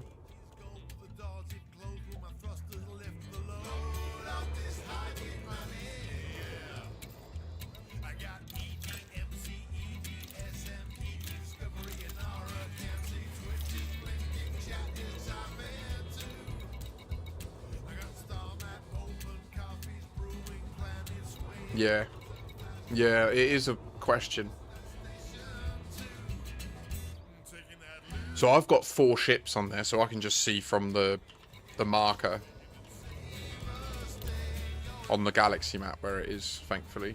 But yeah, there is that as well. I could just bookmark the doodah. Should we throw some shapes?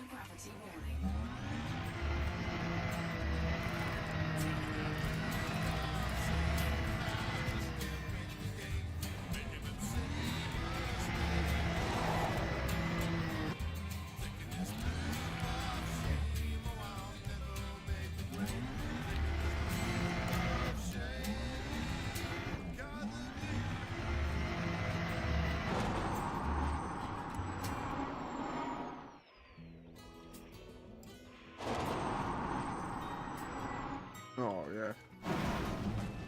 No! Oh, that hurts. Land. Okay.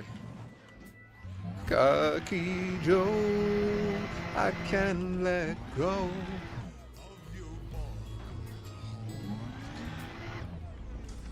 The lemon tree.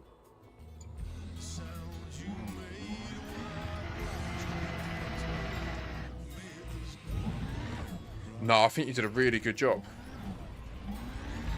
Yeah, I ain't as diplomatic as you on that topic, I'm afraid. Sorry. Nowhere near as diplomatic as you on that. No, I'm like 100. I said this in your chat. Like, I'm 100% pro AI. Like, I'm just like, I don't give a fuck. Sorry, mate.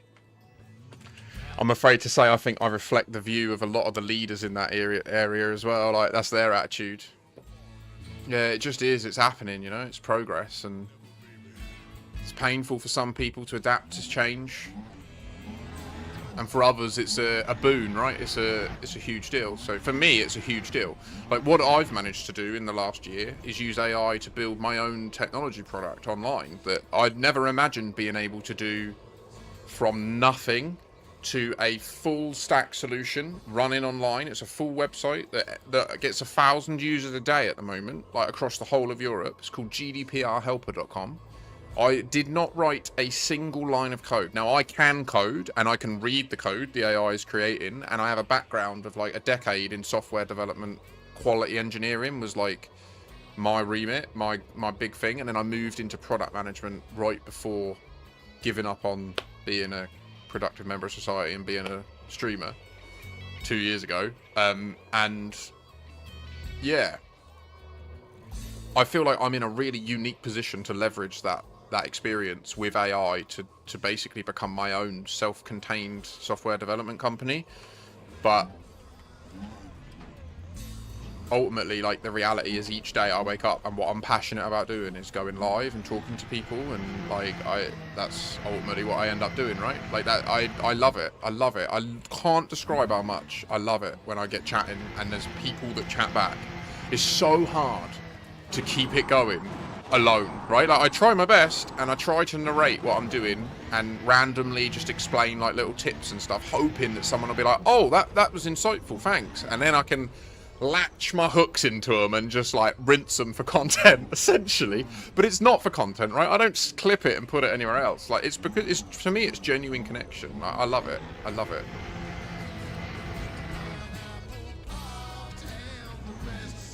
And what I know is, from some of the members of my community that have been here a long time, is I do make a difference doing this. Like, there are people that have told me, like, you not being live is a negative in my life, you know? And I can't describe how much that means.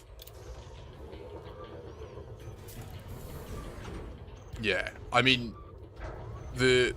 streaming to a sort of dead chat, even if you've got lurkers, which is amazing, right? Like, we're so privileged if we get people that care about what we're trying to do enough to just lurk.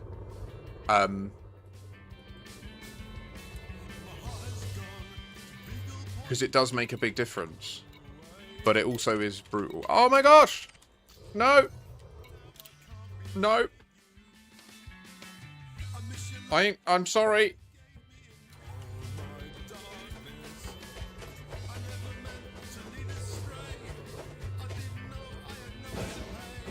Thank you. I am too, and we are, right? Like, we're...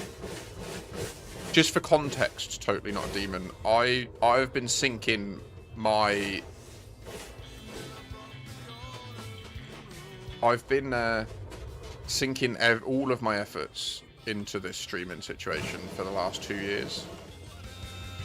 Like, I just do it full time, even though I don't earn a living, and it doesn't pay me a lot, right? Like, it's not great, but I do genuinely believe that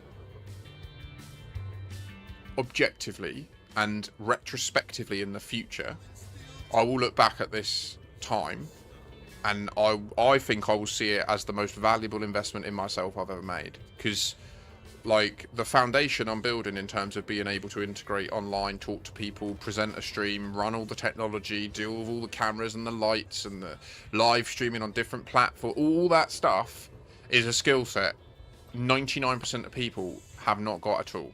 And so, yeah, I feel like I'm very privileged to be in this position. But right now, my goal is I need to get the payments coming out at a level that at least covers me living here under my mum's roof by the end of March, or I'm going to have to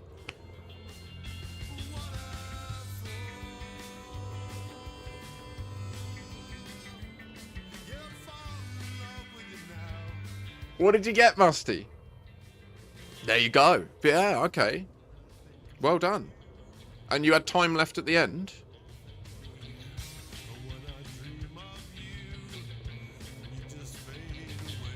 What I should say, the reason I did the test was because at the age of 30, I got a job at the smallest startup I ever worked at, called, at the time they were called Aerts, but now they're called Dayshape.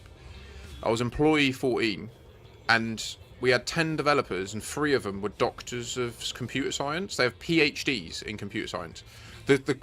My boss, who I reported to, the CTO, Alistair, left his job as the senior lecturer of computer science at Glasgow Caledonian University to form this company, right?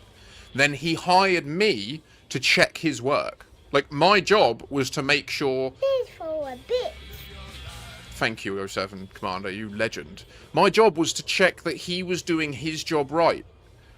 But I have no formal qualifications whatsoever. Like, I literally dropped out of, in UK, what we call college. I dropped out of what you would call high school in America. Like, so, like, I was reflecting with him in a one-to-one, and I was like, mate, like, I get that I can do this. Like, you're picking up everything I'm putting down. I'm nailing it. Our company is growing rapidly. Like, but... it didn't make sense, and so that's why I did the IQ test, because I was like, it must be that, because my entire life I thought I was really smart, but I just hid it because I was scared that I'd be seen as like arrogant or whatever. So then when I found out, oh, actually, like, yeah, you know, I could have gone so far academically if I'd have been in that track. It helped my confidence no end, like, just knowing that that was true about myself. And then the issue is that confidence can grow into arrogance, right? And that's the bit that can be dicey, and I do get worried about that. So I would ask anyone in chat, if I ever am going down that, like, elitist, arrogant path of, like, oh, I'm so smart, try to remind me it's no different than being 6'3", because that is the reality of it. And it's easy to let it grow into this, like, superiority thing, and it's not. It's like being it is being 6'3". Take care, Ross. I hope you have a good rest and you feel better tomorrow, and I hope Tony's on the mend.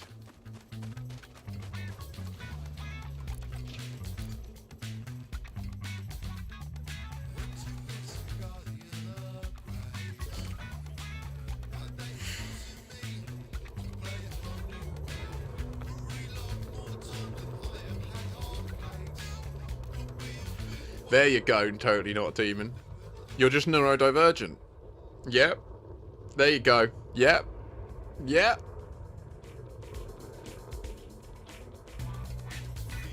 And the hardest thing about being neurodivergent but having a high IQ is you logically will use your extra cognitive overhead that you have compared to the average child to just fit into society and mask your neurodivergence. And that's what I think I've done. I think I've done it so expertly that modern psychiatrists don't believe that I'm neurodivergent. Like, I literally just came out of the neurodivergent assessment pipeline in the UK, and they've told me I'm neurotypical. Even though I've had a lifelong struggle with communication and forming bonds with people, blah, blah, blah. Yeah, when I sit the Raxxla test, it comes back as very likely autistic. But when the UK won't accept the Raxxla because it's an American standard, even though they use the DSM-5, which is an American standard that the Raxxla is derived from, don't even get me started. Like, oh my god, it drives me fucking... So yeah, I've just been through that debacle. That was a big hit. Really did me in the other month when I found out. Because it's just, to me, I'm convinced that I'm ASD1.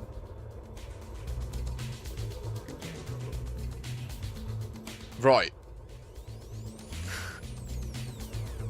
And that's the hard bit. I agree with what you're saying there. I completely agree with you totally. Like, I'm of the opinion that now that I've been through the assessment process and a clinical psychologist has told me I'm not autistic, I am not to be saying that I'm autistic, right? Because I literally have objective evidence stating the opposite.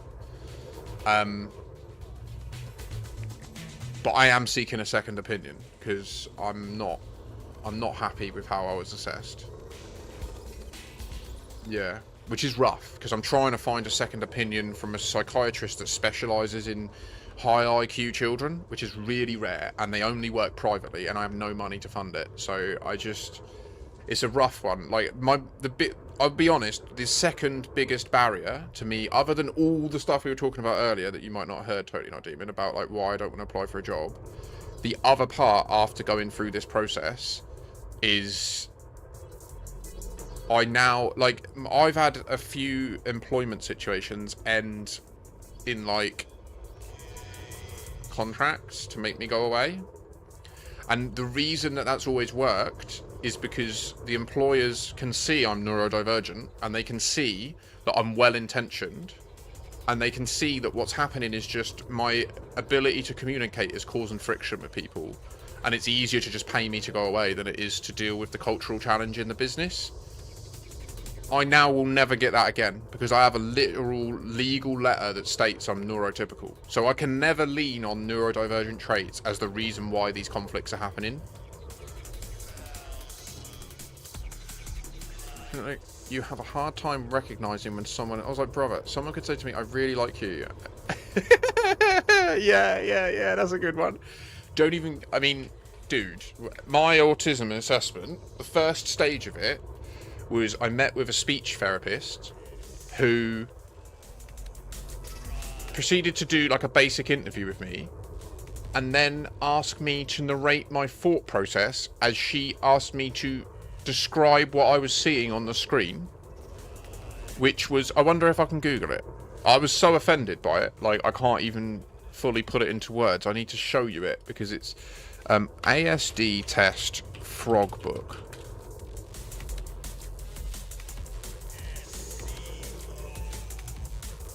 This is part of the ADOS 2. So they used this test blindly on me, and I am completely convinced this was unacceptable.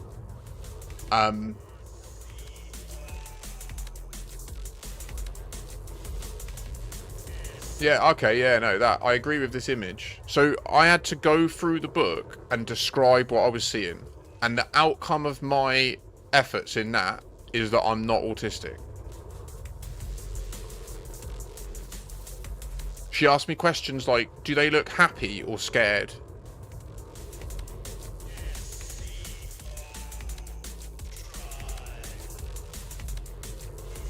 Like...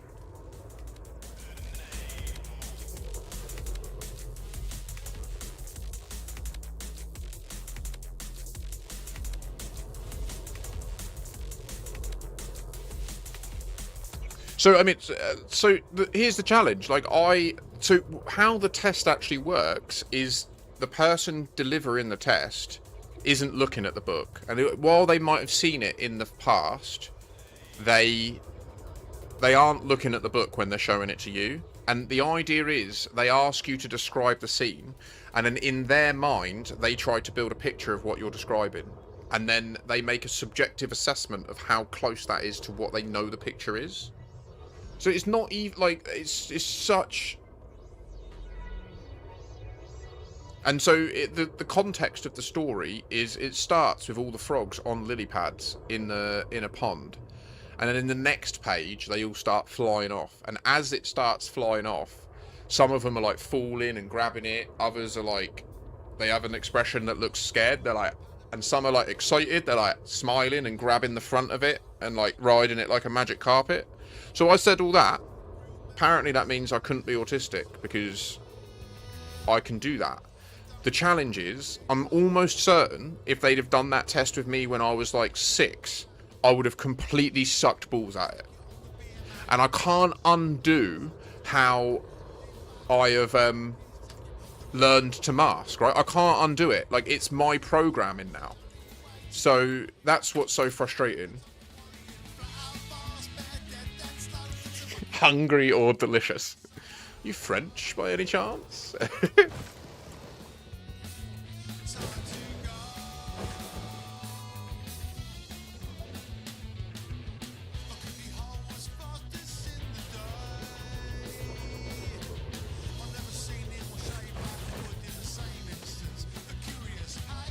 Oh! It's like Dune.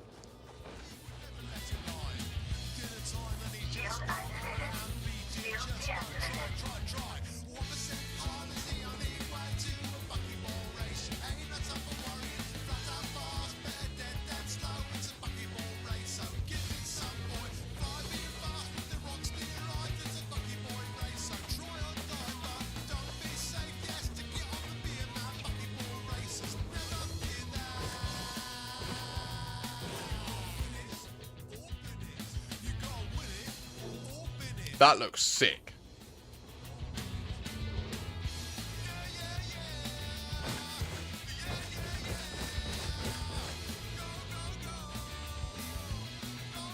I have to say, I'm very impressed. Is this the Pulse skin? So obviously, yep, I'm really optimistic that Distant Worlds 3 is going to be a little like renaissance for this channel. So those of you that want to see that happen, do reinforce it by hitting that follow button, subscribe button on YouTube, follow me on Kick. We're not monetizing anything on Kick at this stage, so it's a great place to watch it without ads, I think. I don't know that. There might be ads on Kick. I don't really care about Kick, to be honest. YouTube, though, legends. Hit that subscribe button. Hit that like. Obviously, if you do have a free Twitch Prime, I sincerely appreciate it if you can use it with me. If not, please do use it with someone, even if you're not loving what I'm doing. Like, please don't just let it go to waste. It's literally free money. Like, it essentially means that you get free delivery all year for nothing. Because if you look at the price of a... look at the price of a subscription over 12 months, it's almost the same as your Twitch, your Amazon Prime. Yeah, no, I know, Demon. I don't know if I would ever sign an agreement with them on the lines of like an affiliate agreement or anything like that. It costs me nothing to put the stream there. Do you know what I mean? Like, I'm already encoding the data. I'm already sending it out once, and sending the same data stream to a second location is free. So I say, why not cast the net? And if I can save people from that hellhole and bring them into a different environment, that's a good idea. That's a really good idea, TND. Yeah, that's wise. So that's my attitude to it. I don't push Kick. It's not something I see myself succeeding in. It's not an environment I think I'd want to succeed in. But I also ain't gonna... Like, this was a very recent thing. I've only started multi-streaming, like... 3 weeks ago. I must admit, I'm very, very impressed with YouTube. The natural discovery in YouTube is unlike anything in Twitch. It's crazy. It's crazy. Nearly every YouTube stream I see a new person arrive. I can't recommend it enough. I'm really impressed. And I'd recommend, a viewer of mine recommended this, and I've started using it to collate all of the chats in one place. It's a product called StreamerBot. And I really can't recommend it enough. It can also help you do the multi-streaming. Oh, okay, you have StreamerBot. Sweet. Oh, you're good to go then.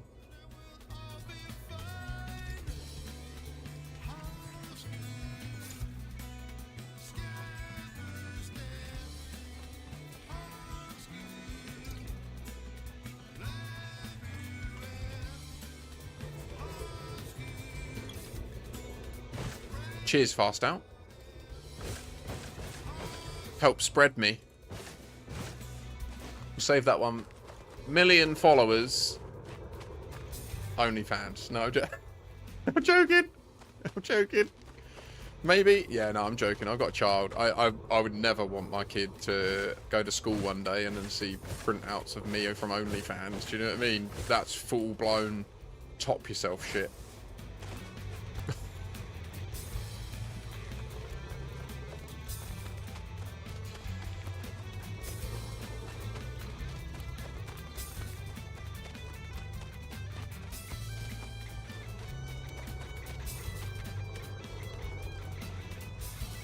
I appreciate your support, Fast Out.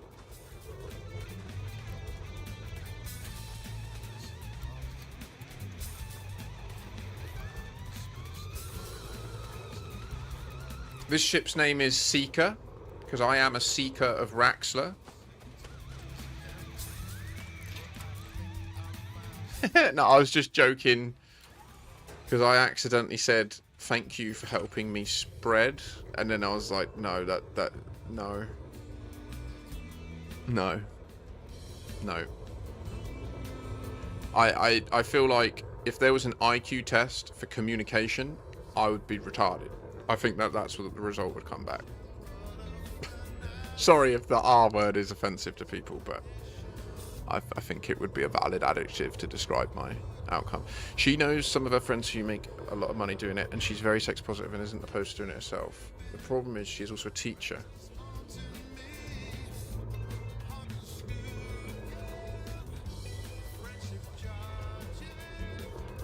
%.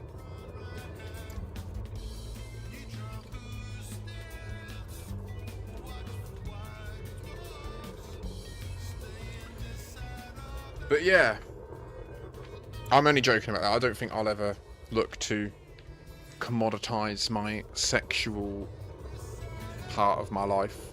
I'm pretty asexual, to be honest. Like, yeah, I don't have really any drive to go out and meet women or anything like that. Like, it doesn't... I'm so happy in my little bubble, just sat here doing this, chatting to you lot. Like, I don't want to disturb my peace with... my relative peace with that. But that is probably more of a reflection of how many negative experiences I've had, because I do think, you know, I've seen some friends meet some amazing women over the last 10 years that have been incredible for them. So maybe I've just never met the right person, you know? Never say never.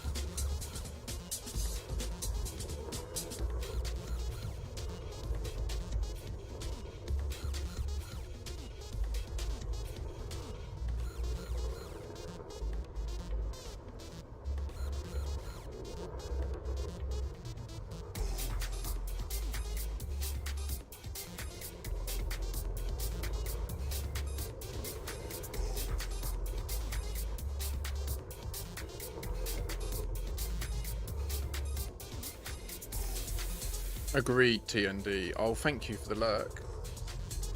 Bless you. Yeah, well, I'll certainly be sure to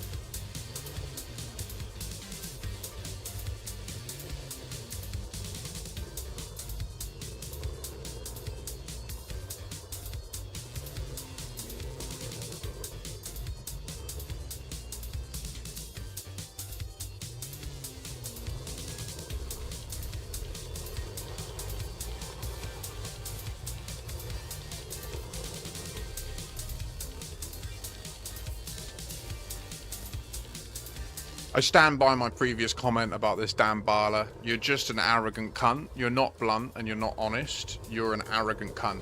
And I'm 95% sure if we met each other face to face and I started talking to you about this bug, you would not respond to me like this, in this arrogant, belittling way, because you just wouldn't. I know you wouldn't. And if you did, you'd likely get an overhand right. And fuck you. Like, it's just so unnecessary.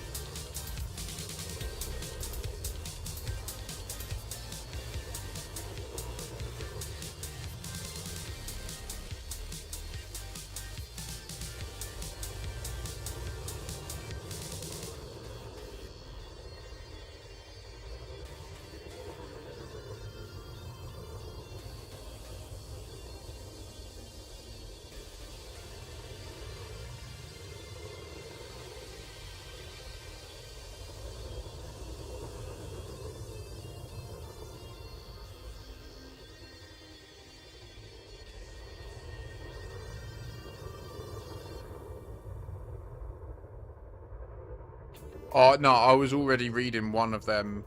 The one at the top that I've minimized, I was already reading that when you couldn't see, and I replied to it, and then I've minimized it to try and protect you from the negativity of it.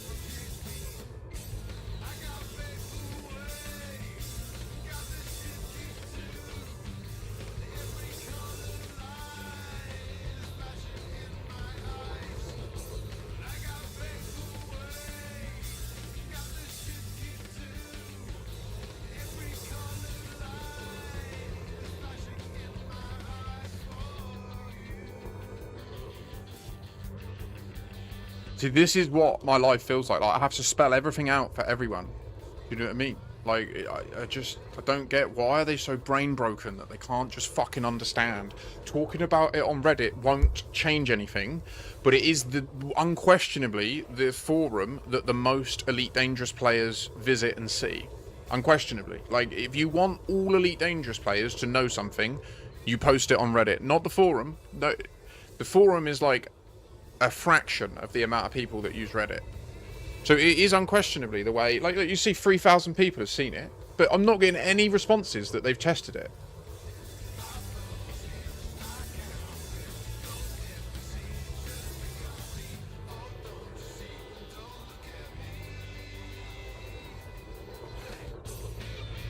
But yeah, no, this geezer accused me of being on Onion Head because apparently my bug is crazy. It's literally just what I've observed in the game. Like, all I'm doing is reporting what I've observed in the game. But apparently I'm crazy. And apparently, if I were to be someone that gets high, that would mean that, what, I'm unable to make logical deductions or something, apparently. So I just said, I am a medicinal cannabis patient. Like, I'm literally prescribed cannabis, like you can see here. Like, it is a prescription in this tub. It's all I can take for pain relief. It's...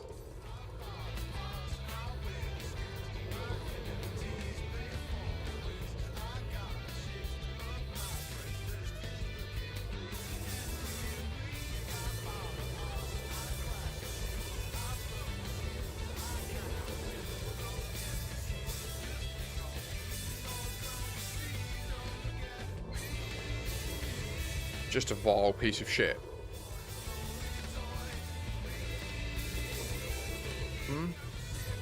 What are they doing, eh?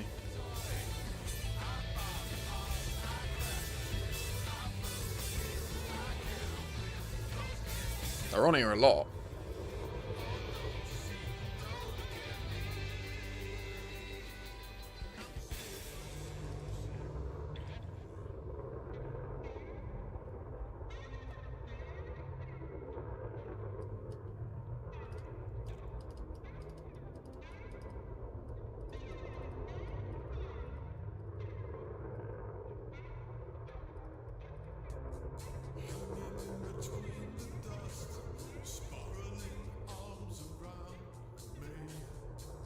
So he is capable of being cordial with people.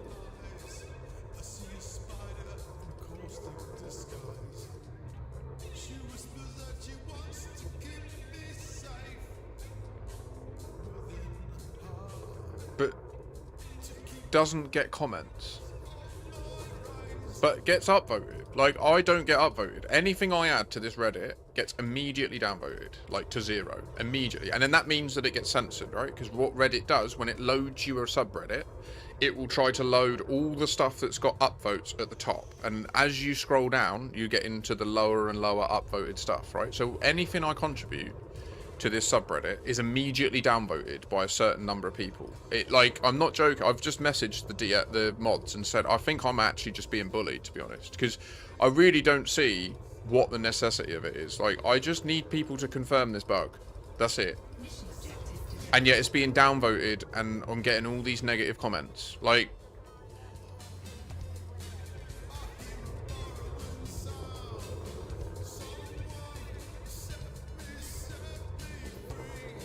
enemy within me.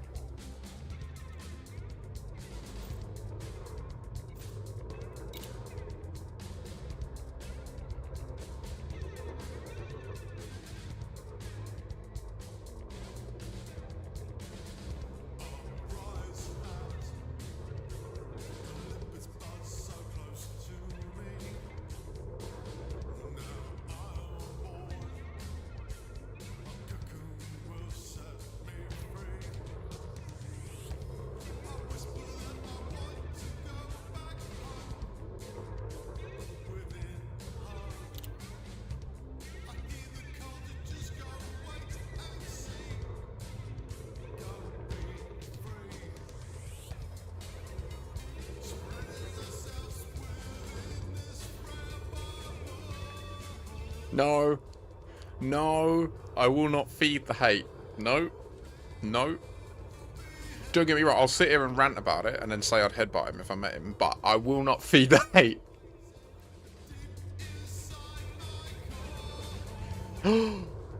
Thank you. I feel so seen and validated now. Whoever did that, thank you. Thank you. Yeah.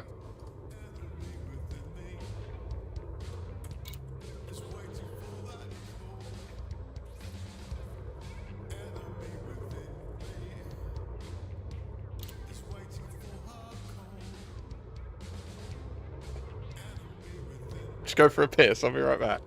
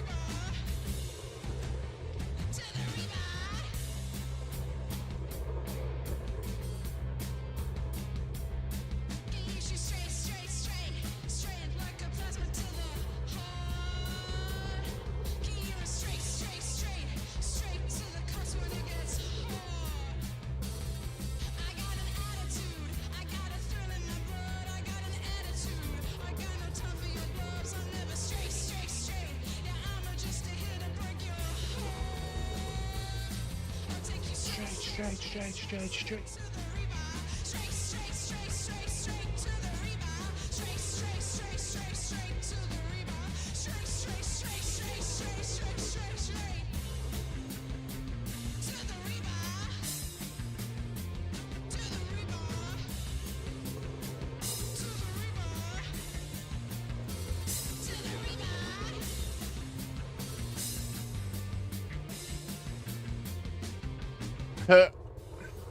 They've just added a second landing spot.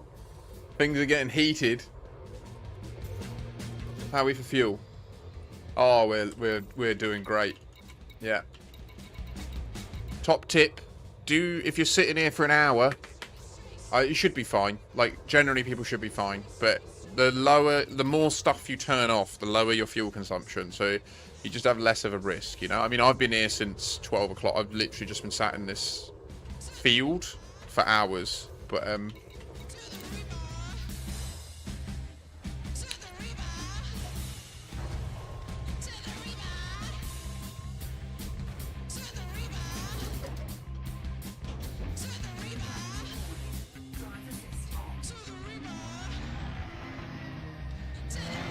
fuck? Is on. Drive assist off.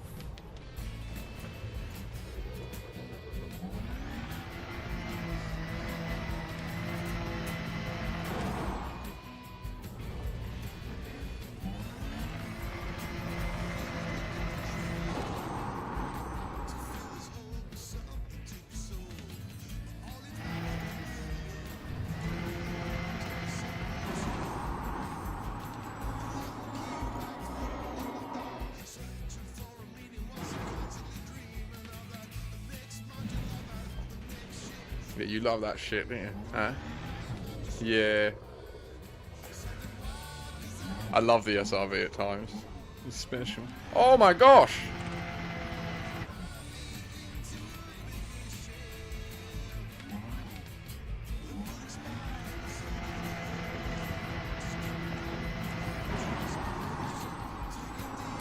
Front flip! Nailed it! Yoink.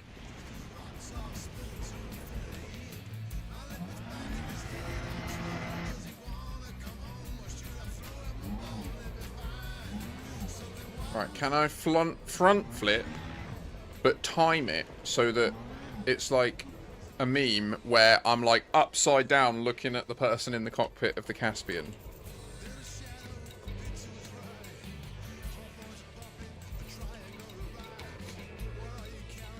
What's happened?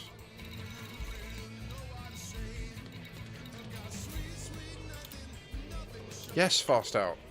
07.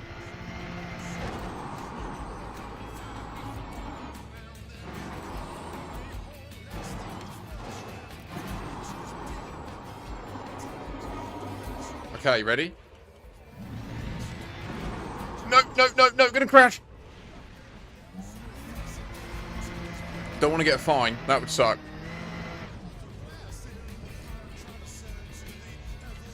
Oh, that's a little hill. I think I can use that one. Hang on, let's see. I reckon this will be perfectly timed. Hang on, no. We need a bump. Yeah, that bump there I can use. Okay, aim. Lock in.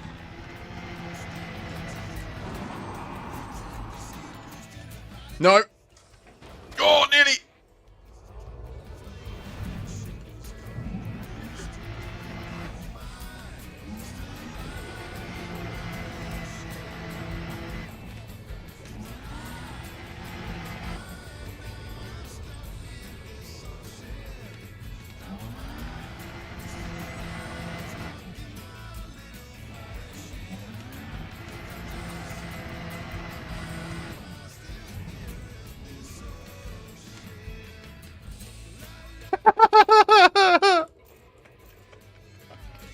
Yes! Yes!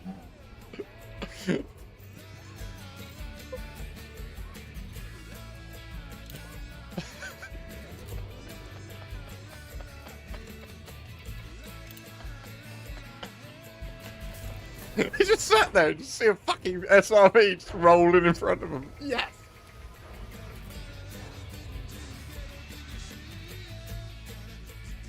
I wish I could see the other perspective. Mine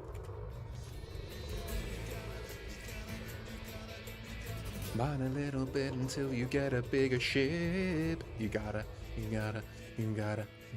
mine a little bit until you get a bigger ship.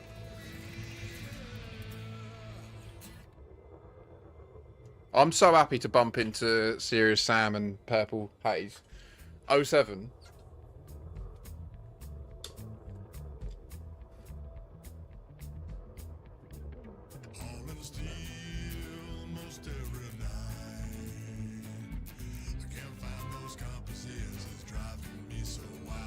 All in Steel. We're on our third playthrough of the Radio 7 album.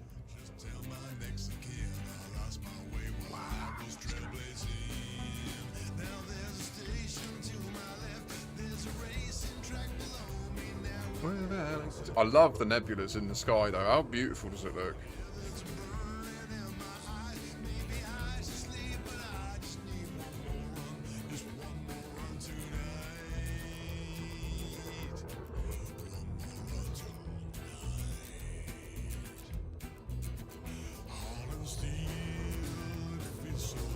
That's a good view, isn't it?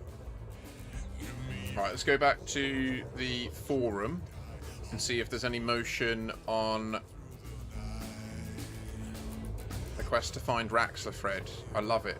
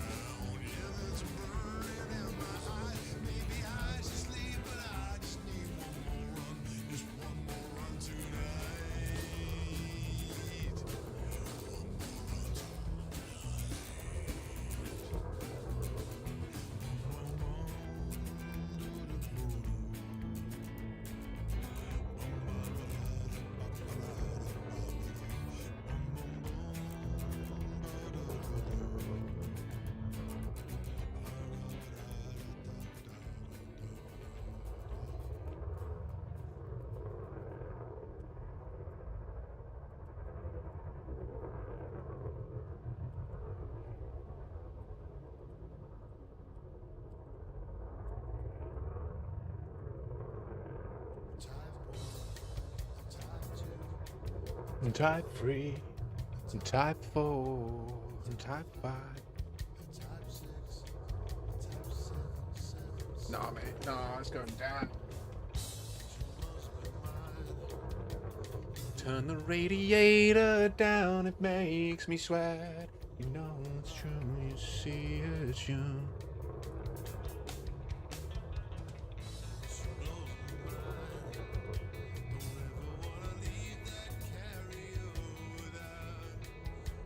Love. Who is hovering above me? Land!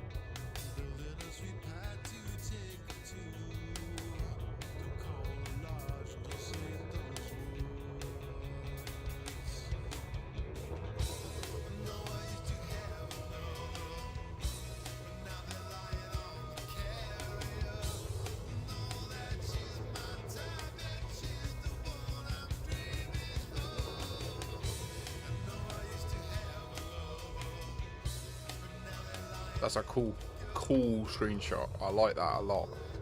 Don't you?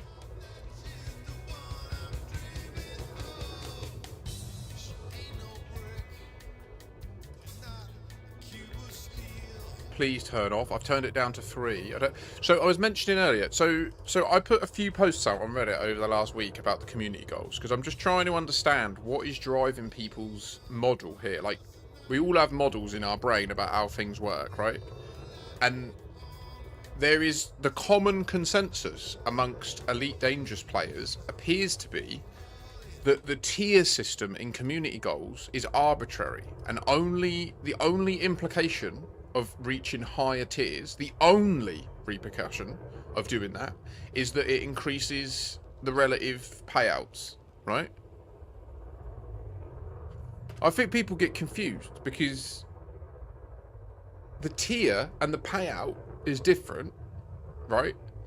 And there are many community goals that have happened in the past. For example, the most recent one about the Distant Worlds expedition.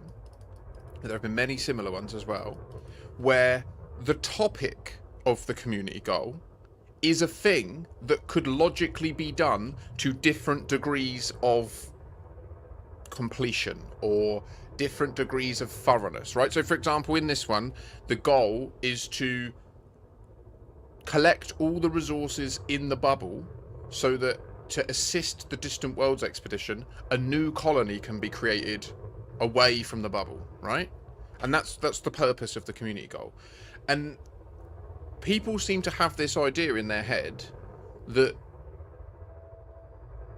the tiers are irrelevant and we shouldn't work as a community to try and finish community goals. They have this idea that you should just only care about getting your reward and then fuck it off. And don't get me wrong, like, there have been many community goals where I do take that attitude. I look at the reward, but I always, in my mind, I'm looking at the context of it as well. So, like, the ones that I want to try for are the ones that look like they are tying into larger arcs that are happening in the story of the galaxy. And Distant Worlds is unquestionably one of them. Like the Distant Worlds expeditions are run by the same group of people that were in bed with Drew Wager when the books were written, right?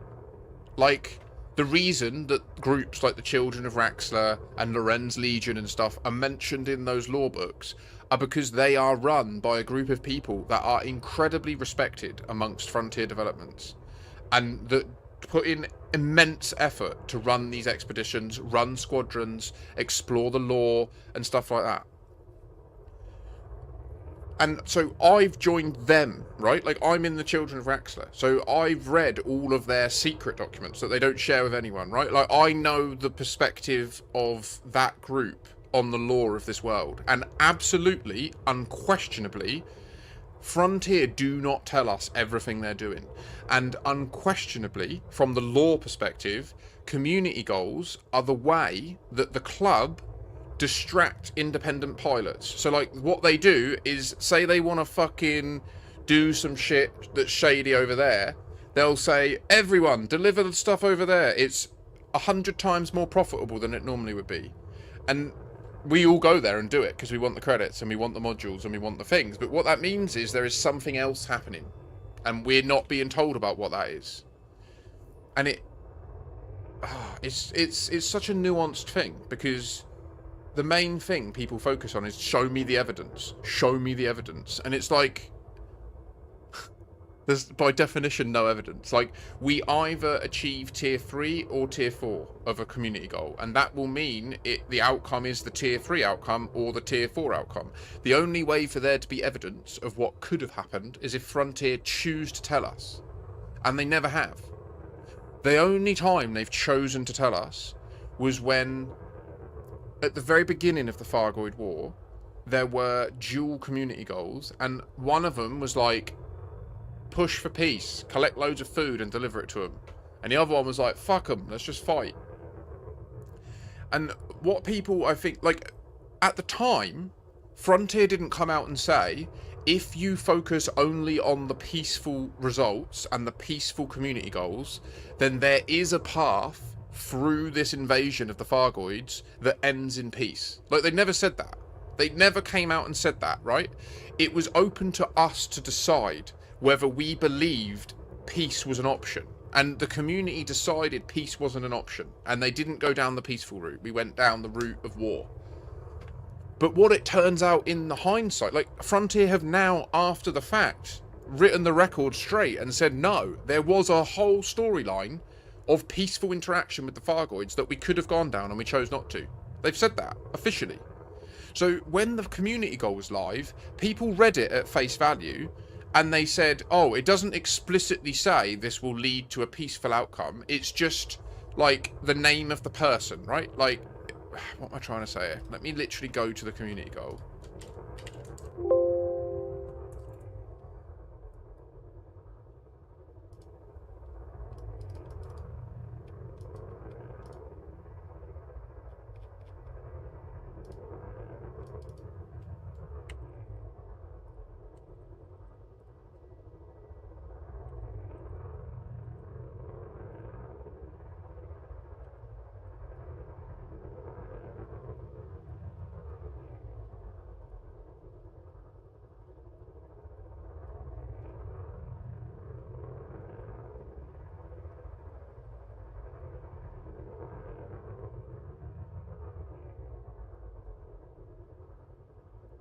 They did so many community goals in 2015.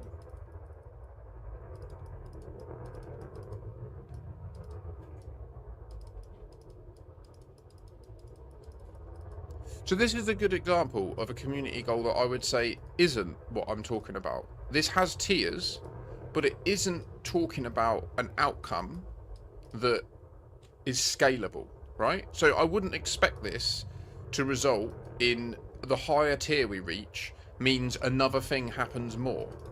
But certainly, okay, his exalted visionary, Pranavantal, declared for Utopia to ascend, we must first descend to the lower worlds. Even now, you may ask yourself, what can I, unenlightened though I am, do to help make the perfect future manifest? Help supply the Utopian project with the raw materials of creation, and in return, you will most certainly share in the abundance that is made manifest through the Sim Guru's exalted will. So this is one that I would say does read to me as if the further in we go, the more of this thing will happen. And people just say no, doesn't say it explicitly, so you're wrong. And that's what I can't understand. Like, it's just an inability to think laterally, isn't it? Like, they need it spelled out and spoon-fed, or it can't exist. I don't get it. So, like, this Galnet article, in my opinion, completely underscores what I'm saying, yeah? Like, it says, organisers confirmed that target quotas for power... It's a sick here, that's wrong. It should say bromolite. Power generators, bromolite and thermal cooling units were met ahead of schedule, with surplus supplies allocated for follow-on works. Like, they're literally telling us that because we did more than the tier 1, we will get more colonisation completed. And people just say that ain't what it means. What? Am I wrong? Like, am I reading this wrong? Am I just reading it to fulfill my own bias? Or is that not what it says? Like... Do you know what I mean?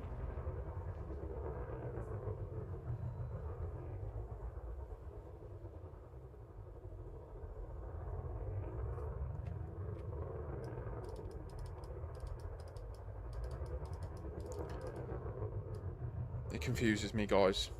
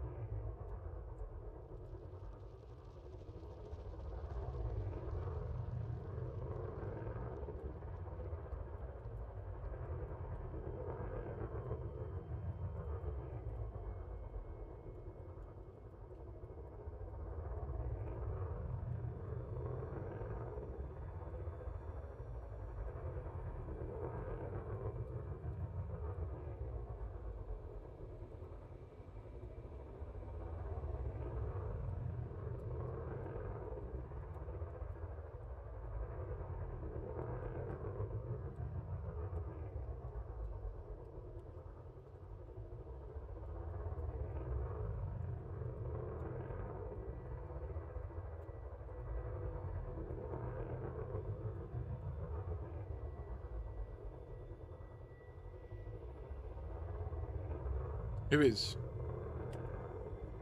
Who's not what? He's one of those nasty people on the floor. I'm not. Pyroplasm. What do you mean? Nasty people? Try not to be nasty. Welcome. It's a very strange code you've got at the end of your name, Pyroplasm. Are you one that gets banned a lot? H7W9D. H7W9D. Howard? Pyroplasm.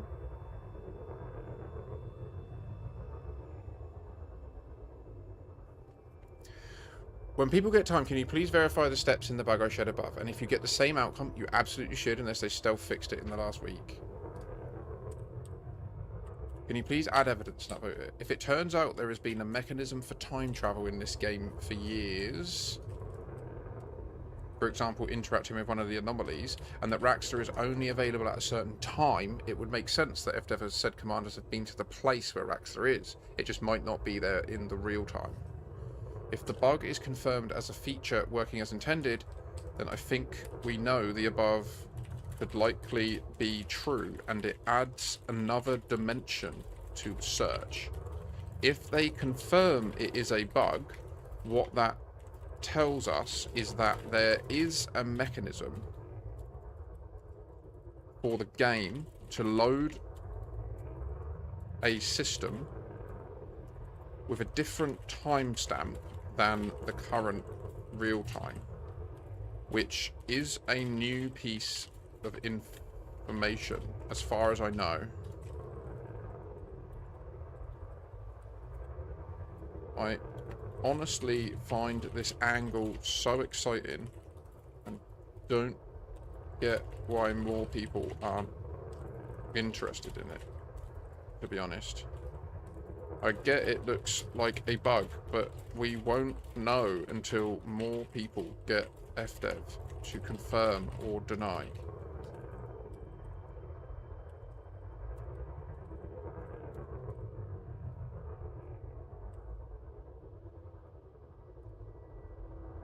What are you talking about? What accusations?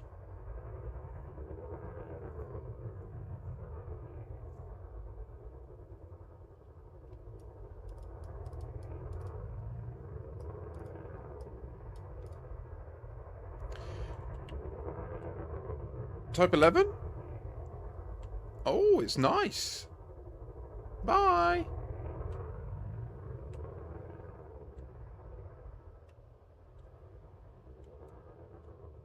Pyro, are you gonna expand what you're talking about? Like, what are you talking about? You've come in here, you've called me a nasty person on the forum. Now you're saying I'm making accusations. It's YouTube. Pyroplasm has joined on YouTube.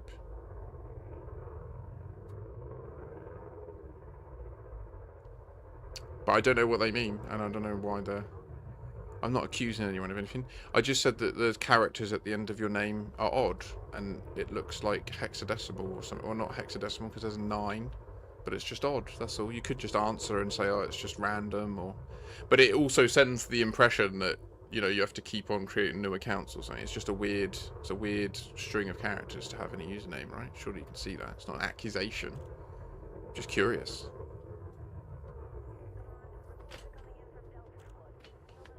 I did not open the stream on your computer and choose to be negative to you, my friend, so...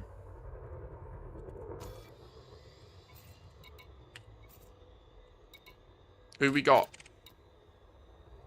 Lexi Rain. Whoa, yeah, Lexi Rain. She's in a condo. Where do you think she took off from? The Type 7? A Type 1. Should we see how hard it is for me to output this? Let's see. What time is it? We've got half an hour.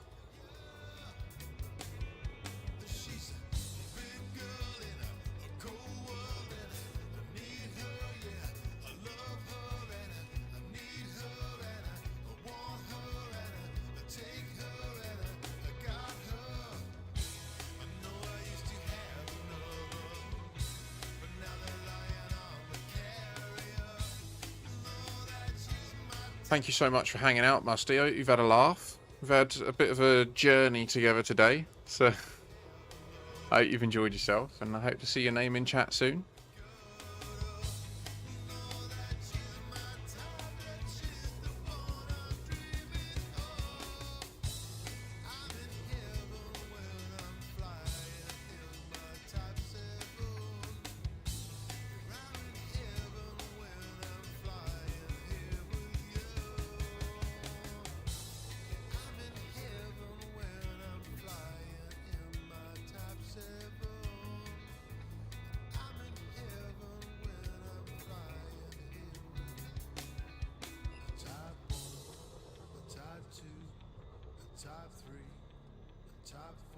So I thought this gave me the ability to output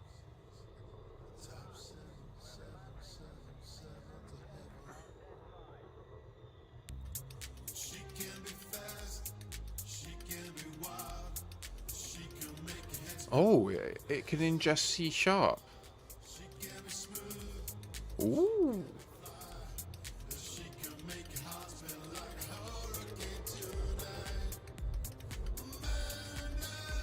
Hey, you can have that back.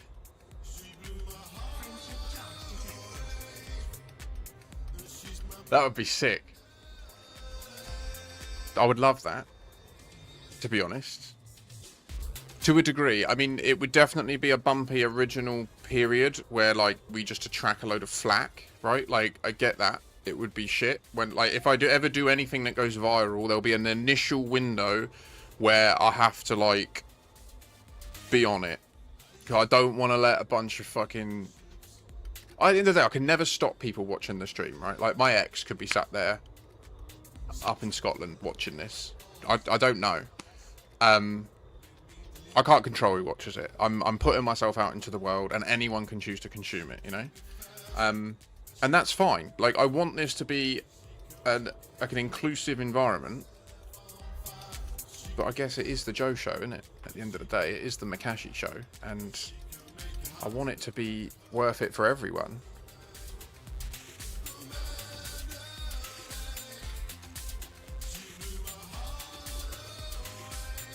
Oh, Frenchie!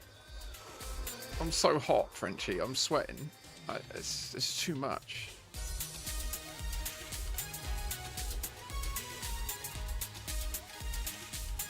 I just want to be loved.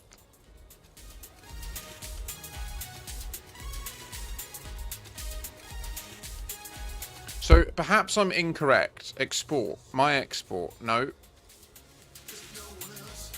I hold dear.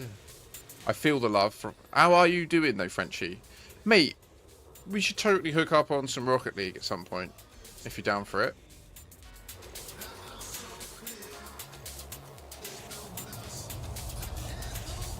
Oh, 07.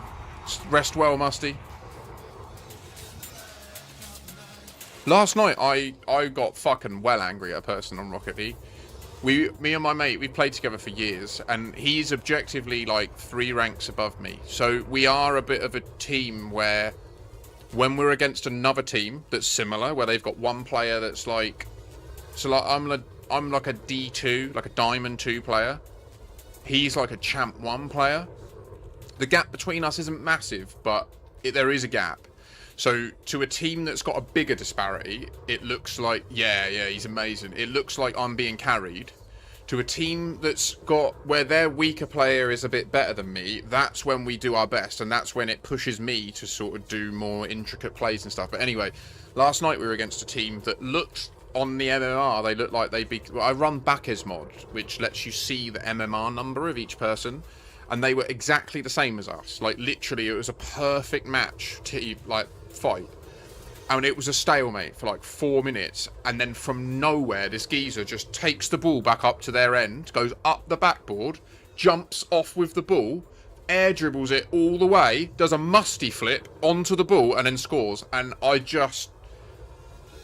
It's so obvious that they're like a GC or like an SSL player that's playing with lower level people to then buff them. I can't stand that. Like, it well pisses me off because it's just ridiculous. Do you know what I mean? Like, when they start doing it, I'm like, I know what's happening. Andy, I know what's happening. And he's like, go for it. And I'll go up, and there's just there's just nothing happening. Do you know what I mean? I'm like, and they just fucking do some wheels on the bottom, flip it out the way.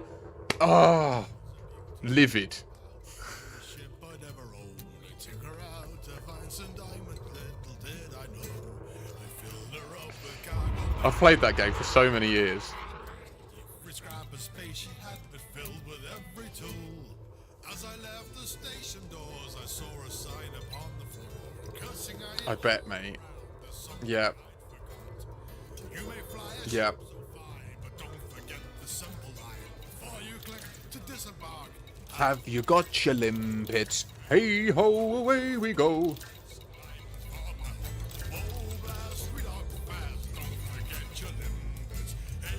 Yes, that's exactly what I do. Yeah, when I suss out what's happening, I just keep demoing them.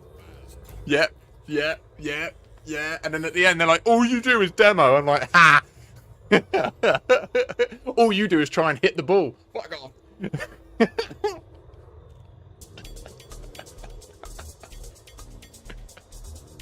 I love a demo. We are brutal with the demo. Oh, don't you get me all enthusiastic about Rocket League. I haven't played Rocket League on stream in years.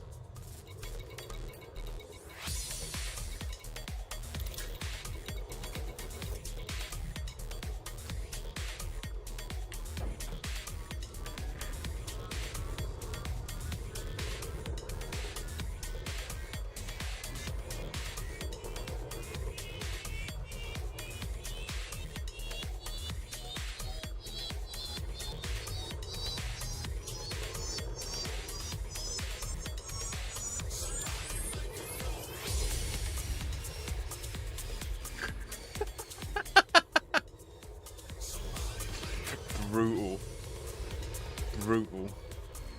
For a while, we had a 4v4. So we had like a squad of 4. It's sort of all fallen apart now, and it's just me and one mate left. But for a long time, there was a trio of us that played for years, and for about a year, there was a 4th person. And my mate Sam, bless him, I've never known anyone to be able to get a rise out of people online like him. He is a savage. Like, I'm generally quite a positive, like, I like to lift people up, right? So, like, I'm the sort of geezer that if you score a good goal, I'll give you a nice shot, right? Like, I'm like that. I'll give people a genuine what a save. Like, they'll do an amazing save, and I'll say what a save. Like, I'm one of them people, yeah? Like, I'm a naive little bunny rabbit to an extent. I love it. Like, my biggest joy in life is seeing other people succeed. Do you know what I mean? When they finally get that thing done that they were struggling to do. I love it. Like, that's why I love doing this, because I get the opportunity. I play hard games, and I get the opportunity to explain hard things to people, and then they get that satisfaction of overcoming their boundary. Oh, it literally gets me so enthusiastic. I love it. Like, this is what I need to be doing with my life. It just needs to be at a much bigger scale. Do you know what I mean? And yeah, it's like, he don't do that. He was a savage. He would just be like, you suck. Why'd you play this game, mug? He'd be like, oh my God. The one that does wind me up, the only one that winds me up, right, is when you're having a good match. Like, you've gone 2-2 and you're in overtime, and you're 3 minutes into overtime, and then they score a lucky goal, and then the other team members spam what a save.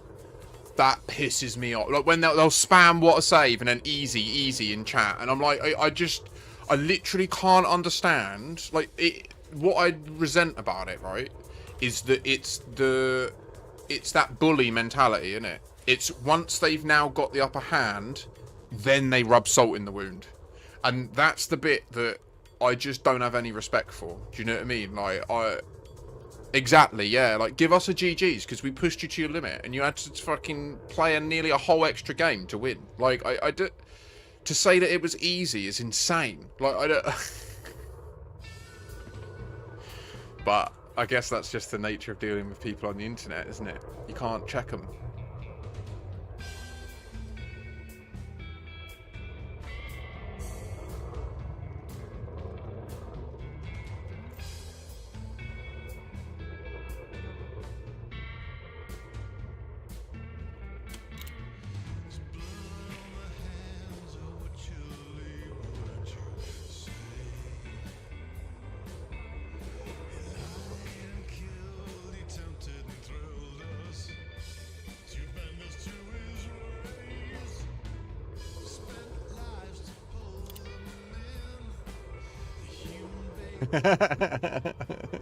Easy like your mum.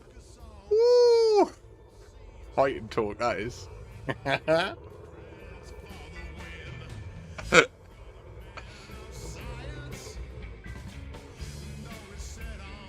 Genocide. So many people.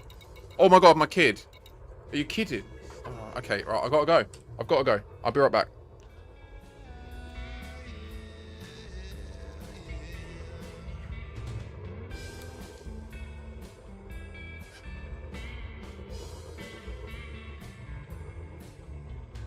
Hello? Who the devil are you, child? You bumped your chin, or is that chocolate? Yeah, I know, my girl. You got that chucky. You're saving that for later? No, is it? Oh. And your nose? What did you have? What chocolate did you have? Yeah?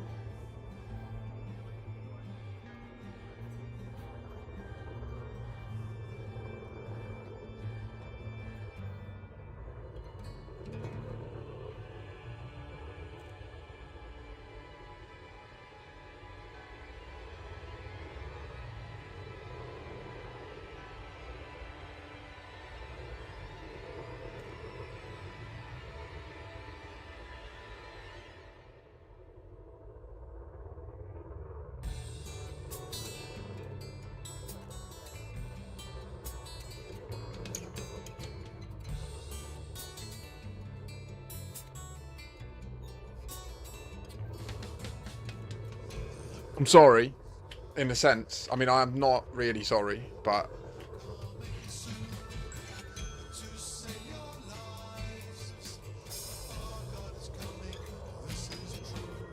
Yeah, no, I'm sorry, not sorry. I mean, she's still on the phone to my old dear, but this is literally a 1 in 10 year experience that I'm like, it's not hard to just tell me when you're going to ring, do you know what I mean? And I'll manage the boundaries, but when it's just out of the blue, it's like brutal.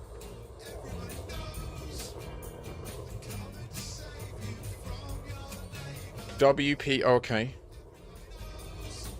Exactly, family first, 100%. But equally,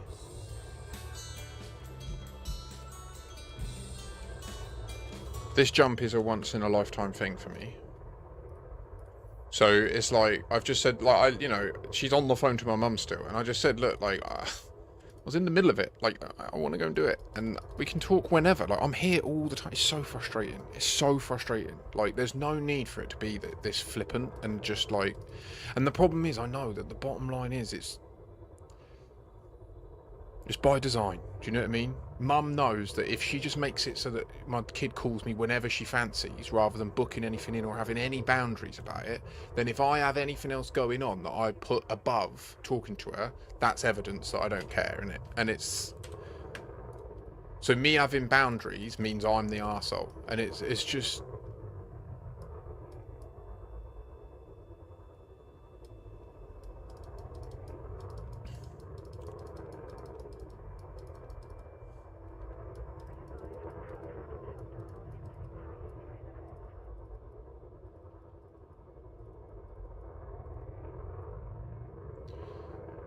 Like, literally, they have not printed out where we need to do the jump to, and it's very frustrating. Like...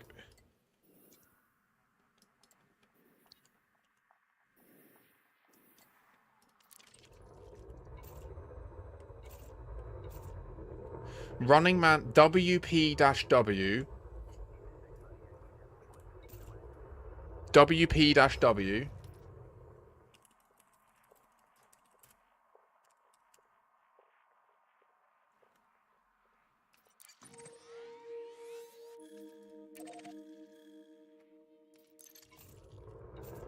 Okay.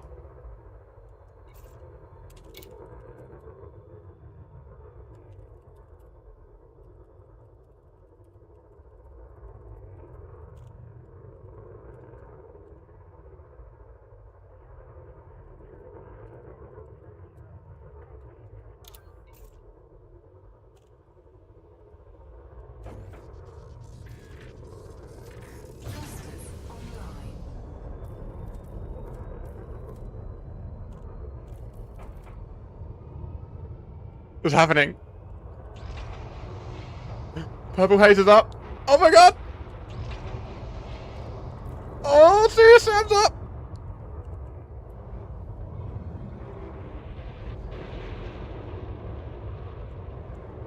Landing gear retracted.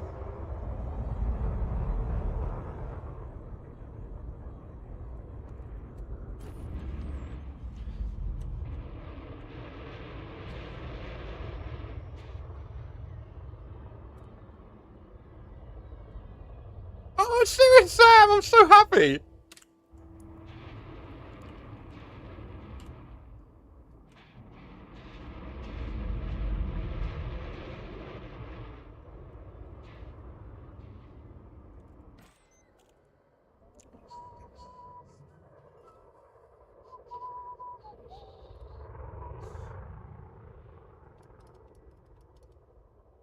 And like I was saying earlier on the stream, like, it is hard because, like I say, I don't know who's watching.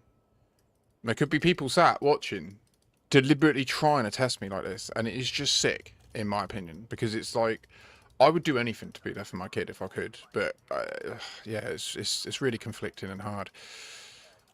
Retract hard points, engage hyperdrive.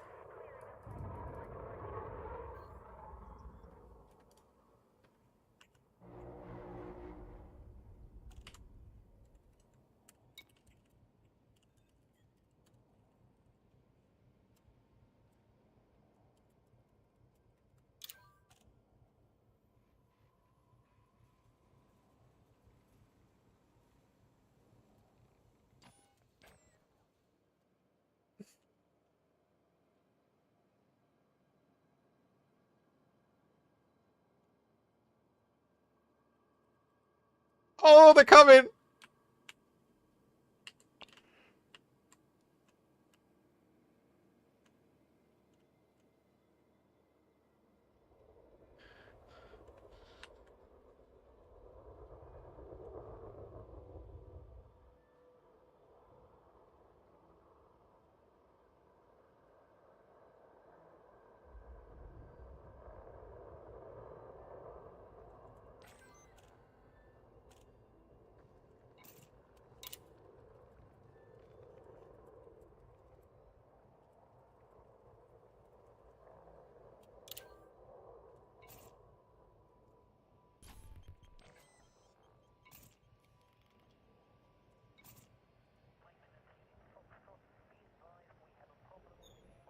Oh my god, I'm like at the front. Oh, I feel awesome.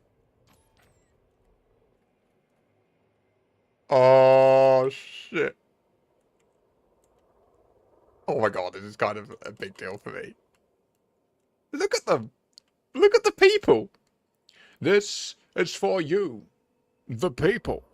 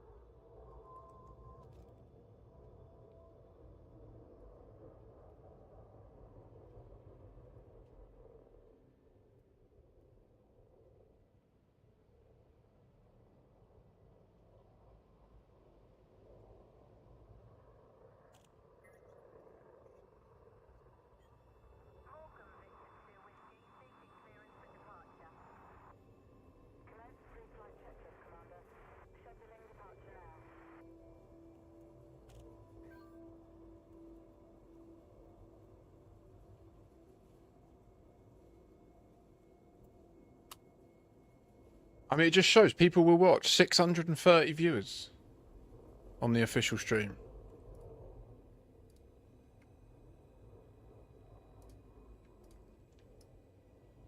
Big money they're going to pull in from this. Reports are coming in from Delta Squad. Be on the lookout for smuggler traffic in the area.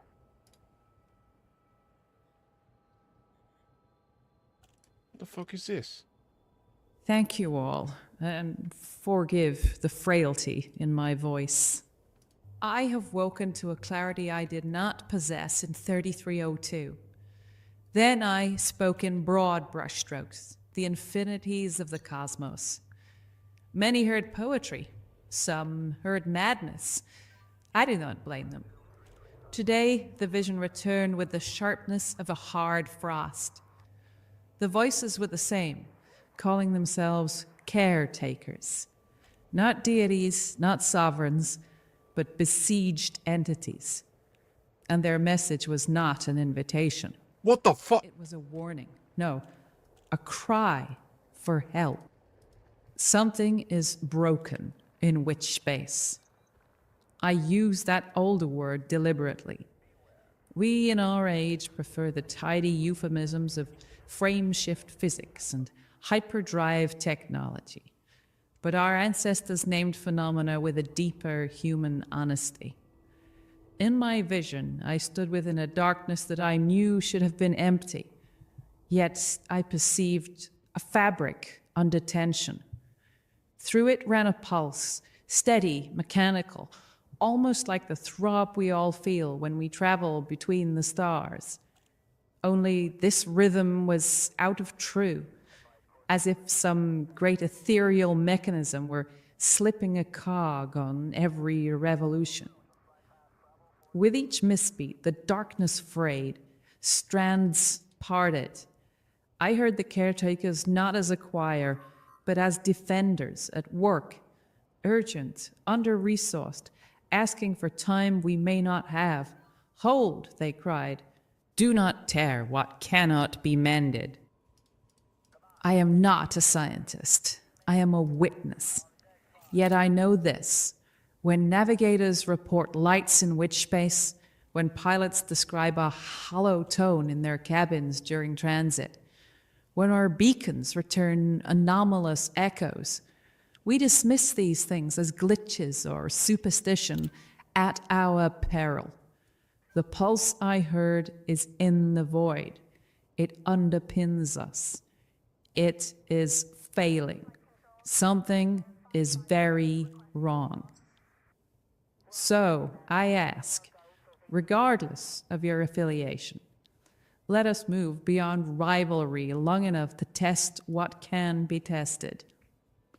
If the fabric that bears our commerce and our quarrels is fraying, then our first duty, federal, imperial, alliance, and unaligned, is to find what threatens everything. There is a place where the old meets the new. It is there, in the timeless bellies of ancient vessels, that I hope we can find a thread that will provide a new insight. I ask those who are willing to prepare to journey to Isla and its vast historical archives in the coming days. I will lend what voice I have to that purpose and hope to meet you there. Before that, however, I will submit myself to examination by physicians and physicists alike until we know whether these visions are messenger or malady. But if they are true, we must act with humility. What? And quickly. There's a new storyline! Thank you. Oh my god! What the fuck? Did you all see that?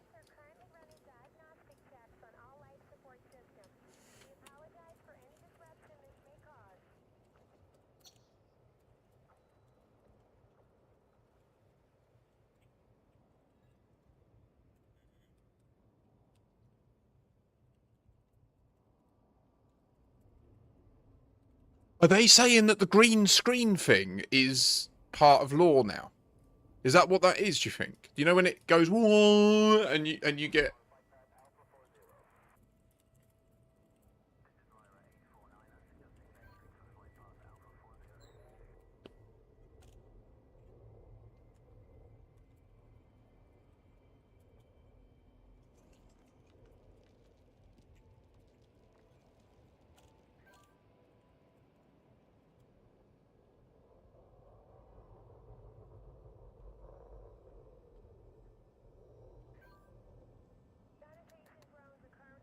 I'm so excited. I feel bad that my baby's downstairs on the phone, but equally, this is a once in a decade thing. Like, I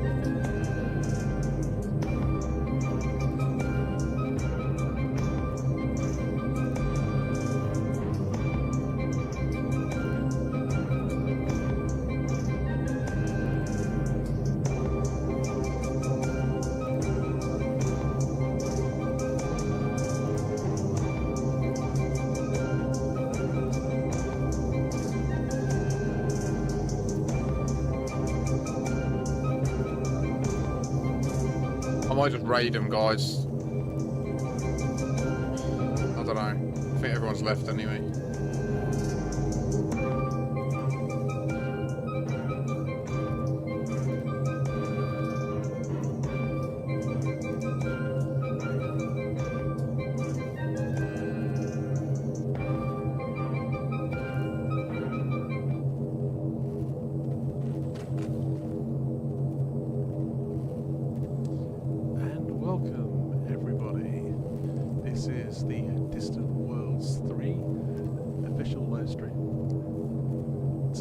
Please in the chat, silence. Anyway, yes, we are where we need to be. Thank you, Andrew.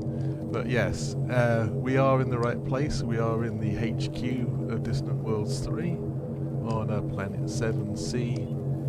in technically a moon, I know, not a planet, but technically 7C of the launch system. It doesn't have the most wonderful name of a system that we've come up with, but Frontier wouldn't allow us to change it, so it's just one of those things, I suppose. But anyway, we are all here today. This is, if you've been keeping up with the various things we've been posting, this is the liftoff. And not the mass jump, but the liftoff. And the liftoff, if you'll go into the Discord, you should find over from the launch day information at the top. And there should be some lovely infographics and instructions. The particular graphics were made by Jimbo here of the org team, and the maneuver was designed and perfected by Commander Just Barely as well, so thank you to those guys for JPL. Okay, it's probably best to have it in front of you, having a look at this. It's got 4 stages to it. Liftoff, the alignment, the cruise to escape altitude, and then the final go. Now, I won't read aloud every single stage, but we'll go through the commands, and I suppose I will technically do that when we actually lift off. So the idea is I will say out loud the stages, and this will be in a few minutes' time, by the way. So we're planning for the actual liftoff to commence in-game time at 19:30 hours. So yeah, we've got a few minutes before then. In which time I will probably answer some of the questions in chat. Oh, by the way, anyone also in the Discord chat here, if you voice chat, if you can answer some of those questions. What happened? Did they message you and say they were going to call? This is when we're supposed to be going off. All these poor server hamsters. What's the target system? Well, that's not yet applicable for what we're doing, because it's doing the liftoff at the moment. So, yeah. The target system, if you're really burning to know that, is where the carriers have moved to. So if you know where that is, you know in advance where that might be. But it is in a nearby system, so don't worry about it. Right, a lot of people talking about servers crashing. Yeah, I think this is not a legend. This is actually true from Distant Worlds 2. I remember this one very well because I was there.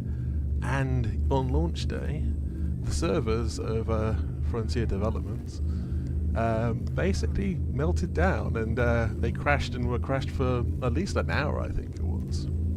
And so we didn't actually get very far. We were just sort of stuck in a Bremen tunnel for some time, thinking this isn't normal. This is not a standard launch. But you know, here we are.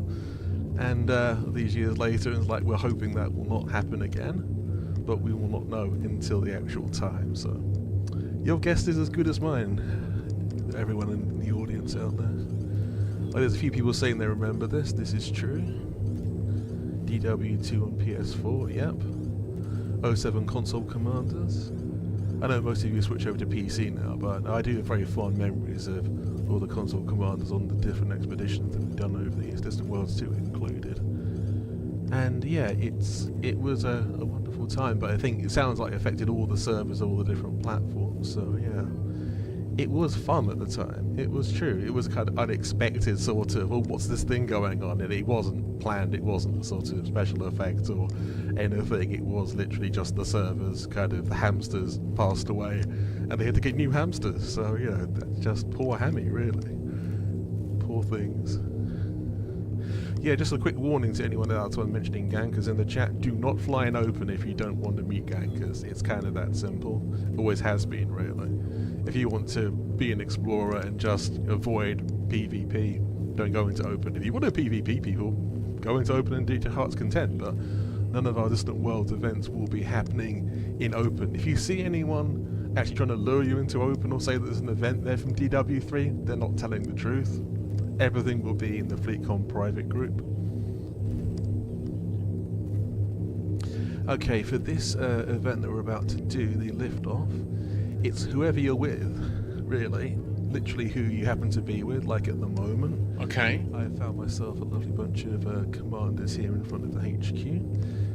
I've probably never seen any of them before in my life, but having said that, I'm sure they're all lovely people. Oh my god, is that them? You are, happen to be near the DW. They're down there.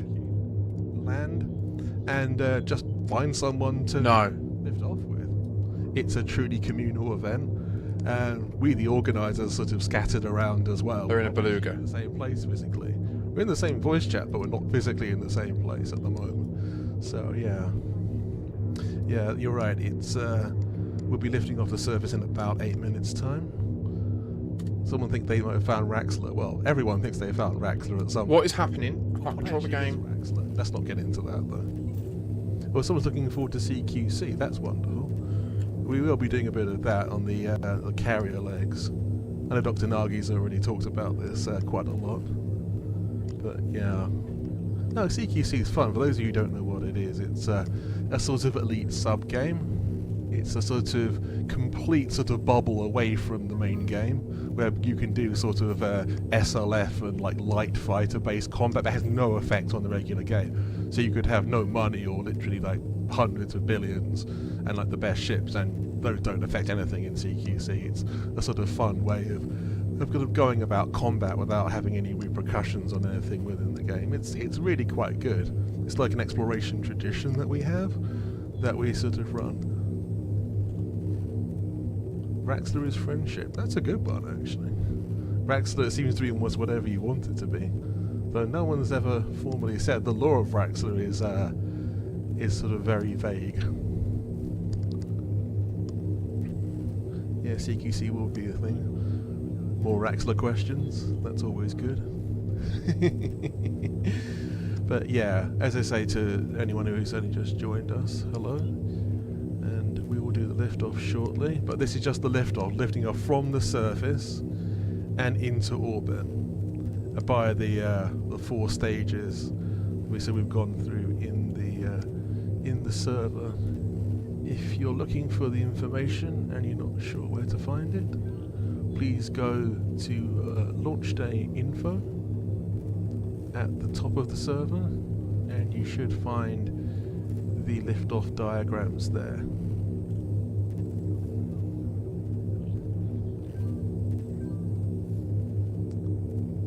And yeah, if you get them in front of you now and have a quick look at them, I was going to say memorize them. You don't have to memorize, just sort of read them as they happen. It's not that complex. Don't worry if you're getting the stages wrong either. I mean, it's not designed as like any kind of flying exam. Don't worry, no one's going to be marking you for it.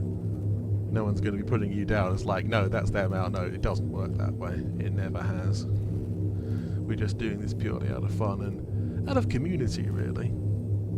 Because obviously, in Elite, it's sense of community is one of the most important things. One of the most enjoyable things I think about the whole community, the exploration community, is that sense of camaraderie and that sense of community. So, oh yeah, James the Fox has put in chat, Distant Worlds 3, the search for Raxxla. It's like, shh, don't tell them about that. The compass bearing's been announced. Yep, I'll do that in a moment. We'll go through all the stages, don't worry. Right, okay. Message the kids. Max was the friends we made along the way. Yeah, it could have been. We'll mentally be posting a mission today. Is the video on this channel to find official lore? The best place to look for that information.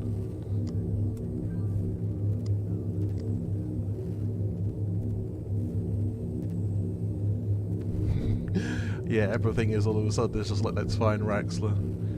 This isn't Elite Squid Game, that's true. We're not really those kind of people. Squid Game's a good show, but you know, this isn't that.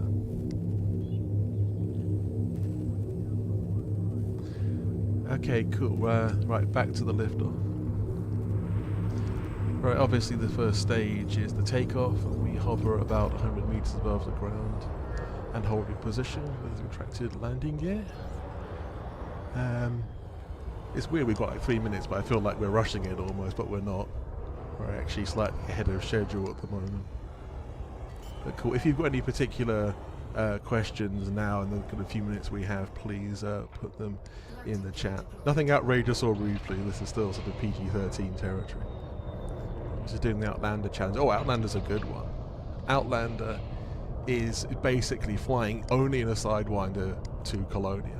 The first ever like Outlander was actually in the era when Colonia was first founded, when you had to go out in an unmodified Sidewinder, no engineering or anything. It was incredibly hard. Now it's still hard, but it's just a lot easier than it was because you can engineer a ship still.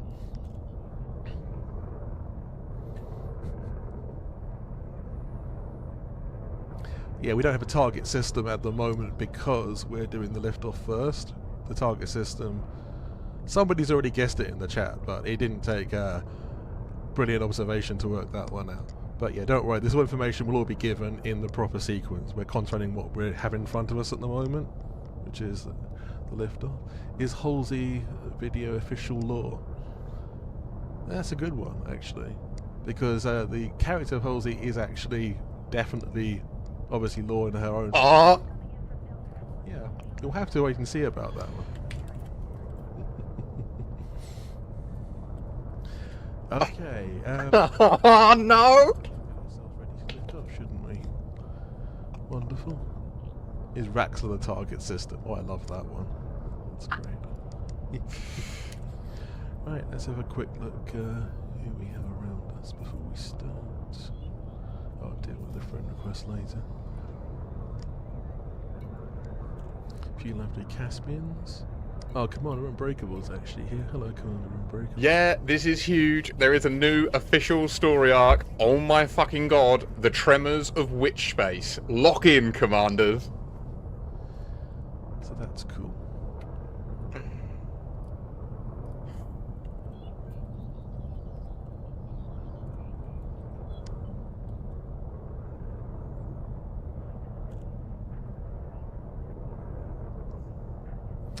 Right, okay. Prepare everyone for liftoff. We'll give you the bearing in a second, don't worry. As the infographic suggests, there is a sequence to this. Let's not get it out of sequence. Otherwise we'll start confusing ourselves. Right, prepare to lift off. Everyone, if you haven't already done so, please do that. Prepare to do step 1. Take off and rise to height of 100 meters.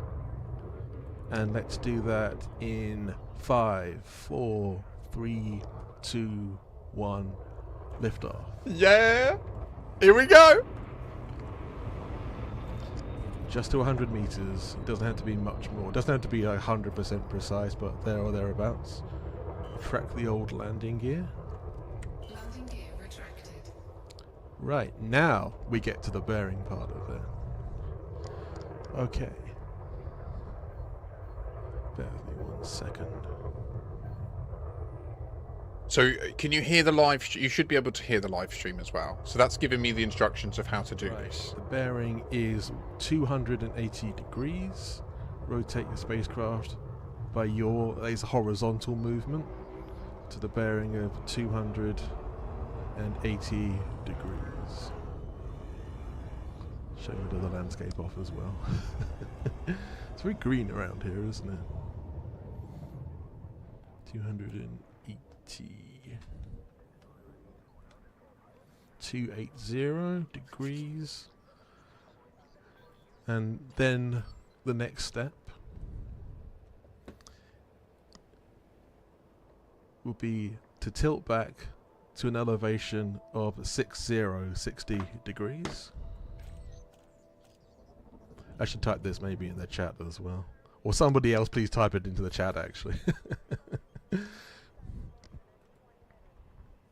Yeah, so we are raising to elevation of 60 degrees and a bearing of 280. That should point us into the middle of Barnard's Loop, straight into the eye. I'll put that in the chat as well, just to make sure that everyone has it.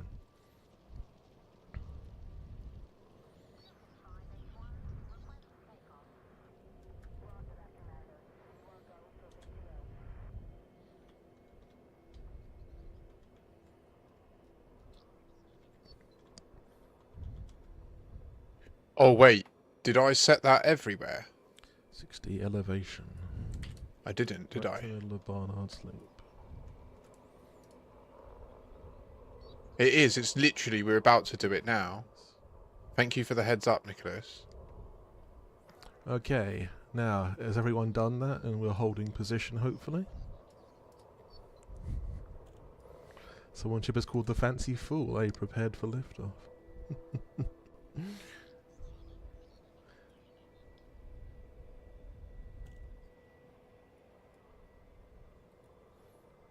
Cool.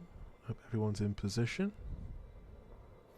Right, now the next step is to move forwards 100 meters a second to altitude of 3 kilometers above the surface, and then to hold our positions. Okay, let's start in Mark 5, 4, 3, 2, 1. Roll forward. 100 MPS, meters per second. Quite difficult with my drive because it's quite powerful, so it's like difficult to get it exactly right, but do what you can. As always, we don't expect perfection, just people try.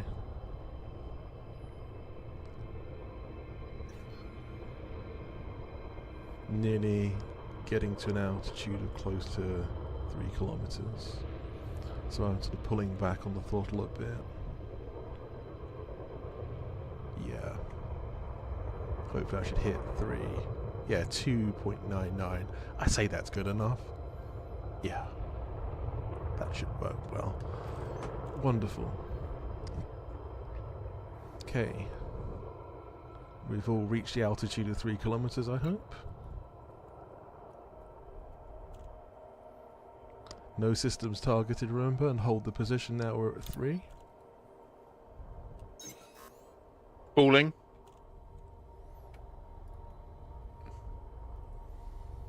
Cool, right. Give it a few seconds so everyone gets into position. As I said someone said in the chat, make sure you have no target system selected. We're not jumping to another system. We're staying within the same star system. Exactly, stop at 3 kilometers above the surface. I think I can see the commanders near me have stopped. Approach the safe speed, Commander. That's wonderful. Oh. Okay, that's phase 3 complete. Now, this is the go one. I do the count for the FSD charge for Super Cruise. And the SA, depending on your drive and obviously what the system is doing today, it may take longer or shorter. But yeah, the worst is like 2 minutes, but it's often quicker than that. So let your drive charge up, and then I'll wait for the final count. So I'll just say, charge your drives up. As you can start charging them now, probably the best thing. Start charging your drives, please, everybody. Where you are, don't throttle up, just stay throttle to 0, stay where you are. Just charge your drives.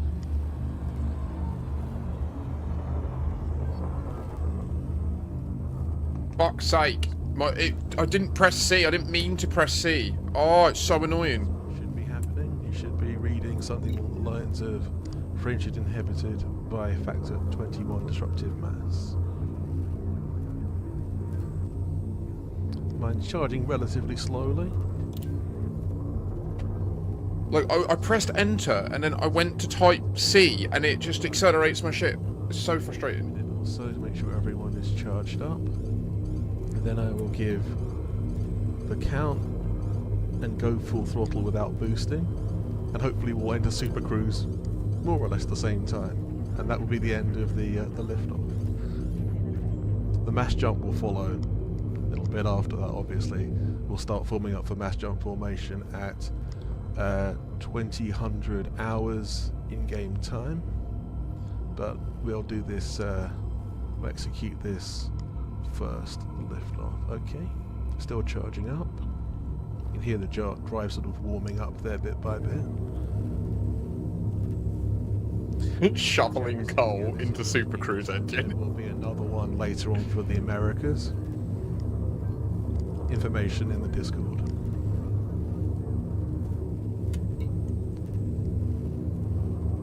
I can hear all the drives warming up. Yeah, we're getting there. I'll give it another. Once mine's topped out, we'll give it a little bit longer because people's drives seem to do it at different speeds as well. So yeah, I'll do a count of 5. At the end of it, full throttle but don't boost. Stand by, everybody. Stand by.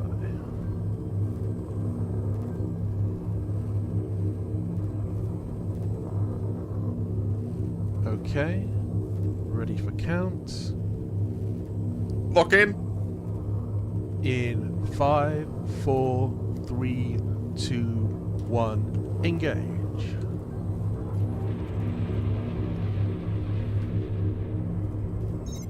Oh. Oh. Oh, that's rough. I should see some people to my side. And ahead. Oh, I can see a trail just up there. 1. Oh shit. Oh, it's so many people.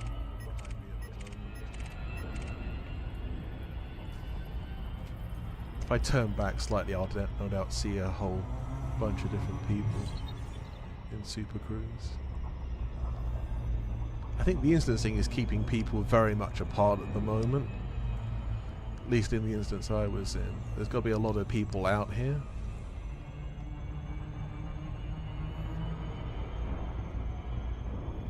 But yeah, the trails are quite beautiful.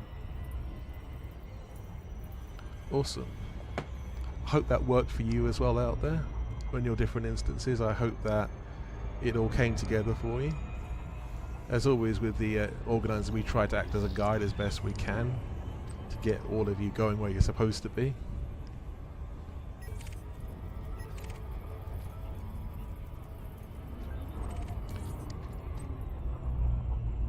Okay, right, for the timings for the rest of the evening.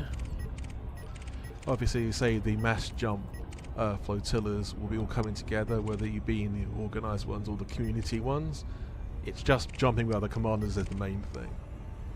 And as we said earlier, just like with the mass liftoff that we've just done, that's the key. It's being with other people. It's being in community with others. You say a lot of people have made friends by meeting each other this way. And if you've not done an expedition before, welcome.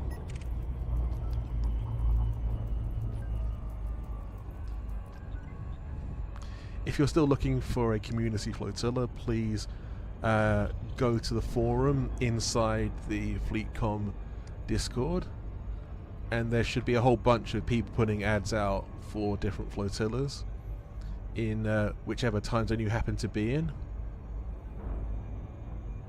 and you should be able to find someone there. Okay, wonderful. Right, this stream will continue for a while, though it will actually just be in sort of break mode for a bit, and then... That is where we're going then. Just coming up to 2000 hours, we'll... Karnaf is like the leader of DW3. 2010, but yeah, that 2000 hours start getting into your various different flotillas, be they community or organised. And as always, ask in the chat if you're not sure about anything. I will see you soon.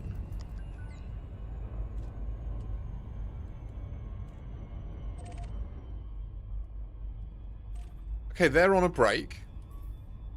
I mean, I'm impressed that it managed to do what it did so far, to be honest. It did just successfully manage to tunnel me into an instance with all these people, which... No crash to desktop yet. I mean, I appreciate... We might experience that in a minute.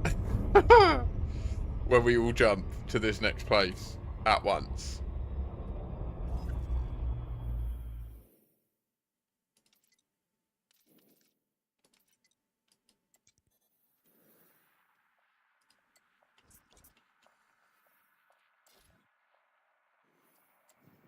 Okay, it is definitely negatively impacting my frame rate being in this instance. Like, OMG. For some reason, then the Galaxy map was pushing 20 FPS. What's that about? Set it up, man.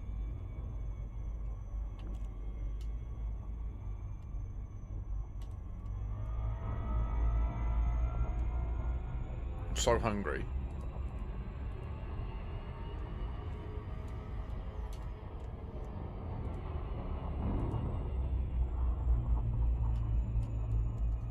Man, I am so like frustrated that my daughter called me when she did. Not at her, like I love her to bits, and you know I instantly backed off from the stream and gave her like 20 minutes. But it's like I don't think I'm being unreasonable to want to just know when she's going to call in advance. And if it is something that I can't take, then I don't have that situation where I'm just getting a call out the blue and I have to make a decision on the spot. Do you know what I mean? Like it's just. But it's just literally par for the course with my ex. Like, she just shat all over my boundaries at every opportunity. And she's obviously teaching my kid to do the same. It's hard. It's really hard, because, yeah. Obviously, if this was paying thousands a month, right? Say if, like, every time I went live, there was 600 people watching, and I was getting 400 subs a month or whatever, and it was paying legit money, people would understand and they would get the fuck out of the way. It's because they just view it as me dossing about on my hobby. Do you know what I mean? And it's so like if Pestily was to get a call from his kid, I'm certainly take the call, but people would also understand like there's serious cash being left on the table if you just sit on the phone, right? Like there's a reason that Pestily, one of my favorite content creators, literally walks away from his 2 kids every morning and goes to his office and streams all day. And his family support it. Do you know what I mean? Because they're millionaires on the back of it. So, like, as far as I see it, like the most likely path I can follow that will result in me having the sort of wealth and security I aim for is this. I don't see any business giving me that outcome. And maybe that's my own like poverty mentality setting in there. I think it could be to a degree. But why is there?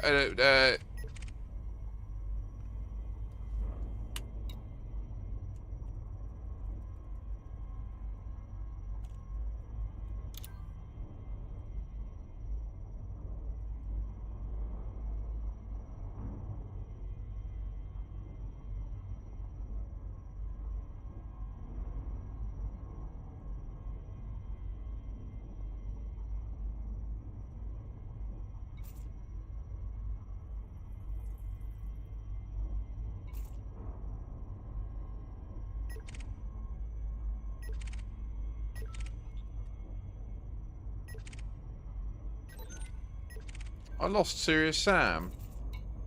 Well, and I'm so chuffed that I got to go up with them. That was really awesome. Like, I'm well chuffed for that. I don't know if it tries to instance you with friends.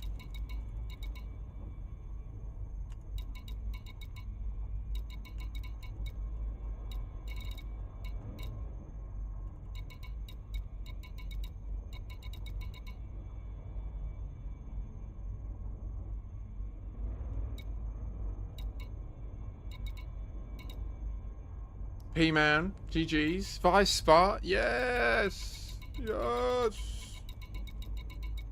Kaira, there's so many, these are all Trilix here. Oh my god, where are they? Are they about? Am I actually near them? Beyond the horizon, is that?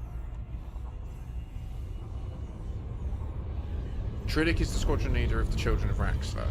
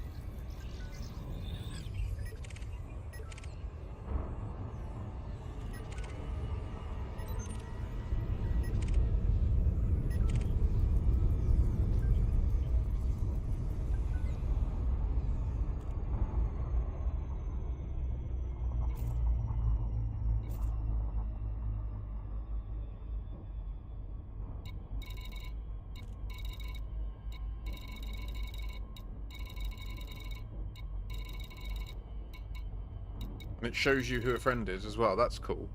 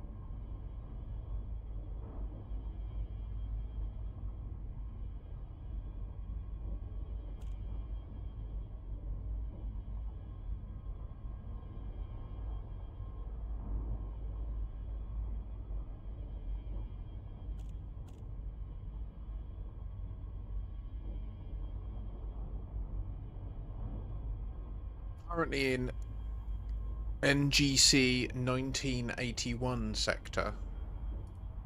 But the only problem with Inara and that is I don't think it will count because so many people have jumped in here on fleet carriers from the bubble.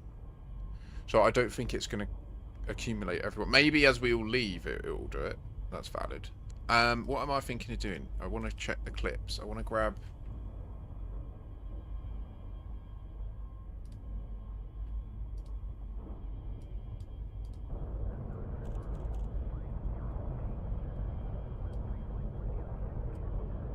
Yeah, this is huge. There is a new...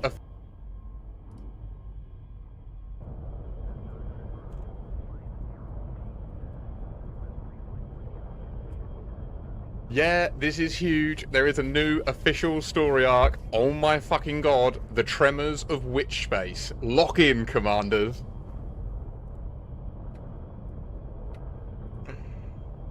Yeah.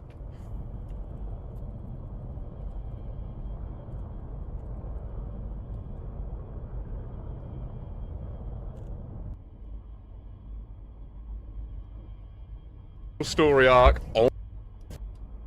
Yeah, this is huge. There is a new official story arc. Oh my fucking god. The Tremors of Witchspace. Lock in, commanders.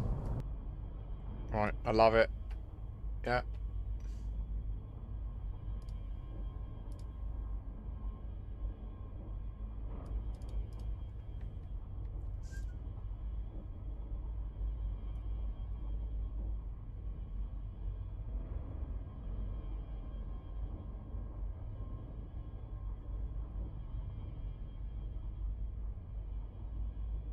Yeah, this is huge. There is a new official...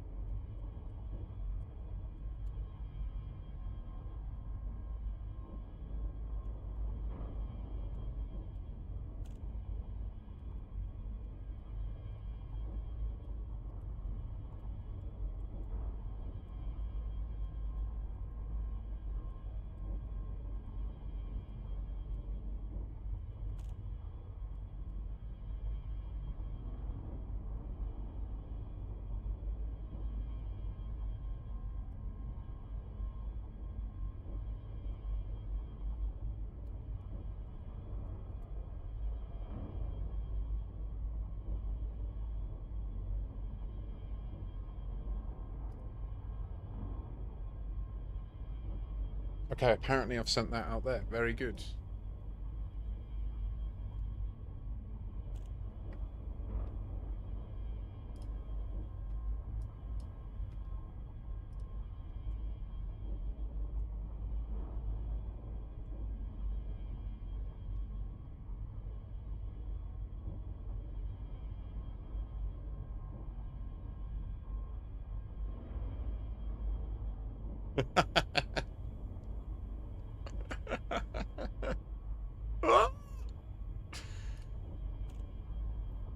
I'm just going balls deep on this. They didn't even fully confirm it's official. I don't even give a shit. I just want people to watch it and get hyped and then watch it again because they want to get hyped and keep watching it.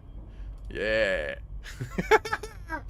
I'm pretty sure it is though. Like, they were well coy when they saw my question. I was the only person that asked that question. You see what I'm saying, guys?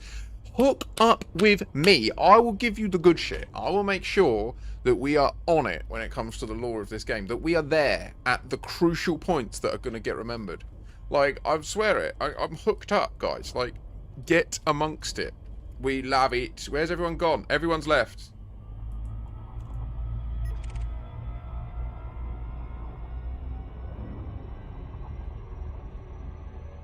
Why are they wanted now?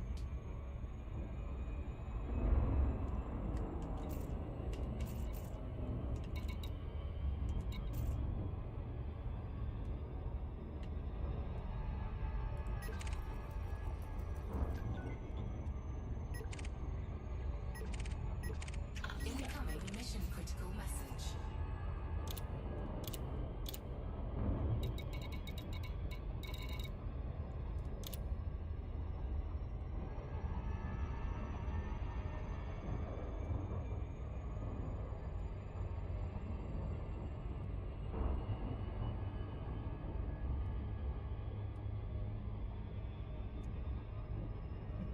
I was watching that.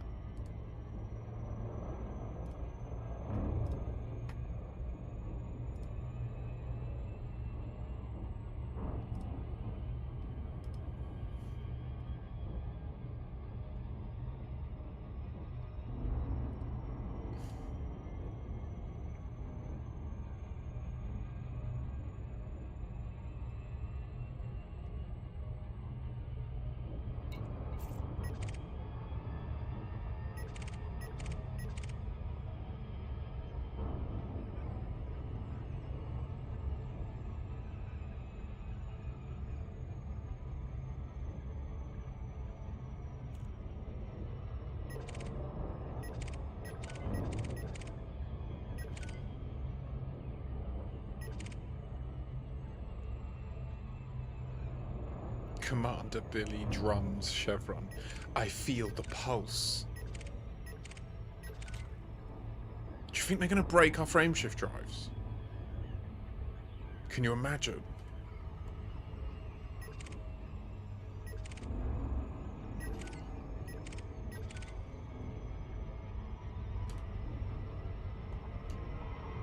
This place is gravitationally fucked.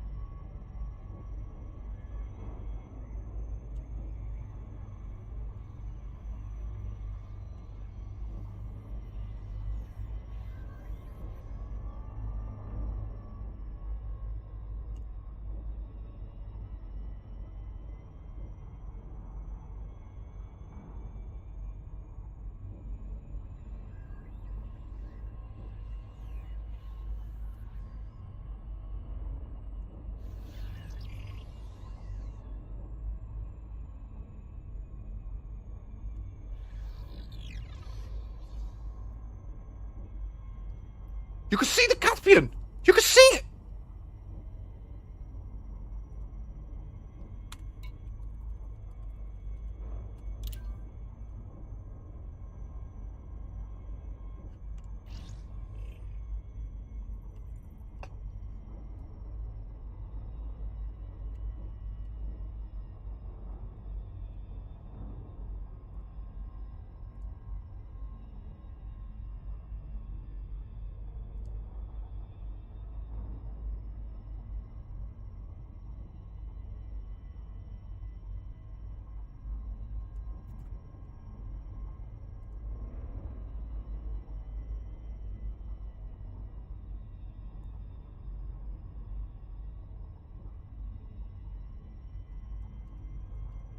So you see how I'm trying to put my dot on their front triangle? That's how you like get behind a ship. If they're traveling in one way, you just put your dot on their triangle and it will align you.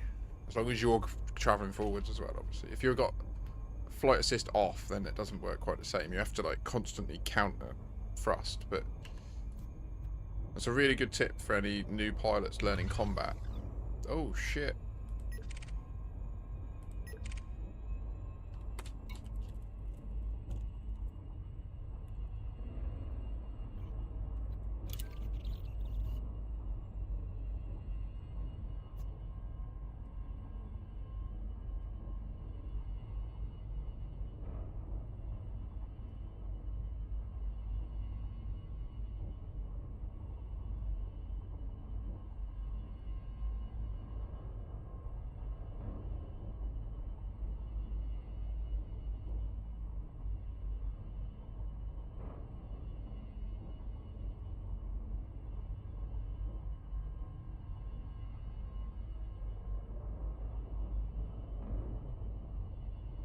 Massive respect to Commander Taxicab. Thank you for...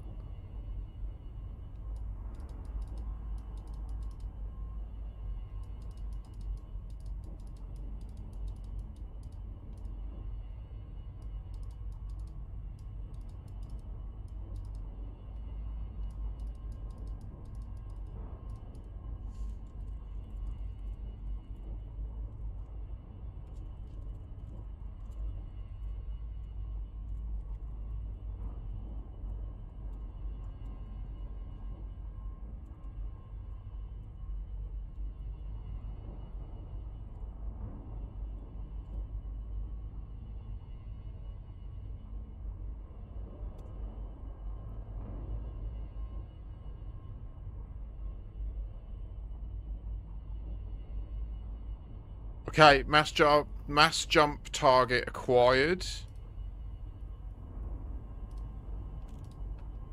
It was as predicted.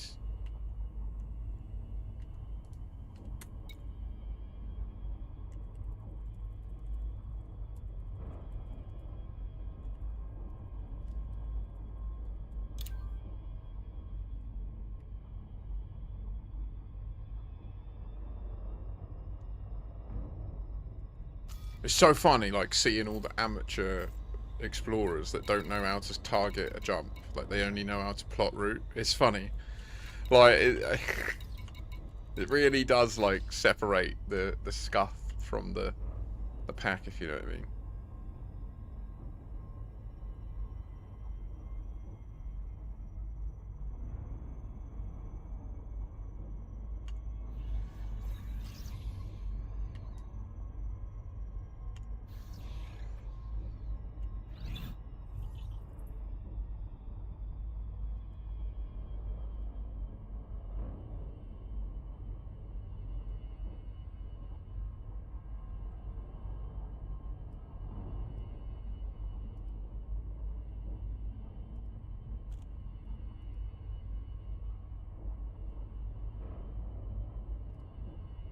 It's a German in the chat.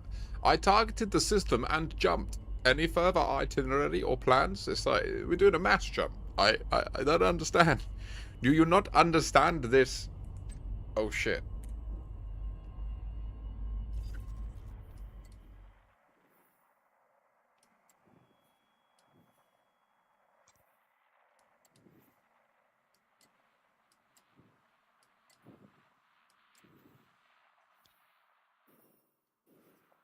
No.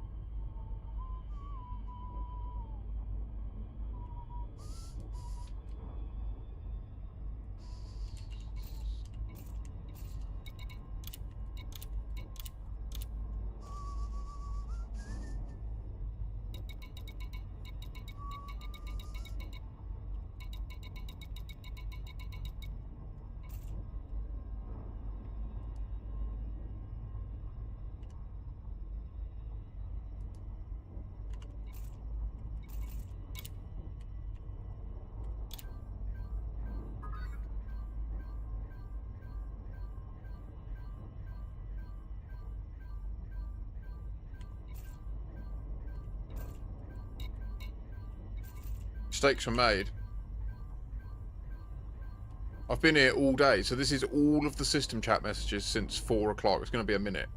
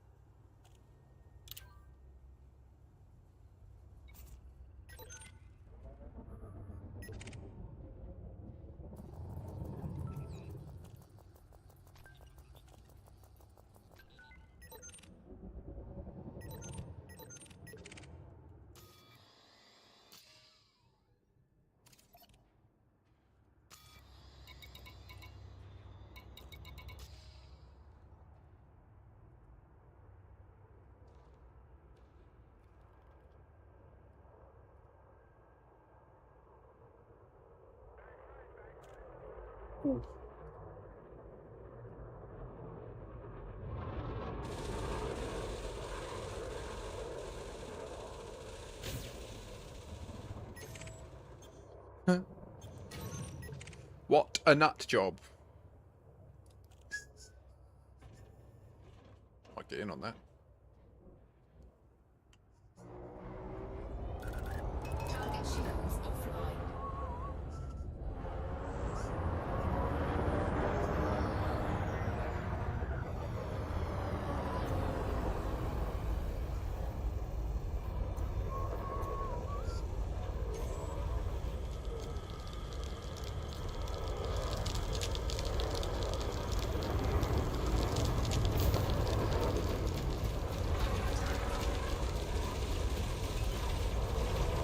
Imagine being in this fight and you pick the Mandalay with the fucking...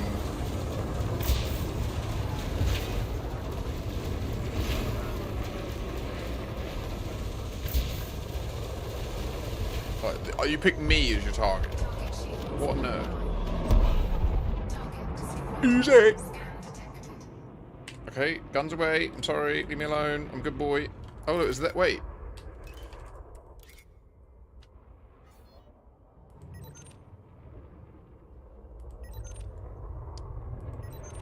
Skyver, follow the bear. We're back. Hello, everybody. Welcome back to the official Distant Worlds 3 stream. Hope you've had a nice lift off wherever you are.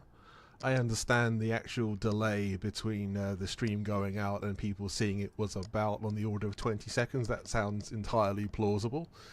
But obviously, to all the leaders of all the flotillas out there, all the jump groups, whether you be the official ones or the organised... Who is this? Or He's a legend.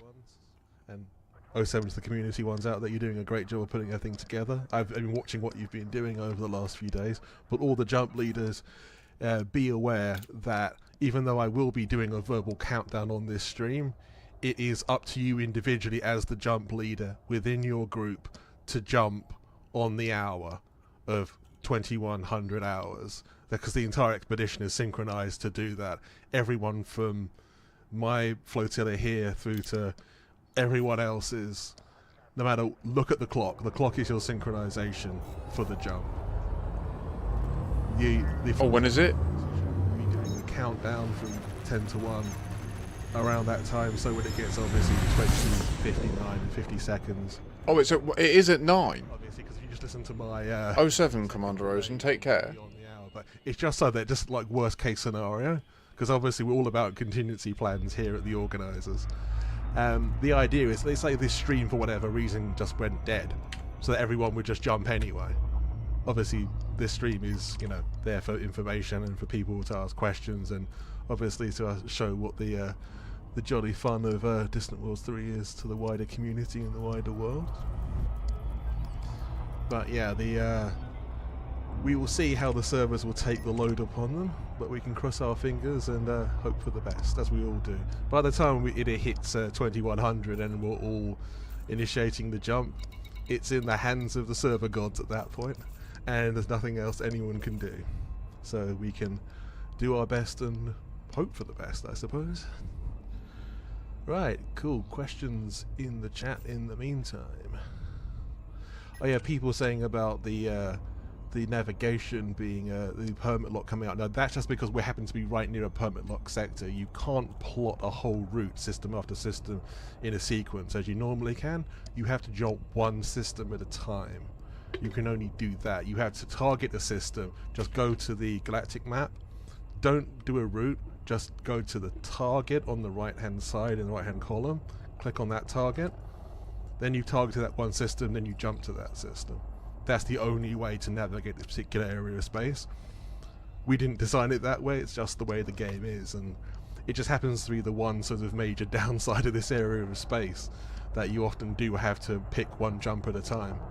But in all fairness, the early Elite game was like that. The very, very beginning of Elite, you could only jump one jump at a time. There was no further capacity. It's true. Yeah, that was, it's true. Preach. People asking, do I need to wait for a wing invite from official facility, or they have to send one? Well, ideally, you should have friended each other in game already. But if they haven't sent you a friend invite already, try send one to them. They hopefully should do so. If not, try messaging them within the game. I mean, within the Discord. Sorry. Try messaging them within the Discord. Because they should, especially the European ones, they should have responded to you by now.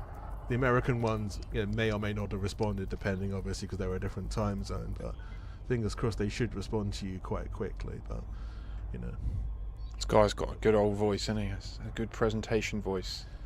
He's on it. For those of you who are not yet in a flotilla of any kind, your best bet to meet with other people to jump is to go into the Discord, the FleetComm Discord.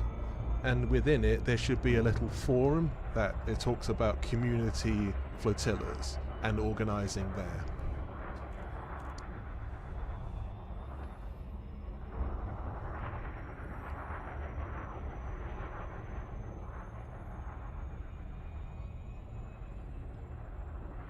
Okay, let's see what other questions we have. Yeah, Well, I do like the seeing jump that. target system has already been announced within the Discord.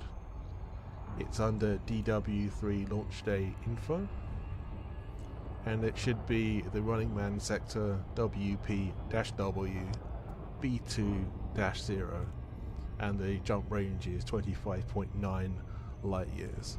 The time of the mass jump is set for the European part of the expedition to be the in-game time, or UTC, however you want to look at it, of 2100 hours, 2100. I just didn't feel like using it. Apart from that, like, yeah, such a nice shape. You ask, do they have to be in a flotilla? No, you don't. You can jump by yourself or with one other person. It's just easier if you're with other people, and it's more fun that way. I mean, part of the reason we all go on expeditions like Distant Worlds is to meet other people, to have fun, to meet new people, or to catch up with people you already know.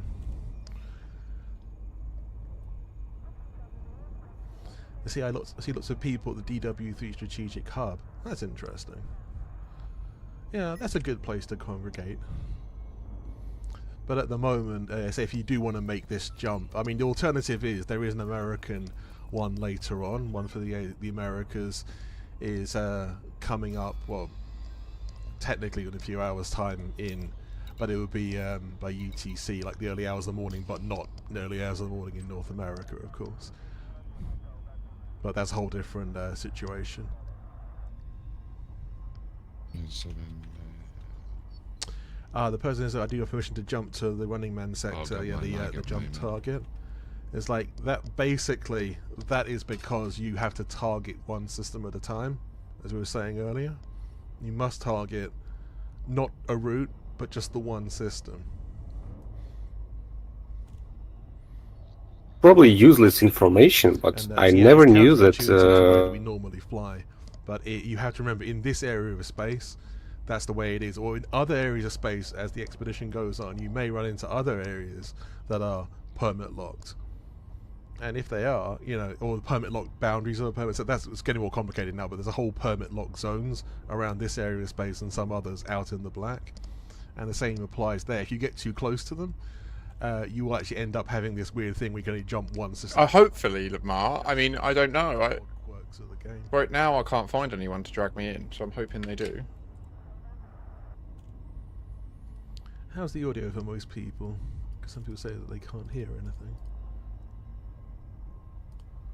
Hope you can. Be ashamed to miss all that information.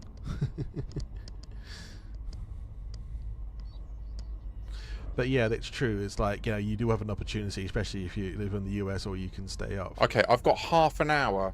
North American time. So it's not until 2100. Particular mass jumps.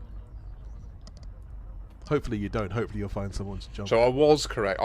They could have been a bit clearer about how it's all going to play out. I didn't realise it was like a 2-hour thing. It is cool, like meeting other commanders and stuff. But so far, I've just not instanced with anyone. If you genuinely can't find anyone, you could just find a nice place to jump yourself. Somewhere that looks beautiful, somewhere within the system that sort of takes your eye. You know, like it makes you think this is a really sort of lovely spot to jump from. And you could do that. That's like the worst case scenario, though. Hopefully you'll find somebody before then.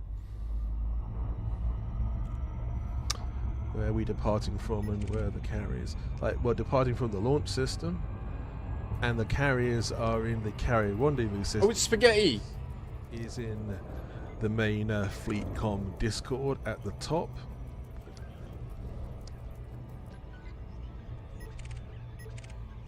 The developer of EDSM. Yay!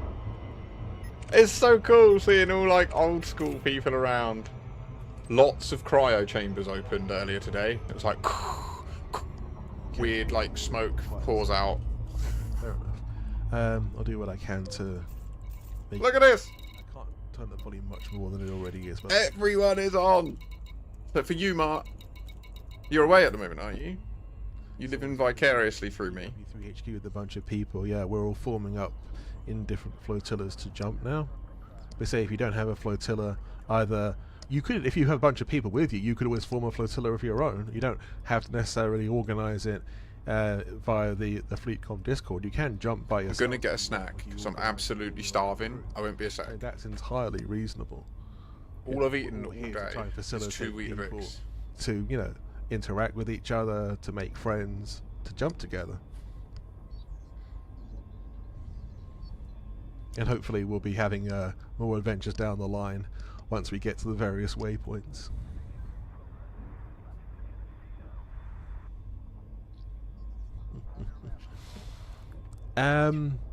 I won't be able to show you directly on the galaxy map because I don't want to give away some of the secrets of the expedition.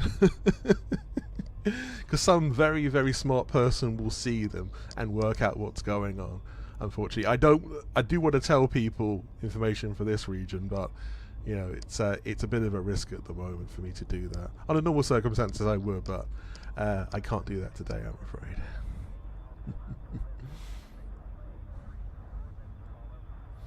Yeah, we will be jumping in about a little under 40 minutes. Is there a DW3 private group yet? There is, but it's called the FleetComm private group. And the information for that to be found in the FleetComm Discord server. Some people... I would do truly sick and mad things for them to just include me in this as a streamer. Like, honestly, this dude is currently streaming to more people concurrently than I've ever streamed in my life. I've never had a stream with 900 people on it. Chance is one of the cool things. Do you know what I mean? I don't know who it is. They didn't even introduce themselves. 865 concurrent viewers watching an Elite Dangerous stream. And people think that we can't get the numbers. Like mine or whatever. This is a very good one, actually. It's not so much a specific role, because I think most people on the expedition will end up doing some mining. So you see, like, my dream of having a thriving Elite Dangerous stream is not a pipe dream. People will show up if you get it right. In Elite, however, mining we'll be doing will be in groups. Group mining is infinitely more fun than doing it by yourself, because it's like a laser light show. There's like lights everywhere and everyone's sort of pulling together for the same goal. We will be doing some mining to refuel the carriers, and that's the main reason we'll be mining. There are other things we can do as well, but the main one is to produce tritium for the carriers. Obviously we will be needing to refuel them, and it will genuinely require the efforts of everyone on the expedition to all pull together and mine that tritium. But as I say, don't do it by yourself. It's kind of dull that way. I mean, some people love doing it. They find it very zen. I literally heard it described that way. But that's a good point about the FleetcommPG. Just thinking no one's being admitted today. I only think there was a recent deadline. This is not a permanent lock on the group. It was just that the administrators were so overwhelmed by the number of applications they were getting to the FleetComm private group that they put a temporary hold on it so that they could catch up with the applications, and that hold will be released soon, so that the process of taking new people into the private group will start again very soon. You are requested not to bring your own carrier. It's a bit more than a request, actually. It's a case of, like, if you sign up for DW3, you are agreeing not to bring your carrier. There's a little box that you have to fill in, and you have to say yes to actually join Distant Worlds 3. So it's not really a request. It's a case of if you try and bring your carrier, you're kind of violating the terms of service of the expedition by doing that. So it's really about as big a faux pas, as a sort of violation of the rules as you're going to get. Because as you saw in the launch system here, it kind of starts to clog up the system. And we can't have that across the entire expedition, because we don't want to get to the point where the official carriers literally can't enter a system because it's already being clogged up with people. Yeah. And this is the reason that we don't want people to bring their carriers. You know, it is purely a practical thing, and based upon the limitations. This is the problem. People think that they're saying these rules difficult for anybody, just to be like power hungry, and it's not. They're the most reasonable people. Like, they want to include more people in the game. It's not on. But you get these people that have a stick up their ass, and they're like, oh, 4 carriers with us, so no one will have to have a carrier. I mean, I left my carrier way away from this place. My carrier's never even entered this system.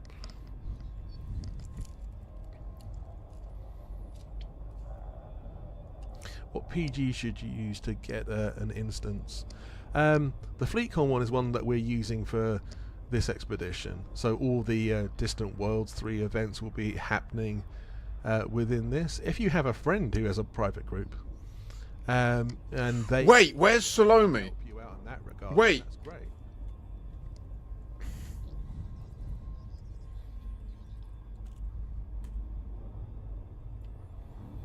Yeah, someone make a good point also in the chat saying it wouldn't be much fun. Get ready. Get ready. Well, this is the thing. It's expensive maintaining a carrier, and also the refueling a carrier in deep space is really quite annoying. And you basically wouldn't be able to do that. You could buy from Star, I suppose, in theory, but I wouldn't really encourage that because, well, Star are a lovely organisation, but they are expensive to buy from. Let's be real about that. So it would be inordinately expensive to start going out into the black of your own carrier, and also the fact that the Distant World organised, we specifically told people not to bring them. But yeah, it's just not worth the hassle. It really isn't. Just park your stuff, all your equipment, all your ships on our carriers, all your modules and everything, and we will haul them for you.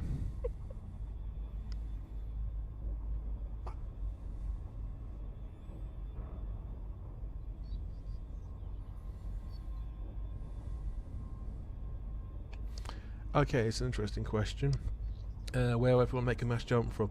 Well, this is where it comes down to, as I said earlier, about the community flotillas.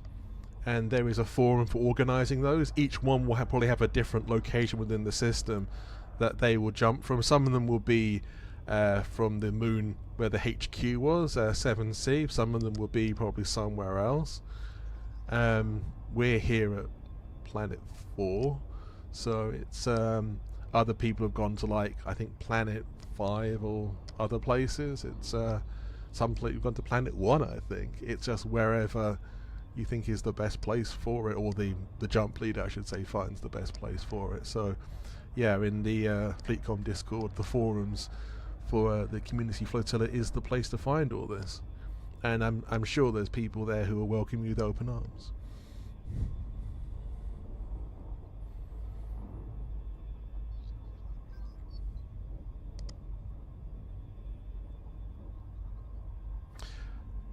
Where are you mining en masse? Yeah, that will be some way into the expedition. It won't happen just yet, but there'll be a point where the carriers will start to run low on tritium.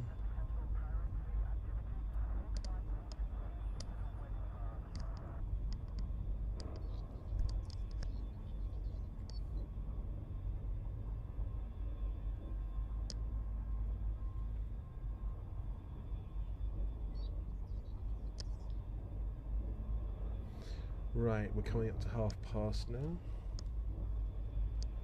So we've got about half an hour before mass jump.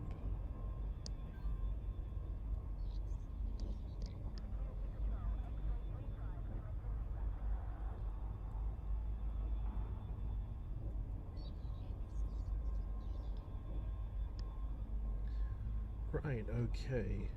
The plan is also to do the DW3 address at the start of the expedition at 2040. We'll start the process of slowly counting down at about 2050, and then the launch itself at 2100. All of these in in-game time UTC. Wait, where is Salome? A good question. A good question. Yeah, someone noticed, I think, on the way that Salome actually is one of the architects or the systems of the Shoulder of Orion event. That is a nice little Easter egg that was sort of very deliberately put there. Some of you maybe aren't aware, Salome is one of the characters when Drew Wagar's books about Elite Dangerous. I think that particular one we're talking about was the book Premonition. Oh, he thinks. He thinks. But Drew Wagar has been one of the sort of official Elite Dangerous authors and responsible for a fair amount of Elite lore, even though I'm not sure what Frontier's present-day position on what is and is not lore as far as the books are concerned. I'm sure someone else will probably correct me on that at some point. But yeah, well observed, whoever. I think that was Makashi Games. Yeah, you're asking about Salome. Yeah! Or Salome, depending on how you pronounce it. Yeah. There's definitely a sort of blast from the past, that one. Because Salome was involved in game as a commander, during the premonition events. I think it was, what was that, 2017, where Commander Besieger, aka Harry Potter, actually destroyed Salome's spacecraft. Yeah, that was a pretty interesting time. But yeah, it's a very cool piece of lore, definitely.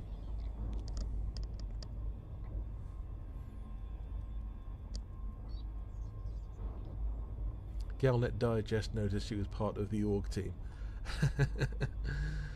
Yeah, technically not part of the org team, but was actually one of the architects for the Shoulder of Orion event. That's definitely true. But no, not actually part of the org team. I mean, she's alive.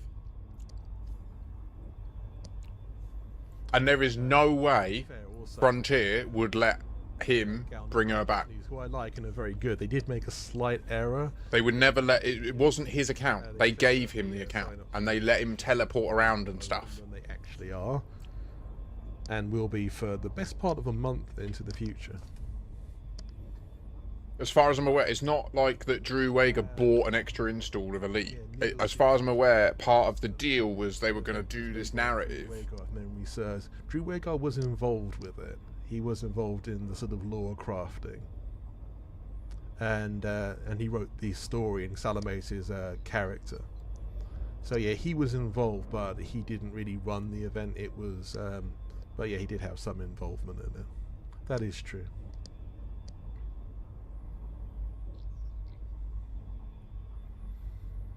As who is hosting the stream? Well, I am Commander Yannick, and I'm the lead organizer of this.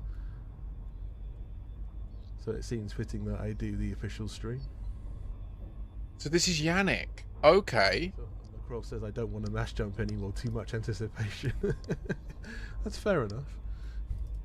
No one's forcing you to do anything you don't want to do.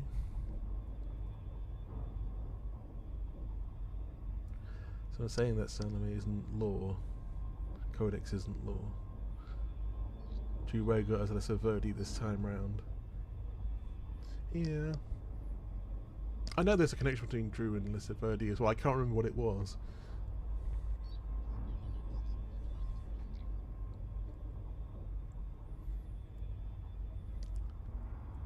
Oh yeah, 07 Commander Mars Base. Hey Yamix. How's it going? Yamix is here. Well, he's asking when is the first waypoint and checkpoints coming.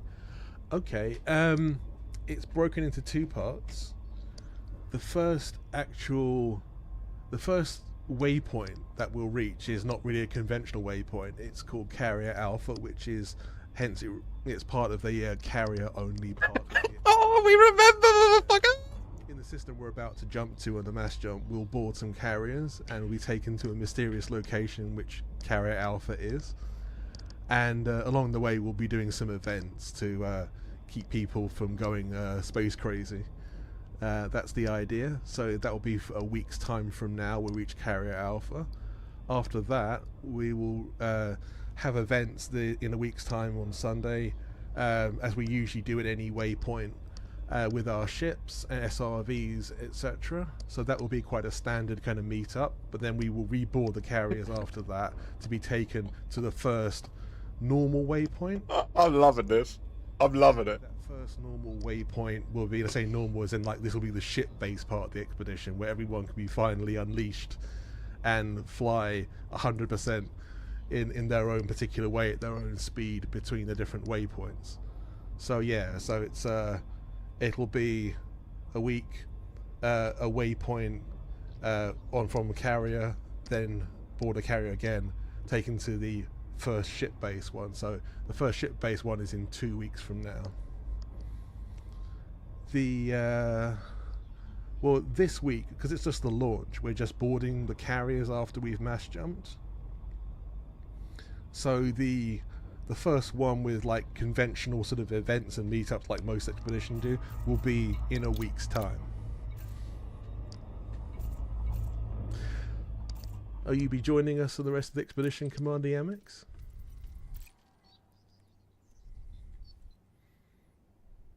Yes, Yamix is not Yannick. Yes, we've both laughed about this many times. We have quite similar commander names, and one has been confused for the other quite often. So yeah, it's definitely funny, with very different kind of people. As Commander Yamix is primarily a YouTuber, and I'm primarily an explorer. So yeah, it's different things, but yeah, I like Commander Yamix's videos. They're very cool. Definitely very sort of sardonic and wonderfully sarcastic sense of humour. The legendary beater of dead horses.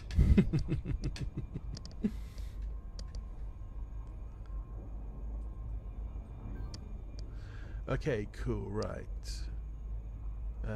Someone's recommending that Yamix, you should join the EDC but time trials near DW3. Yes, there have been racing events today, and they've been pretty fun.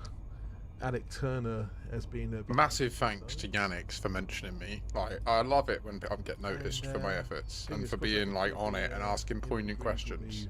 And Commander Taxicab for giving me due credit in canon about asking the question about the video. Like, it's too easy in this world for someone to give you a good idea and then just take credit for it yourself. And it really does restore my faith in humanity when I see people just being honourable and just, do you know what I mean? Like, I love it. Before I start my address to the expedition. Oh God.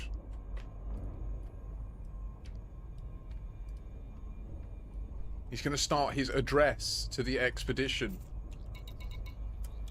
It's okay, Commander Yamix, you can stay there. It's alright.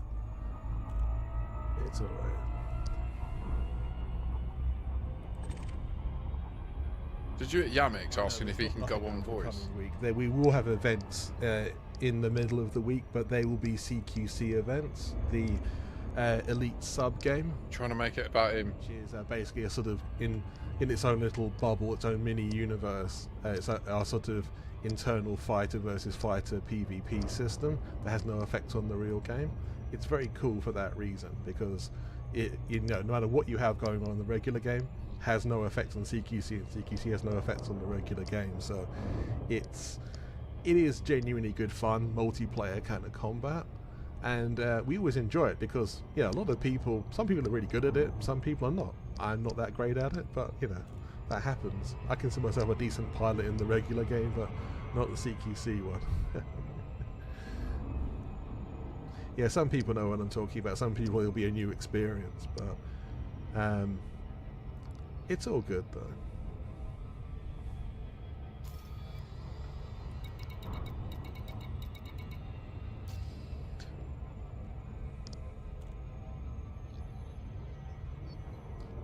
Commander Makashi, great to see DW3 getting people to CQC. Let's have operation. So yeah, that's a fair point. It is CQC is often underutilized, and it is definitely an explorer's tradition that we do it at least once an expedition. But because of the way that the carrier legs are, we'll probably do a lot more CQC than we normally do. Yes, it isn't gold. CQC is my lowest ranking as well. I think for a lot of people that's the way.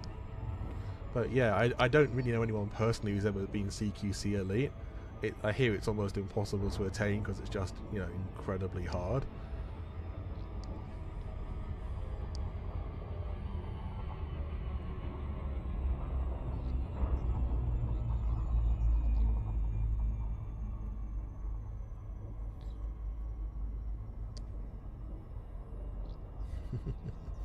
Interesting one. Space Elite, Hero Elite says he won't believe his luck when we all jump in to be his cannon fodder. It's like, I see we're talking about CQC here.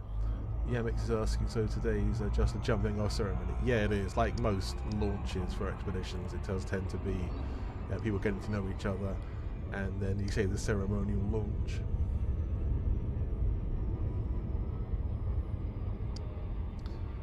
Neo C68 is asking, was that an in-game decoy for the original Distant Worlds? I think there might have been, actually. I wasn't on the first one, so I couldn't tell you for sure. But there's still a fair few people around from Distant Worlds 1, so I'm sure they'll be able to tell you. I'm dropping gold in this chat. I've just dropped in my opinion, CQC rank should be awarded for destroying player ships in open. I think so, Commander. It would give a real reason to do it. Sir, they said they can't. It's going to get some fucking cogs turning in brains, that is. it is a very, very open community. It's a very sort of friendly one, and it is the best one I've ever been in any game. Thanks, Andrew. Yeah, Mix is correct that decals were released for Distant Worlds 2. I know, because I have one myself. Yeah, David Hedber says that I have a decal for both DW1 and 2. Oh yeah, Andrew Gasper also says that he has a DW1 decal. So yeah, as I thought I'd seen them around somewhere, but that just confirms it. Mass Jump is in 19 minutes from now. Right, okay. That does remind me. I do need to get on with this and do the address to the expedition. Give me just one moment. He's about to like do a scripted address. Are you ready? Lock in. Lock in. We've got to get this shit at 1080p. Hello, everybody. This is recorded, I think. This is the third of the Distant World series of expeditions. And there's been so much speculation over the years, especially since the second one ended, of would there ever be another. There surely were times that it seemed like there wouldn't be, for various and many reasons, too numerous to go into here. But at the same time, we are here now.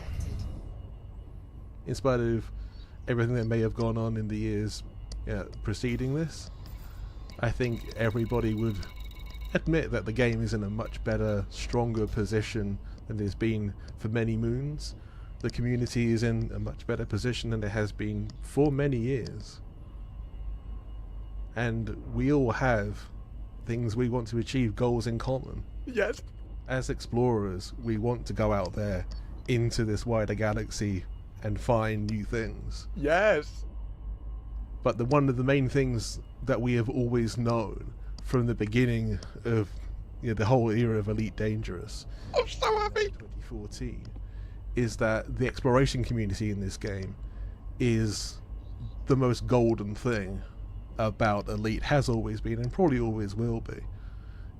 I speak not just for myself in that regard, but for virtually everyone I've ever met within this vast explorers community within Elite Dangerous.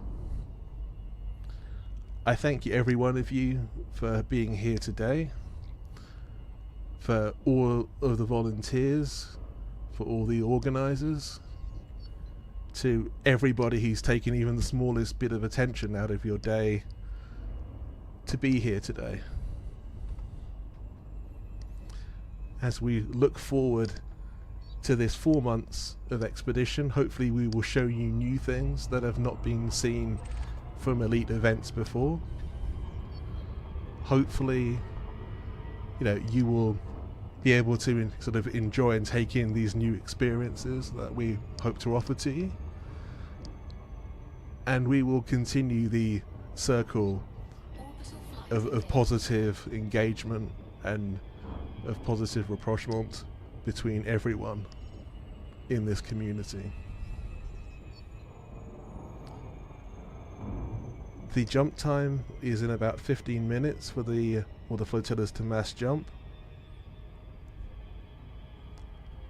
And in the words of Commander Alan Shepard, let's light this candle. I will start the stream countdown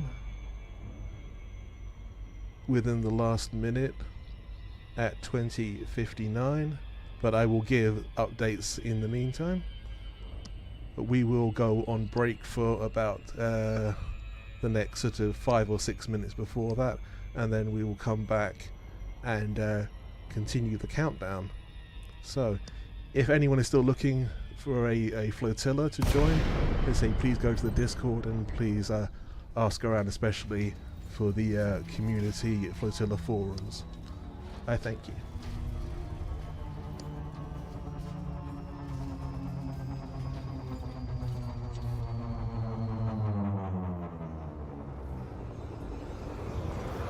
Commander Zittles, eh?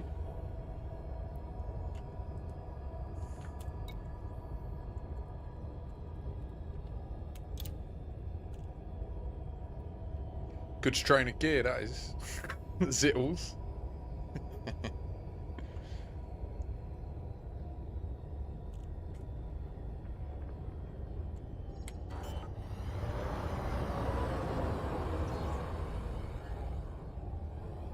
Landing gear deployed.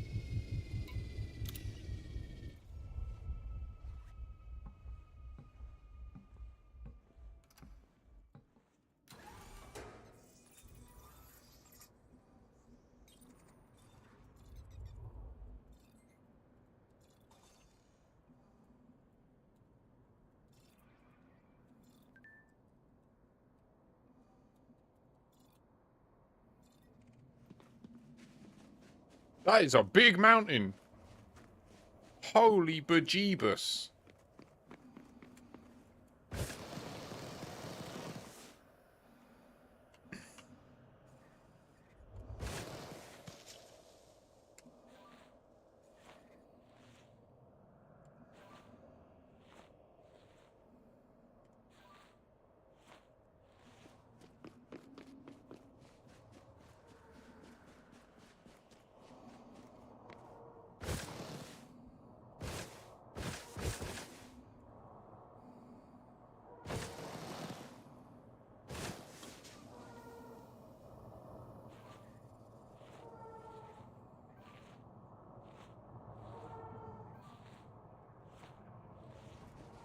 There we go.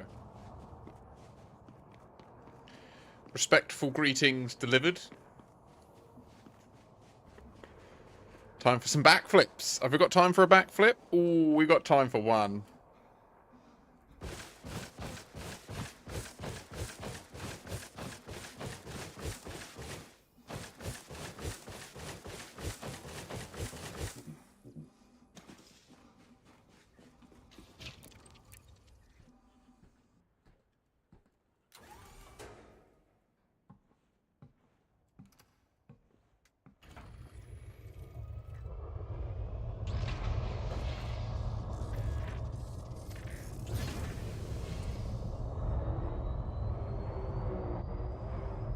I'm going to go onto the Discord call. As wasted time with Elite Dangerous as long as you're using EDMC, right? Because even if you just dock at somewhere, that updates your journal. That journal then goes to the tool. That updates all the market prices, everything on Inara. So that's why there's technically no such thing as wasted time. All right, quick question. This jump, are we going to where the carriers are now? That's the next stage. So yeah, we're going to go to, this is the target that we're going to go to. So the first bit is we're all going to go to Super Cruise. So you set your target to the running man sector. Okay, I've got that. Cool. And then remember, do not plot. You must set route. Oh, set target, should I say, sorry. So let's go turn around. Just, oh, hello there. All right, let's get out of here. Caspians. So it is the other side of a planet. So what we're going to do is if we all aim sort of this side to go to Super Cruise, we'll go to Super Cruise now. And we'll all just get the other side of a planet. So sorry, could you say the bearing because the stream's a little low quality? I can't see. Yeah, no way. So in this group, we're not doing any bearing. We're just going to go into Super Cruise because the destination is the other side of a planet. So I'll get around so we can target Running Man sector. I'm jumping now. So if you want to target my little blip, as they call it, when we're in Super Cruise mode, then that's cool. So I'm just going to go get into Super Cruise and set up, and then you can all sort of like see on my screen the issue with like we can't just jump there. That does look cool though, seeing all you guys over there. Let me get a bit of footage of that. Hope I will be. I will be with you guys sometime. This is cool. This is what I love about it, because if you play solo, you never see this. You know what I mean? It's like it's so novel, isn't it? Just so many ships. Oh man, this is packed. Radar's just full of boxes.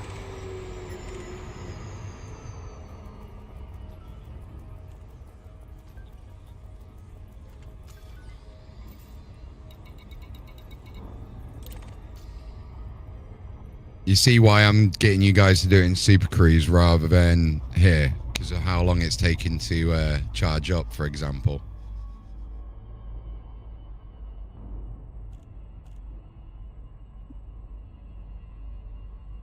So do you want to do the mass jump from Super Cruise? Exactly, yeah. So the plan is, once we're in Super Cruise, set at 30 kilometers per second, 0% throttle while you're in Super Cruise. We aim at Running Man sector, and then in 2059, 50 seconds, I'm going to start the 10-second countdown. At 10 seconds, that's when you charge your FSD, but because you're at 0 kilometers per second, you're not going to be moving. Okay, and it won't make you jump out. So at 0 seconds, that's when you're going to hit 100% throttle.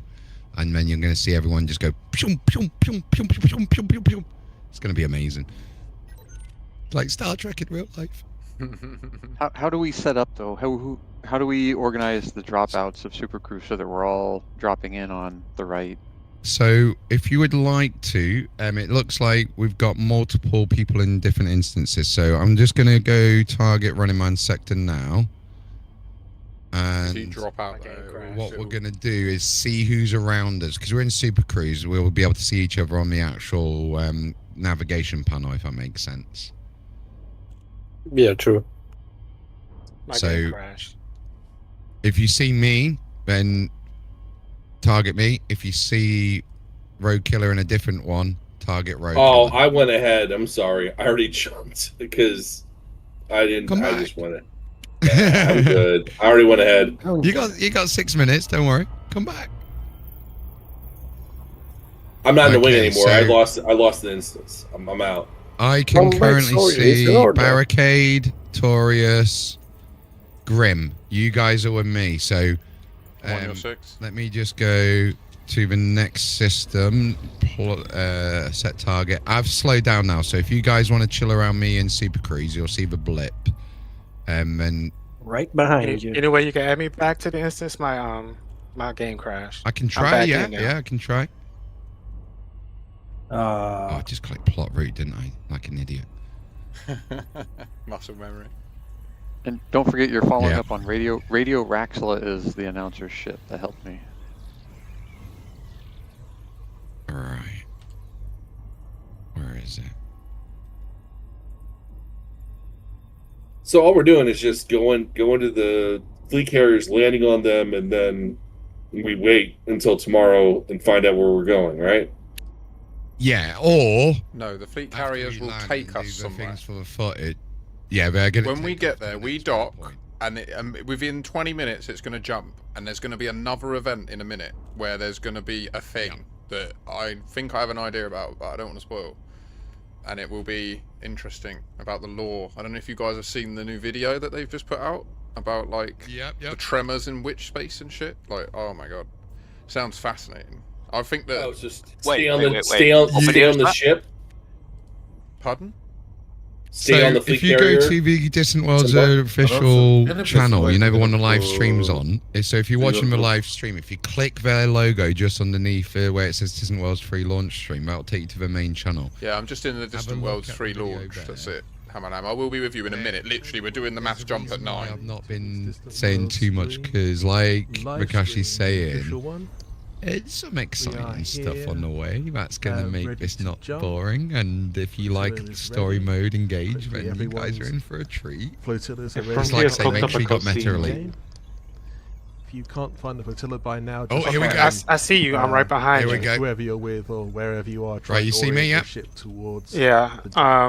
Yeah, I see you. I'm not in a wing or anything with you, but I see you. Brilliant. Announcer. So I can hear all the blips around us. I can see all the blips. It's not going to look as cool as it does on the main one. I mean, do you not just want to drop what out? we can do, because we've got 4 minutes, Yeah. we can kind of jump out, or we can do it this way. We can do it in a way that's on I'm sorry. stream. We should do But it that will proper, cause lad. a lot of issues. You reckon? I'm sorry. Did I need to We can spool up try my it. I draw? can I'll jump out right now. I'll jump out right now. There you go. So if you all target me and jump out at me, and if you don't get me, if you see row killer, jump out. Right, I'm gonna drop wing, and if anyone wants to friend She's me, in with me. Could yeah. I please be invited to a wing? Yeah, you're gonna drop wing. That's cool, Makashi. Right, I'm gonna just invite everyone I see on my play friends list, and we'll go from there. Invite me. Right, let me keep this Nice, clock up made so I it can in. keep an eye on my First time. try. Alright, Russian, I will invite you to a wing or a team any second. I'm still sorry, in. I got confused. Were we supposed to jump? So, you see, we're in Super Cruise at the moment. If you see me or Makashi, jump out of Super Cruise onto me and Makashi, and then I'm going to Can you give me a wing? get this Can I going wait, please? to Running Man. Announcer, could I have a wing, please? Sorry about the change. It just looked way cooler on his stream. It did. Yeah, I'm just sending wing invites. So Artemis, that's yours. If we're in a wing now, can we drop out of a wing? If I may also. If you are in it, if you see all the ships around us, then yeah. So I just see someone jump in. Who's that? I'm not on your list. Thundercrotch is in. So Thundercrotch, Makashi. I mean, you should to Jason one, please.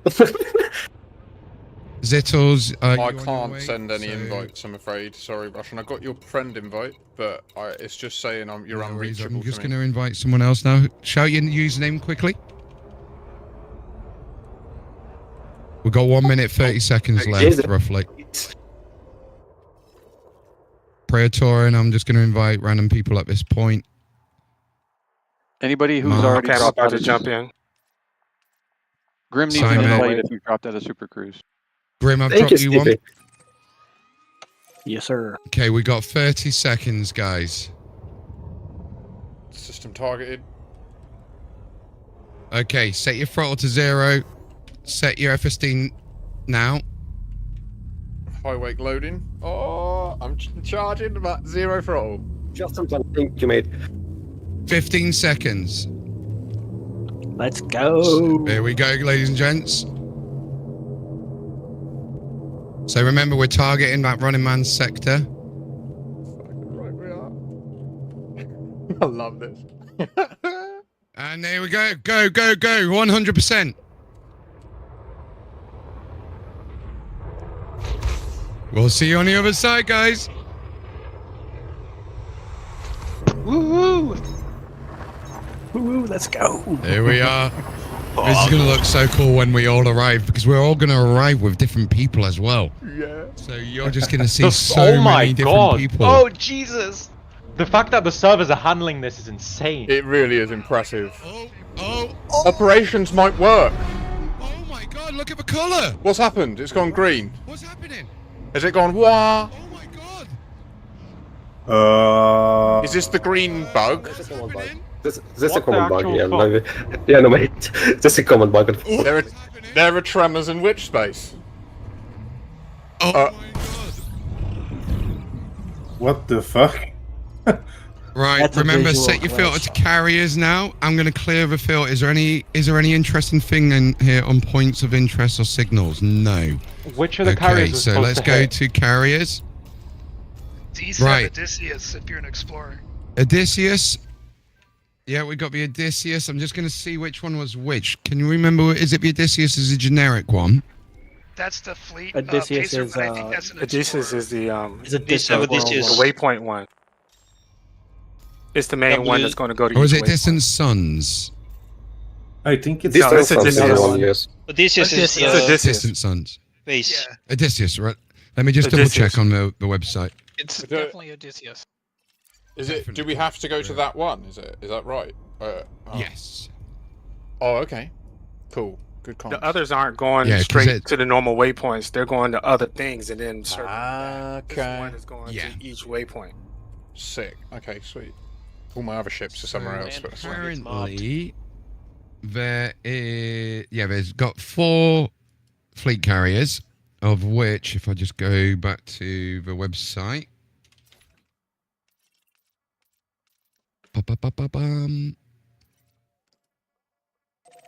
I'm on the fleet so carrier watching Odysseus is everyone a dock. This fleet is great. peace vessel and medical hub.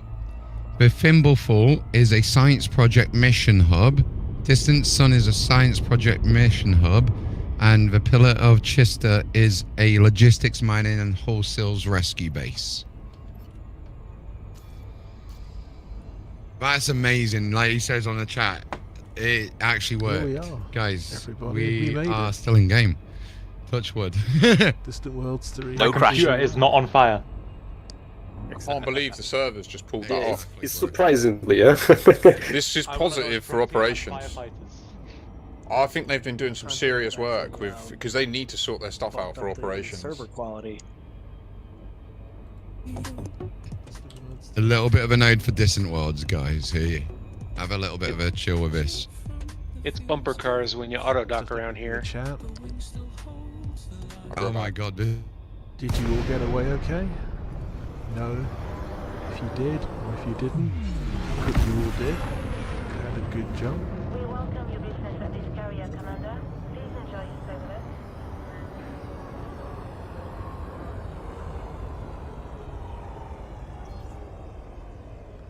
Wonderful, genuinely wonderful.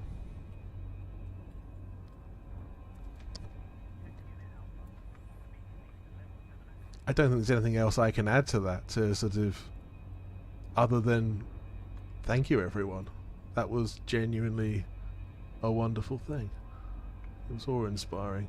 Thank you for everyone who turned up this evening, everyone who's been around, everyone who will launch in the Americas and the Pacific groups later on.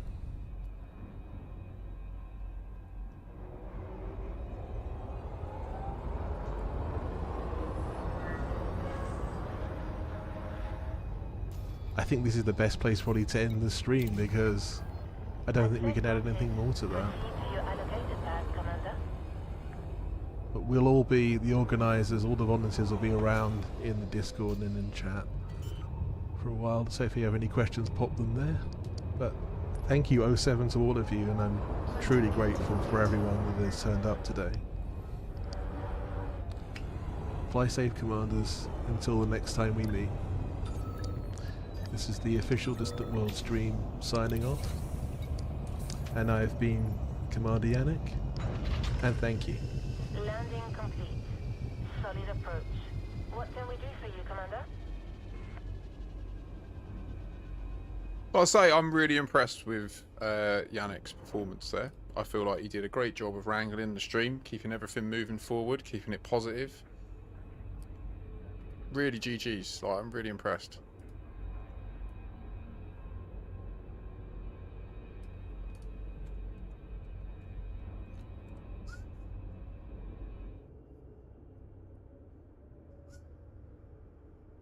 Look at how it updates the screen. It knows which landing pad you're on. That's cool. Oh, do you have a meta elite cocktail menu? Spickers slow burn. We got Aranin Pearl Brandy. End of transmission. It just updated me on the bar. Wait, should I do this preparing for Distant World 3 thing? Preparing for launch? I mean, it might be worth doing after this one, heading back at some point, because obviously we're going to have a lot of time between certain waypoints and that. I'm going to do it right now. I'm going to do it. You Well, reckon I you got 20. go do it now? You think we can do it now? 20 minutes, right? Before they fly? Are you on the fleet carrier? Because the fleet carrier is pretty full on this instance. All right, never mind. I'll start. It's full in all instance.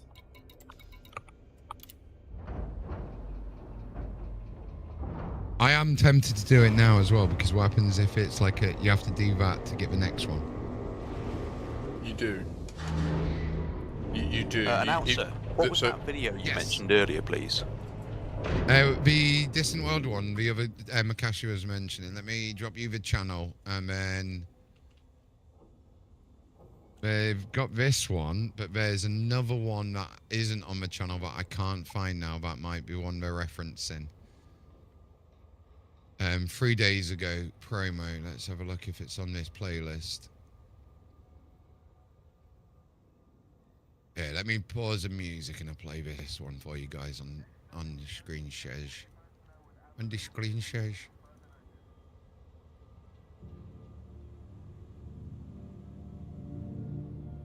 Previously on Distant Worlds. That's not it. No. Which one was it? It's just a normal video. It's the only video on the channel. It's titled Jasmina Oh, Halsey addresses the galactic community. Oh yeah. I thought it was a more recent one than that one. Yeah, no. Yeah, no, it's like a month old. So, yeah. That's So interesting. to cover a bit, just to cover something off, this is, you may have seen there's a lot of people were asking what the drama was about in the server the other day. So the drama in the server was about this video and Radio Raxxla. It's just people not liking generative AI. But I think this video is freaking amazing use of generative AI. It's not using AI. Frontier. This apparently was using AI, this one. No. But even if it was or wasn't, it's an amazing video because it's taking that 2D photo of characters like we see in the game and actually make them feel like more. This is about immersion. So this is awesome. Let me play this for you guys. Forgive the frailty in my voice. I have woken to a clarity I did not possess in 3302. Then I spoke in broad Those facial brushstrokes, animations, oh my the God. infinities of the cosmos. Many heard poetry. Some heard madness. I do not blame them. Today, I'll be right the back, one vision sec. returned with the sharpness of a hard frost. The voices were the same, calling themselves caretakers. Not deities, not sovereigns, but besieged entities. And their message was not an invitation. It was a warning. No, a cry for help. Something is broken in Witchspace. I use that older word deliberately. We in our age prefer the tidy euphemisms of frame shift physics and hyperdrive technology. But our ancestors named phenomena with a deeper human honesty. In my vision, I stood within a darkness that I knew should have been empty. Yet I perceived a fabric under tension. Through it ran a pulse, steady, mechanical, almost like the throb we all feel when we travel between the stars. Only this rhythm was out of true, as if some great ethereal mechanism were slipping a cog on every revolution. With each misbeat, the darkness frayed, strands parted. I heard the caretakers not as a choir, but as defenders at work, urgent, under-resourced, asking for time we may not have. Hold, they cried. Do not tear what cannot be mended. I am not a scientist. I am a witness. Yet I know this. When navigators report lights in Witchspace, when pilots describe a hollow tone in their cabins during transit, when our beacons return anomalous echoes, we dismiss these things as glitches or superstition at our peril. The pulse I heard is in the void. It underpins us. It is failing. Something is very wrong. So, I ask, regardless of your affiliation, let us move beyond rivalry long enough to test what can be tested. If the fabric that bears our commerce and our quarrels is fraying, then our first duty, federal, imperial, alliance, and unaligned, is to find what threatens everything. There is a place where the old meets the new. It is there, in the timeless bellies of ancient vessels, that I hope we can find a thread that will provide a new insight. I ask those who are willing to prepare to journey to Tien Isla and its vast historical archives in the coming days. I will lend what voice I have to that purpose and hope to meet you there. Before that, however, I will submit myself to examination by physicians and physicists alike until we know whether these visions are messenger or malady. But if they are true, we must act with humility and quickly. Thank you. Interesting. So, she come back from the dead.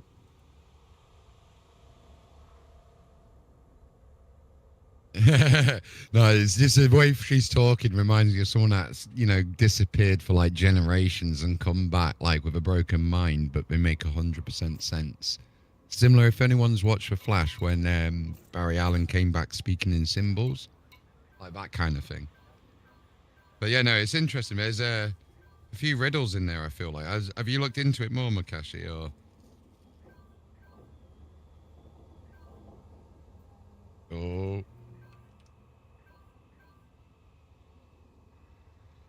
Okay.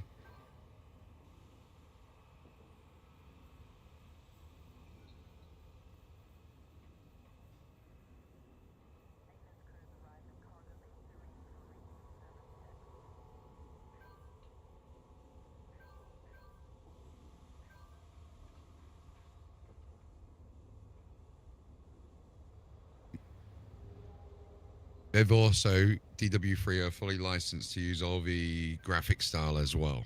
So there's that as well.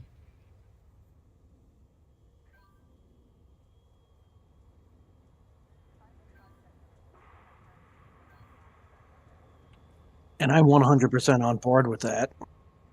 Salome, yeah, we don't know if that's real or not. That Salome thing is fishy.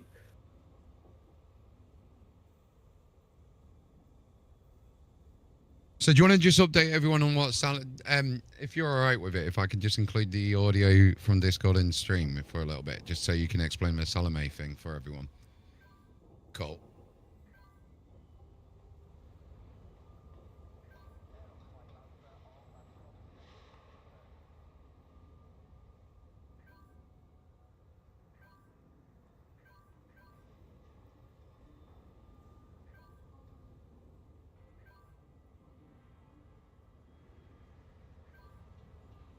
Oh shit.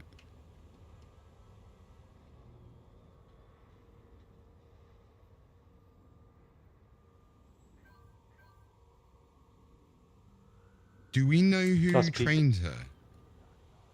Yes, we do.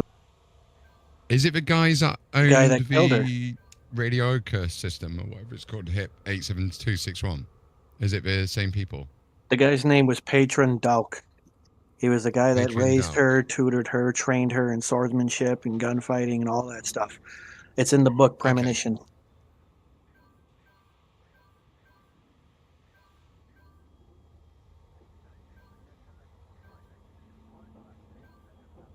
Well, who killed her? We gotta tell. We got that Patron Dauk guy. But he didn't actually kill her. He suspended her in stasis immediately after stabbing her, so she didn't die. And he could bring her back it's later. Harry Potter. Supposedly he was helping her, but then tried to kill her. And I guess that was all ruse. There was a ruse, supposedly. Oh, you mean the official death? The official death was Harry Potter. Yeah, they didn't. Yeah, that was kind of. Yes.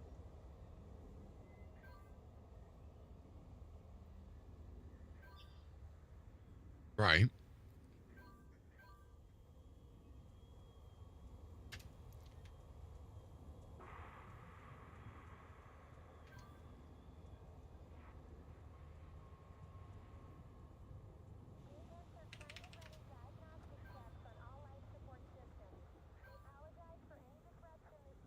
Spoiler alert, if you don't want to have spoilers, mute for the next 30 seconds. 5, 4, 3, The 2, book is 1. more than a decade old, so at this point,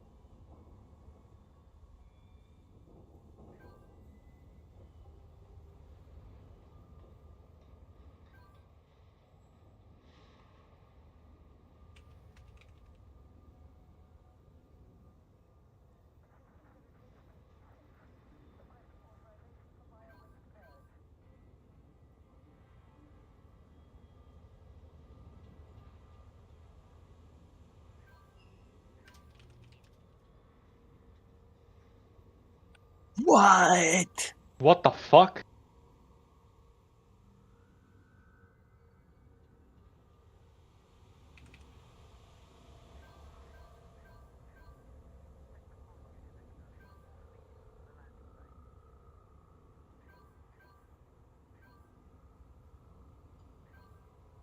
Is this Vizarara? Oh my god. Okay, so Vizarara, guys, just to interrupt. If you want to hear some I've been out amazing audio in game, like I cannot express Is that the how ghost ship? crazy them logs are. I've still got them in my message Is that log is in that the game. ghost They ship where are everyone goes amazing. mad? Yes. Yeah, Yes. yeah, Don't yeah. don't yeah. Don't say too much about what the messages contain, but yeah, the audio is amazing. Now, where do I Yeah, buy it's this pretty book? scary.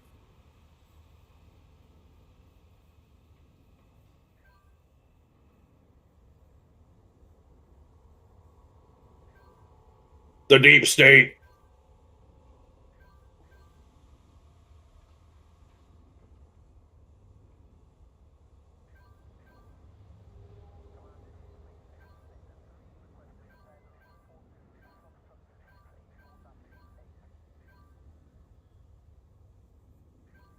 Makes sense. Eyes wide shut type stuff.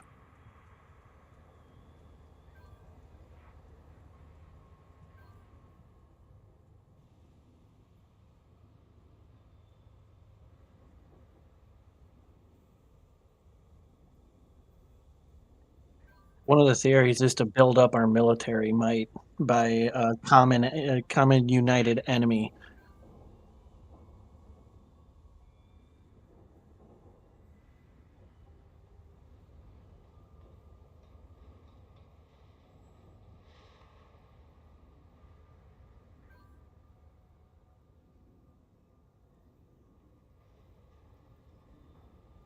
I've got Elite Legacy sat right next to me. It's good.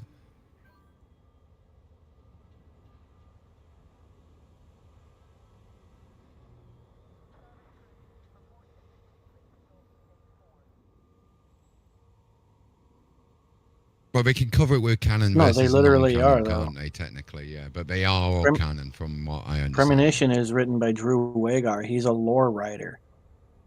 Yeah, Praetorian just mentioned something there about Drew in the chat there.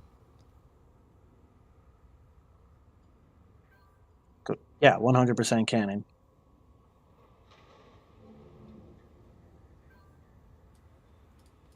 It wasn't intentional. Thanks for letting me know, Hamalam. So I said all of that on your stream and not mine. That's hilarious. So they've all heard me rant on about it for years, though. Clip it. Yeah, cheers. So so that's Salome. She has registered on the roster of this quest, of this expedition. Like, she is just literally, you can read her entry on the roster. It says Salome. If you search in it for Salome, you'll find her, and it literally has a bio in there where she explicitly states everyone thinks she's dead, but she isn't. And I'm going to be honest, it's clearly written by the man himself. Like, the writing style is exactly the same. Like, it is so exciting, because it seems like we're about to not only pick up that thread, but also finally connect it to the whole mystery of misjumps, of, because, you know, like this all started with Colonia. This all started with Jack Station. Jack Station was the first station first thing that went to jump and ended up 20,000 light years away. Like, no one can explain why. To this day, we don't know why it did it. Like, there's an excuse that there was an error, but no one knows. Yeah. Apparently as well, with the new exobiology and bacterium and tussox and stratum and everything, they're like, there's a theory that they're like the nervous system of the galaxy, right? And Fargoids being organic technology, makes sense to kind of use that as a communication network, similar to Star Trek Discovery with a mycelium network. Yeah. Think about it like that.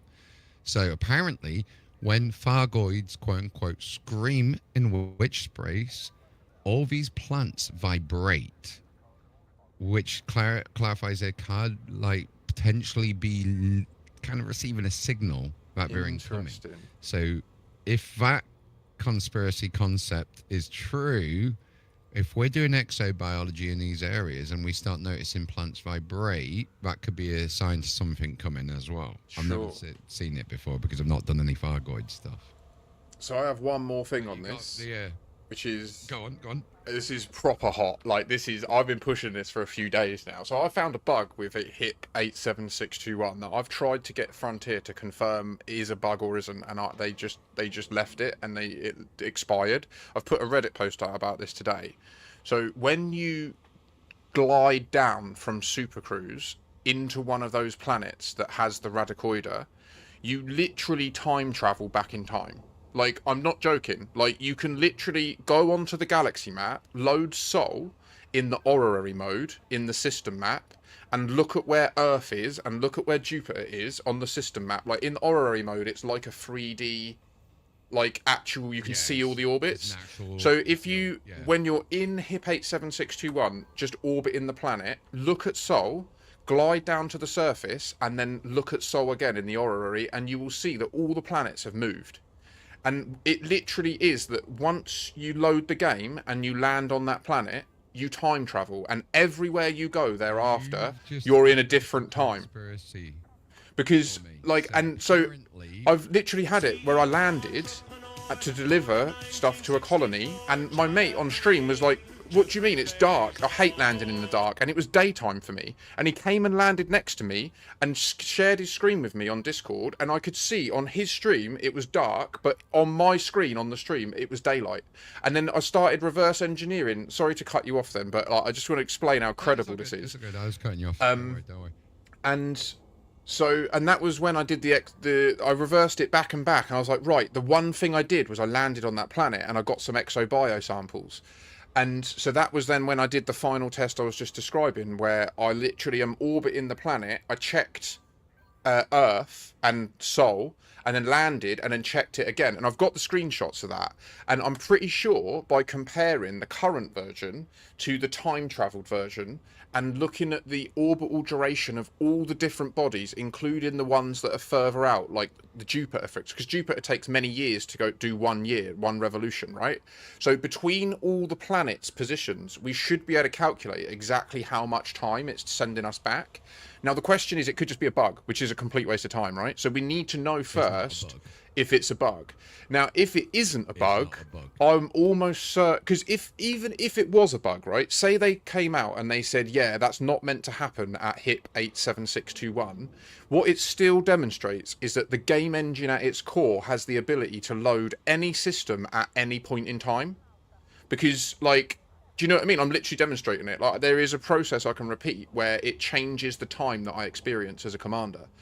And so I'm almost convinced that Raxxla is something that we can find in the game, and the way that we've been misled is we believed it was something we could find now, and I reckon it's always in a really common system. It's just we're not visiting it at the right time, and that would be genius. Like, So you have just discovered something that's helped me tie off one of my theories over the year with Raxxla. So Raxxla has been located 3 times without people noticing. The first time was over near Sol.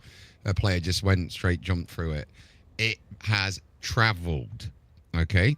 Now, here's a funny thing. When you go to Vizarara, that little region off to the left wasn't always permit locked. It is now, which means it's travelled in time. Raxxla has moved over there. Now, we know the new Radioka, the time shifting that you're calling, is literally called the fault line. So it's been labelled the fault line, where the fraying of time, fabric, and space around it has changed. The time that you jump in time or go into what they call a retrograde glide is different from what we normally call a retrograde glide. It's like a glide where you go back in time or forward in time. is when, you know how many times everyone's like, oh, look, the spores are going up in the air. So them spores go in the atmosphere, and that's what's causing a temporal change in your coordinates. Could be, yeah. I mean, we don't know. Raxxla runs on this as a fuel. It is a conspiracy from the old school days, right? But Raxxla ran on a fuel that was basically something that would be on a planetary surface, and that's all we knew at the time. So you saying about the time thing, I've just had a quick Google as well, pasted all the information into some good like research AI, use Perplexity, and it's linked it all together as well and said, Commander, you may be onto something here. I won't spoil anything. Yeah, well, I think I'm bang onto it. Yeah, so I think the key is. So here's what I'd say. Has been found, but it's not in that location. Yes, because no, you're in the right location, but not the right time. Yeah. No, because it's moved. It's travelled through dimension and time. So they were talking about Star Trek last night with how like this woman phased out of existence because she travelled through time and dimension at the same time. Jake's just posted a cool video there by Dr. K. Ross, who made the or Dr. Ant Ross. So this was before Dr. K. Ross transition. So Dr. Ant Ross is Dr. K. Ross, basically the creator of a Stellar Forge.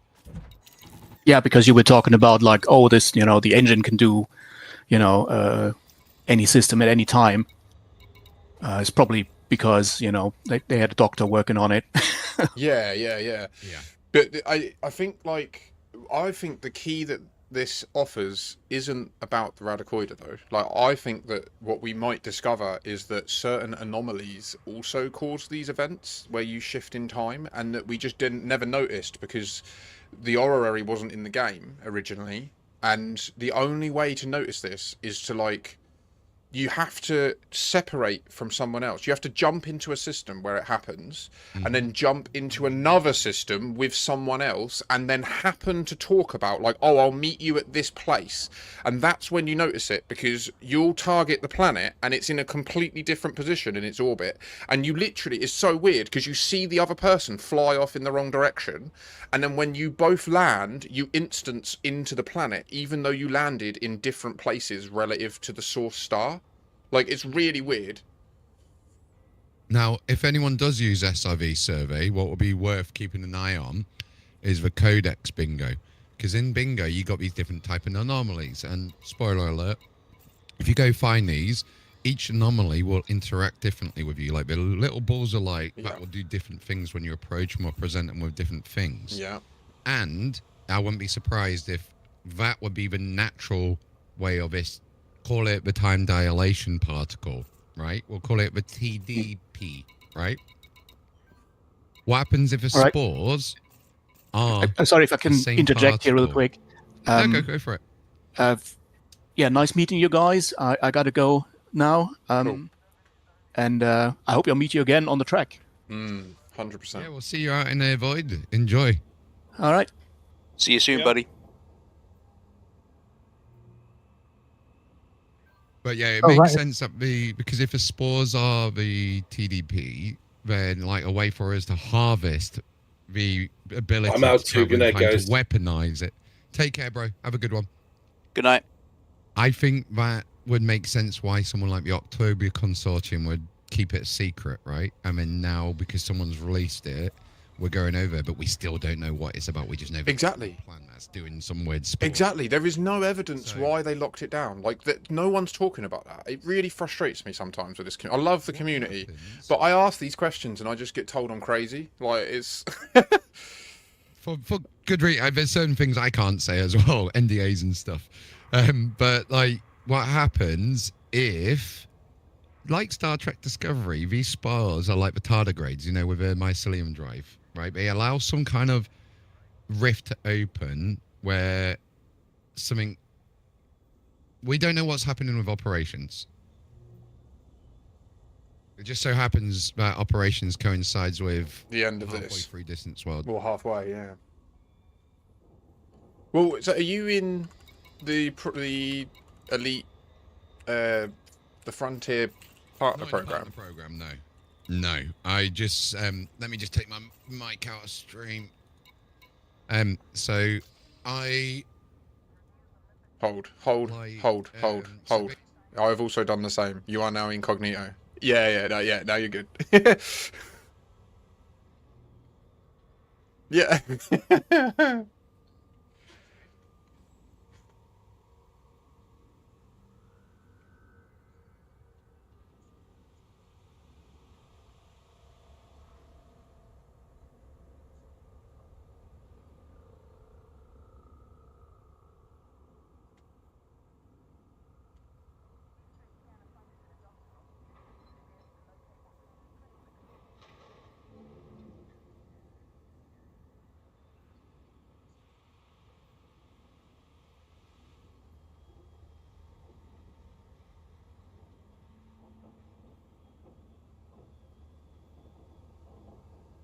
Okay.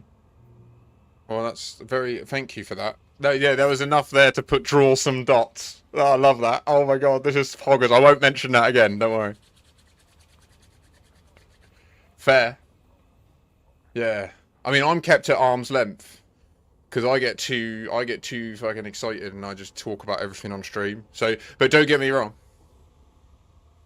Yeah. Amazing news.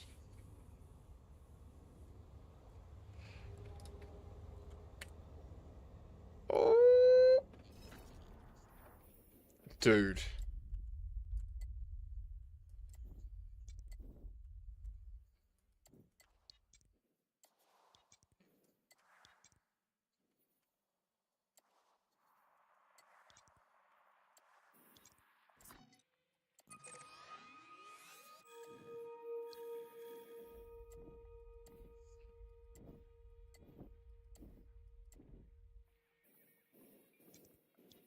Yeah, I've had a few goes at that over the years.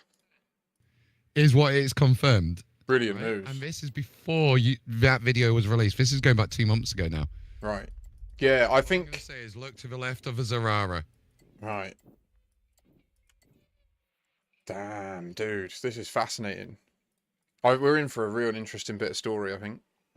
And I'm going to just confirm, I don't know anything about anything that's happening on Distant World 3. I know nothing. I'm in the dark with that as well. Like I said, I'm in the Children of Raxxla, which is a squadron that's, like, literally all of the leaders of DW3 are the leaders of the core. So it's quite weird, because I'm in 2 servers, and I see them all chatting in one, and then... But they don't talk about DW3 in the core server.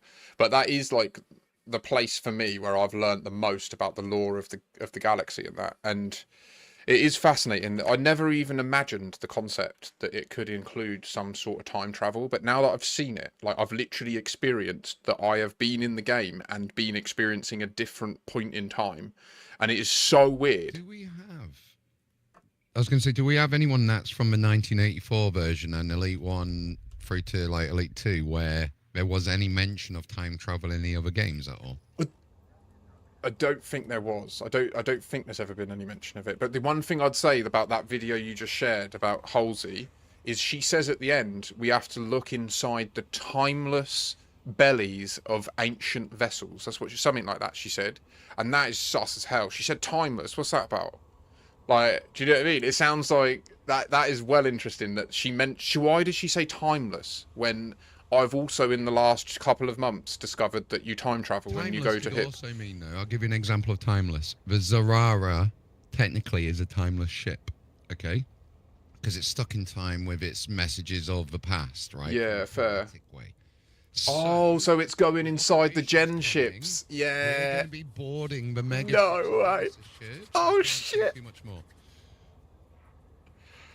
Oh my god. Yeah, dude, I'm like a kid. I'm like 4 years. Yeah. fully stimming out. Yo. I love it. Right, I am going to have to go, but it's been lovely catching up with you. And I stream a lot as well, announcer. So if you're ever about, then we should hook up, because it sounds like we're on the similar track. And it's lovely to speak to someone that is a bit open-minded about this stuff. And to anyone else on the call, obviously, like, same to you. I know that we sort of dominated the airwaves. Yeah, it would be nice to be honest. Just listening to you guys is like really nice. Probably, it's like, from the outside, it probably sounds like they're tuned in some like podcast or something. Yeah. Well, who knows? Who knows where it'll lead, announcer? That is the beauty of DW3. Yeah, just guys, like, yeah, no offense, but with your like listening, I just like good podcast for like 4 or 5 hours, like at minimum. Okay, well, we should listen to what the people say, announcer. I appreciate that. But I am going to bounce for now. But take care. Godspeed to commanders. I'll speak to you soon. Yeah, likewise. Godspeed, mate. That was sick.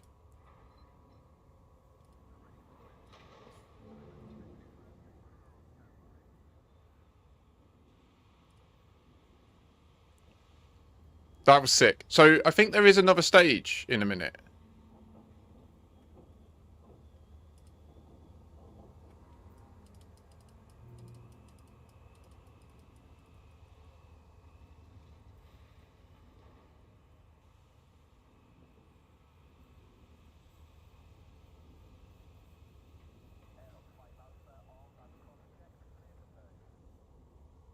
Very simplified post-mass jump schedule.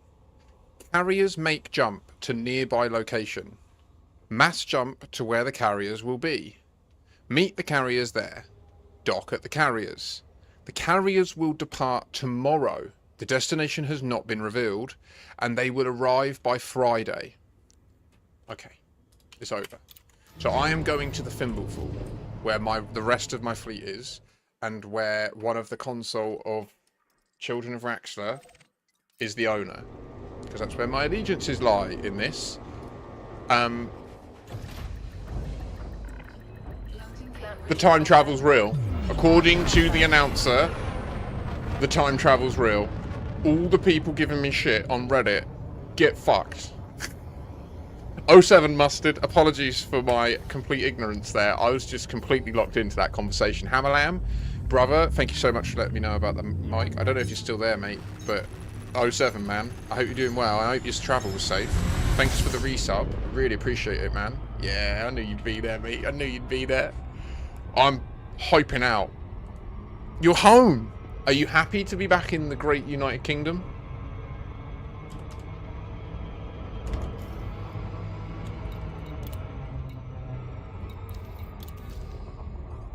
Ready to just sleep in your own bed? Have a nice fucking McDonald's? Or maybe even, fuck it, go for a Five Guys, mate. Do you know what I mean? Although, Five Guys, while you've been away, Five Guys have changed their fries and they don't do bag fries anymore. So you might not want to do that, actually. That might piss you off. Maybe a Wendy's. Do you know what I mean? Oh, actually, no. Fuck that. Don't buy anything American. Fuck them. They just do it like McDonald's now. They just put a little pouch of chips in. I know. But also, fuck America. Fuck Donald Trump. Fuck the tariffs. Fuck you all.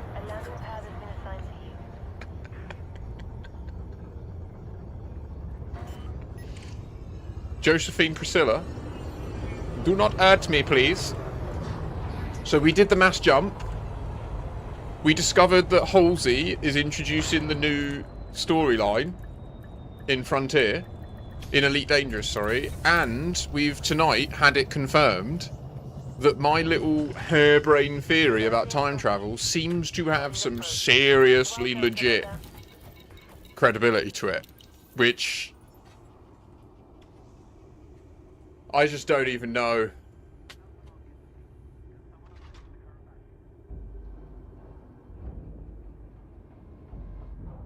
You don't even know, man.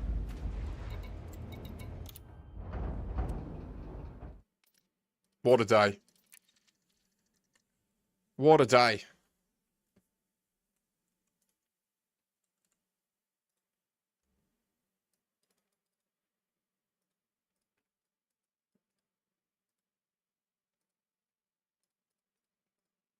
Has anything crazy happened today? Europe won't be blackmailed.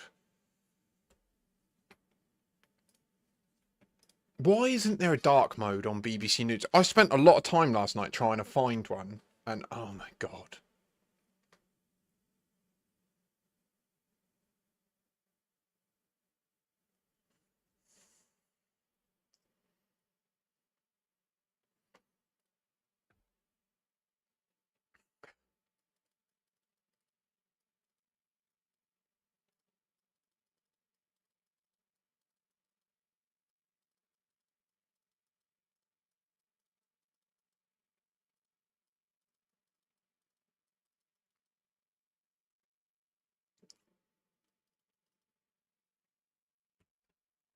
Have you managed to keep up on all this, Hammerlam? It's madness, mate.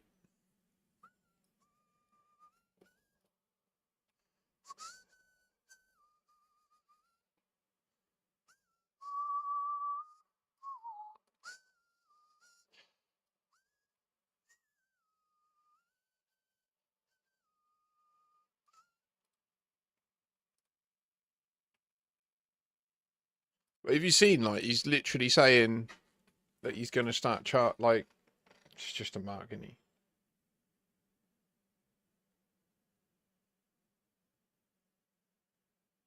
Really? I'm not going to lie, I've actually had the thought cross, not the Royal Marines, I don't think I'm fit enough to ever get in that, but the Army Reserves from, like, probably wouldn't be the worst idea just to get some training, do you know what I mean, in case... Okay, well, I don't really want to do that, but, I mean, it is getting a little bit mental, isn't it? Where are all the screenshots from today?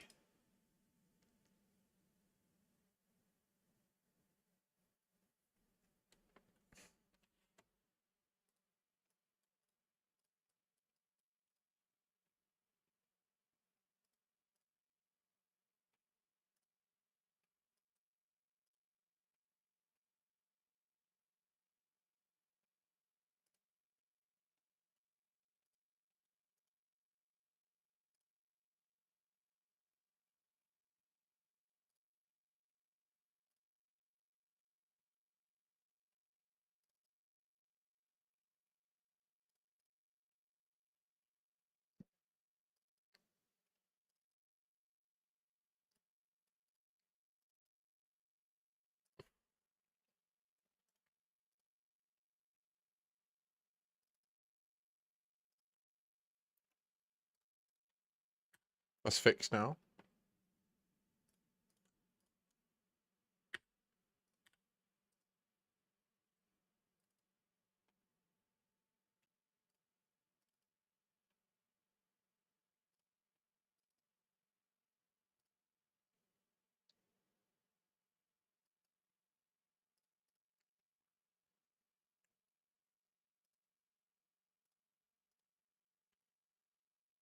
Wow.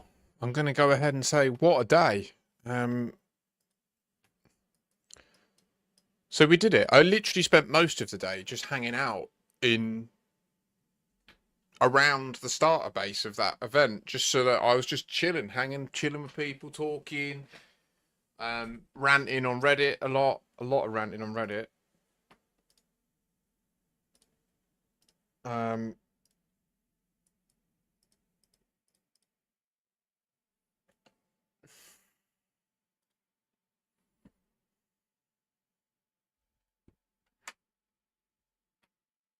Rusty Dog with the 172 viewers. Do you know what I mean? What have I got to do? Do I need to just start getting my titties out or something? Oh.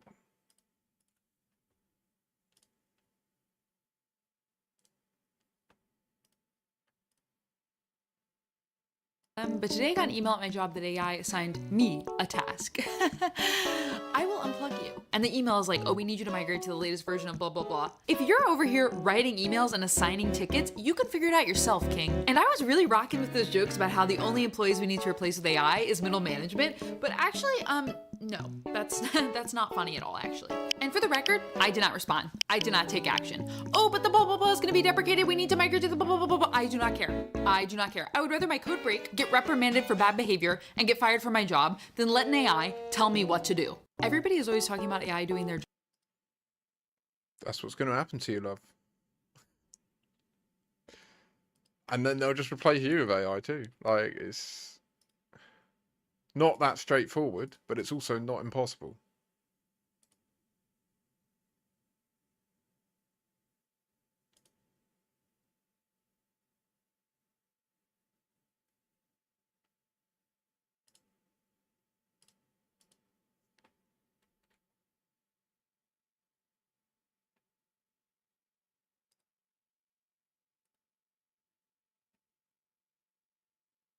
An E8 7A he set. Holy shit.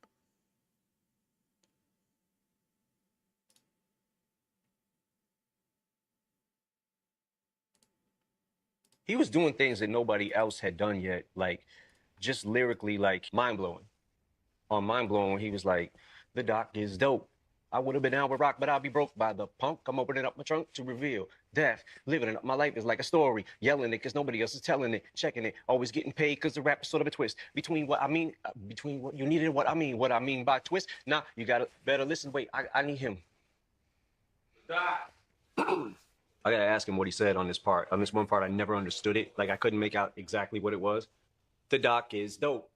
I would have been down with rock, but I'll be broke by the punk. I'm opening up my trunk to reveal death. Living it up. My life is like a story. Yelling it because nobody else is telling it. Checking it. Always getting paid because the rap is sort of a twist. Between what you needed and what I mean. What I mean by twist. Nah, you gotta listen. What the fuck? What was that right there? Never a segment is negative because I'm employing what you've been missing.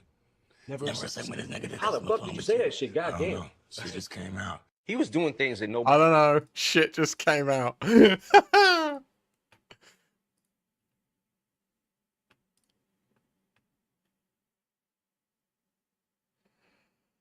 The world's gone insane. AI has broken everyone. That's what I'm going to end the stream on today. It's fucked. Everything that we use to be status quo, the fact that you meant to earn a living and pay for your shit, don't make sense anymore. It just don't make sense anymore. It just don't. 4 years ago, you all fucking dossed off from your jobs for 2 years, earned 80% of the money, didn't work. Clearly, it all works anyway. So I don't know what the problem is, but everyone's like, "Nah, you gotta work, or you die."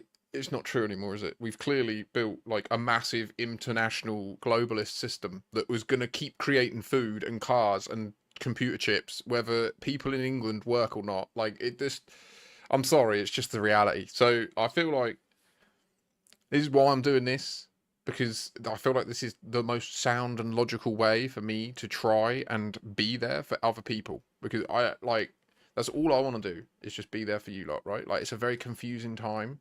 I'm blessed with some assets that I want to share with you, so embrace it. Hammerlam, mate, I'm fucking over the moon to see you back. There's been like a gap in the stream. In those moments, I've been alone, mate. But it's good. I'm so happy that you visited China. I know it's exhausting. I do remember when I was there. They're just so close to you all the time. And yeah, it's hard. Do you know what I mean? It's hard. But then once you get away from it, and then in a few weeks, you'll be walking through London and you'll be like, fuck, no one in China would do that. Do you know what I mean? You'll be like, oh, that's a bit dirty. And you'll start to feel, oh, that's a bit backwards. Like, we're not that technologically advanced. And that's what happened for me anyway. When I first left, I couldn't wait to get back. And then over time, I've just been a bit like, we're just not progressing. Like they're off there, nah. Like, they're just like, nah, you can't have cash anymore. You got to use a phone. And all the old people are like, but I can't use a phone. They're like, well, your kid's going to have to teach you or you'll starve. It's that simple. Like, and then they're like, what? And then they'll fucking learn it. It's that simple. Like, it. Anyway. I love you all. Stay strong. Thank you for being here with me. I really appreciate it. Hit those likes, hit those subscribes. I know it don't feel like much, but it makes a massive difference. Also, I put that short out. Give it a little watch. Just give it one watch. Just absorb some of my enthusiasm and joy, because that's what I'm putting out into the world in that. Just, stimming my ass off. So I will catch you all on Tuesday. I will be doing the Distant Worlds free thing tomorrow evening, but I don't stream on Mondays out of principle, just to make sure that I do take a 24-hour window where I'm not live, where I can actually switch off. So that's what's going to happen tomorrow. But I'll catch you all Tuesday, business as usual. We're going hard this month now that DW3's kicked off. I cannot wait. We're going to get locked into some Elite Dangerous exploration. We're going to solve the Raxxla fucking mystery on the stream. Oh my god! Time travel in Elite. I can't even believe it. I look weird then, didn't I? Wait. Let me... Is that mewing, is it? When you just shunt your jaw forward a bit? I don't know what I'm doing. Right, I'm just showing off in the camera now. Take it easy. I'll catch you soon. Peace.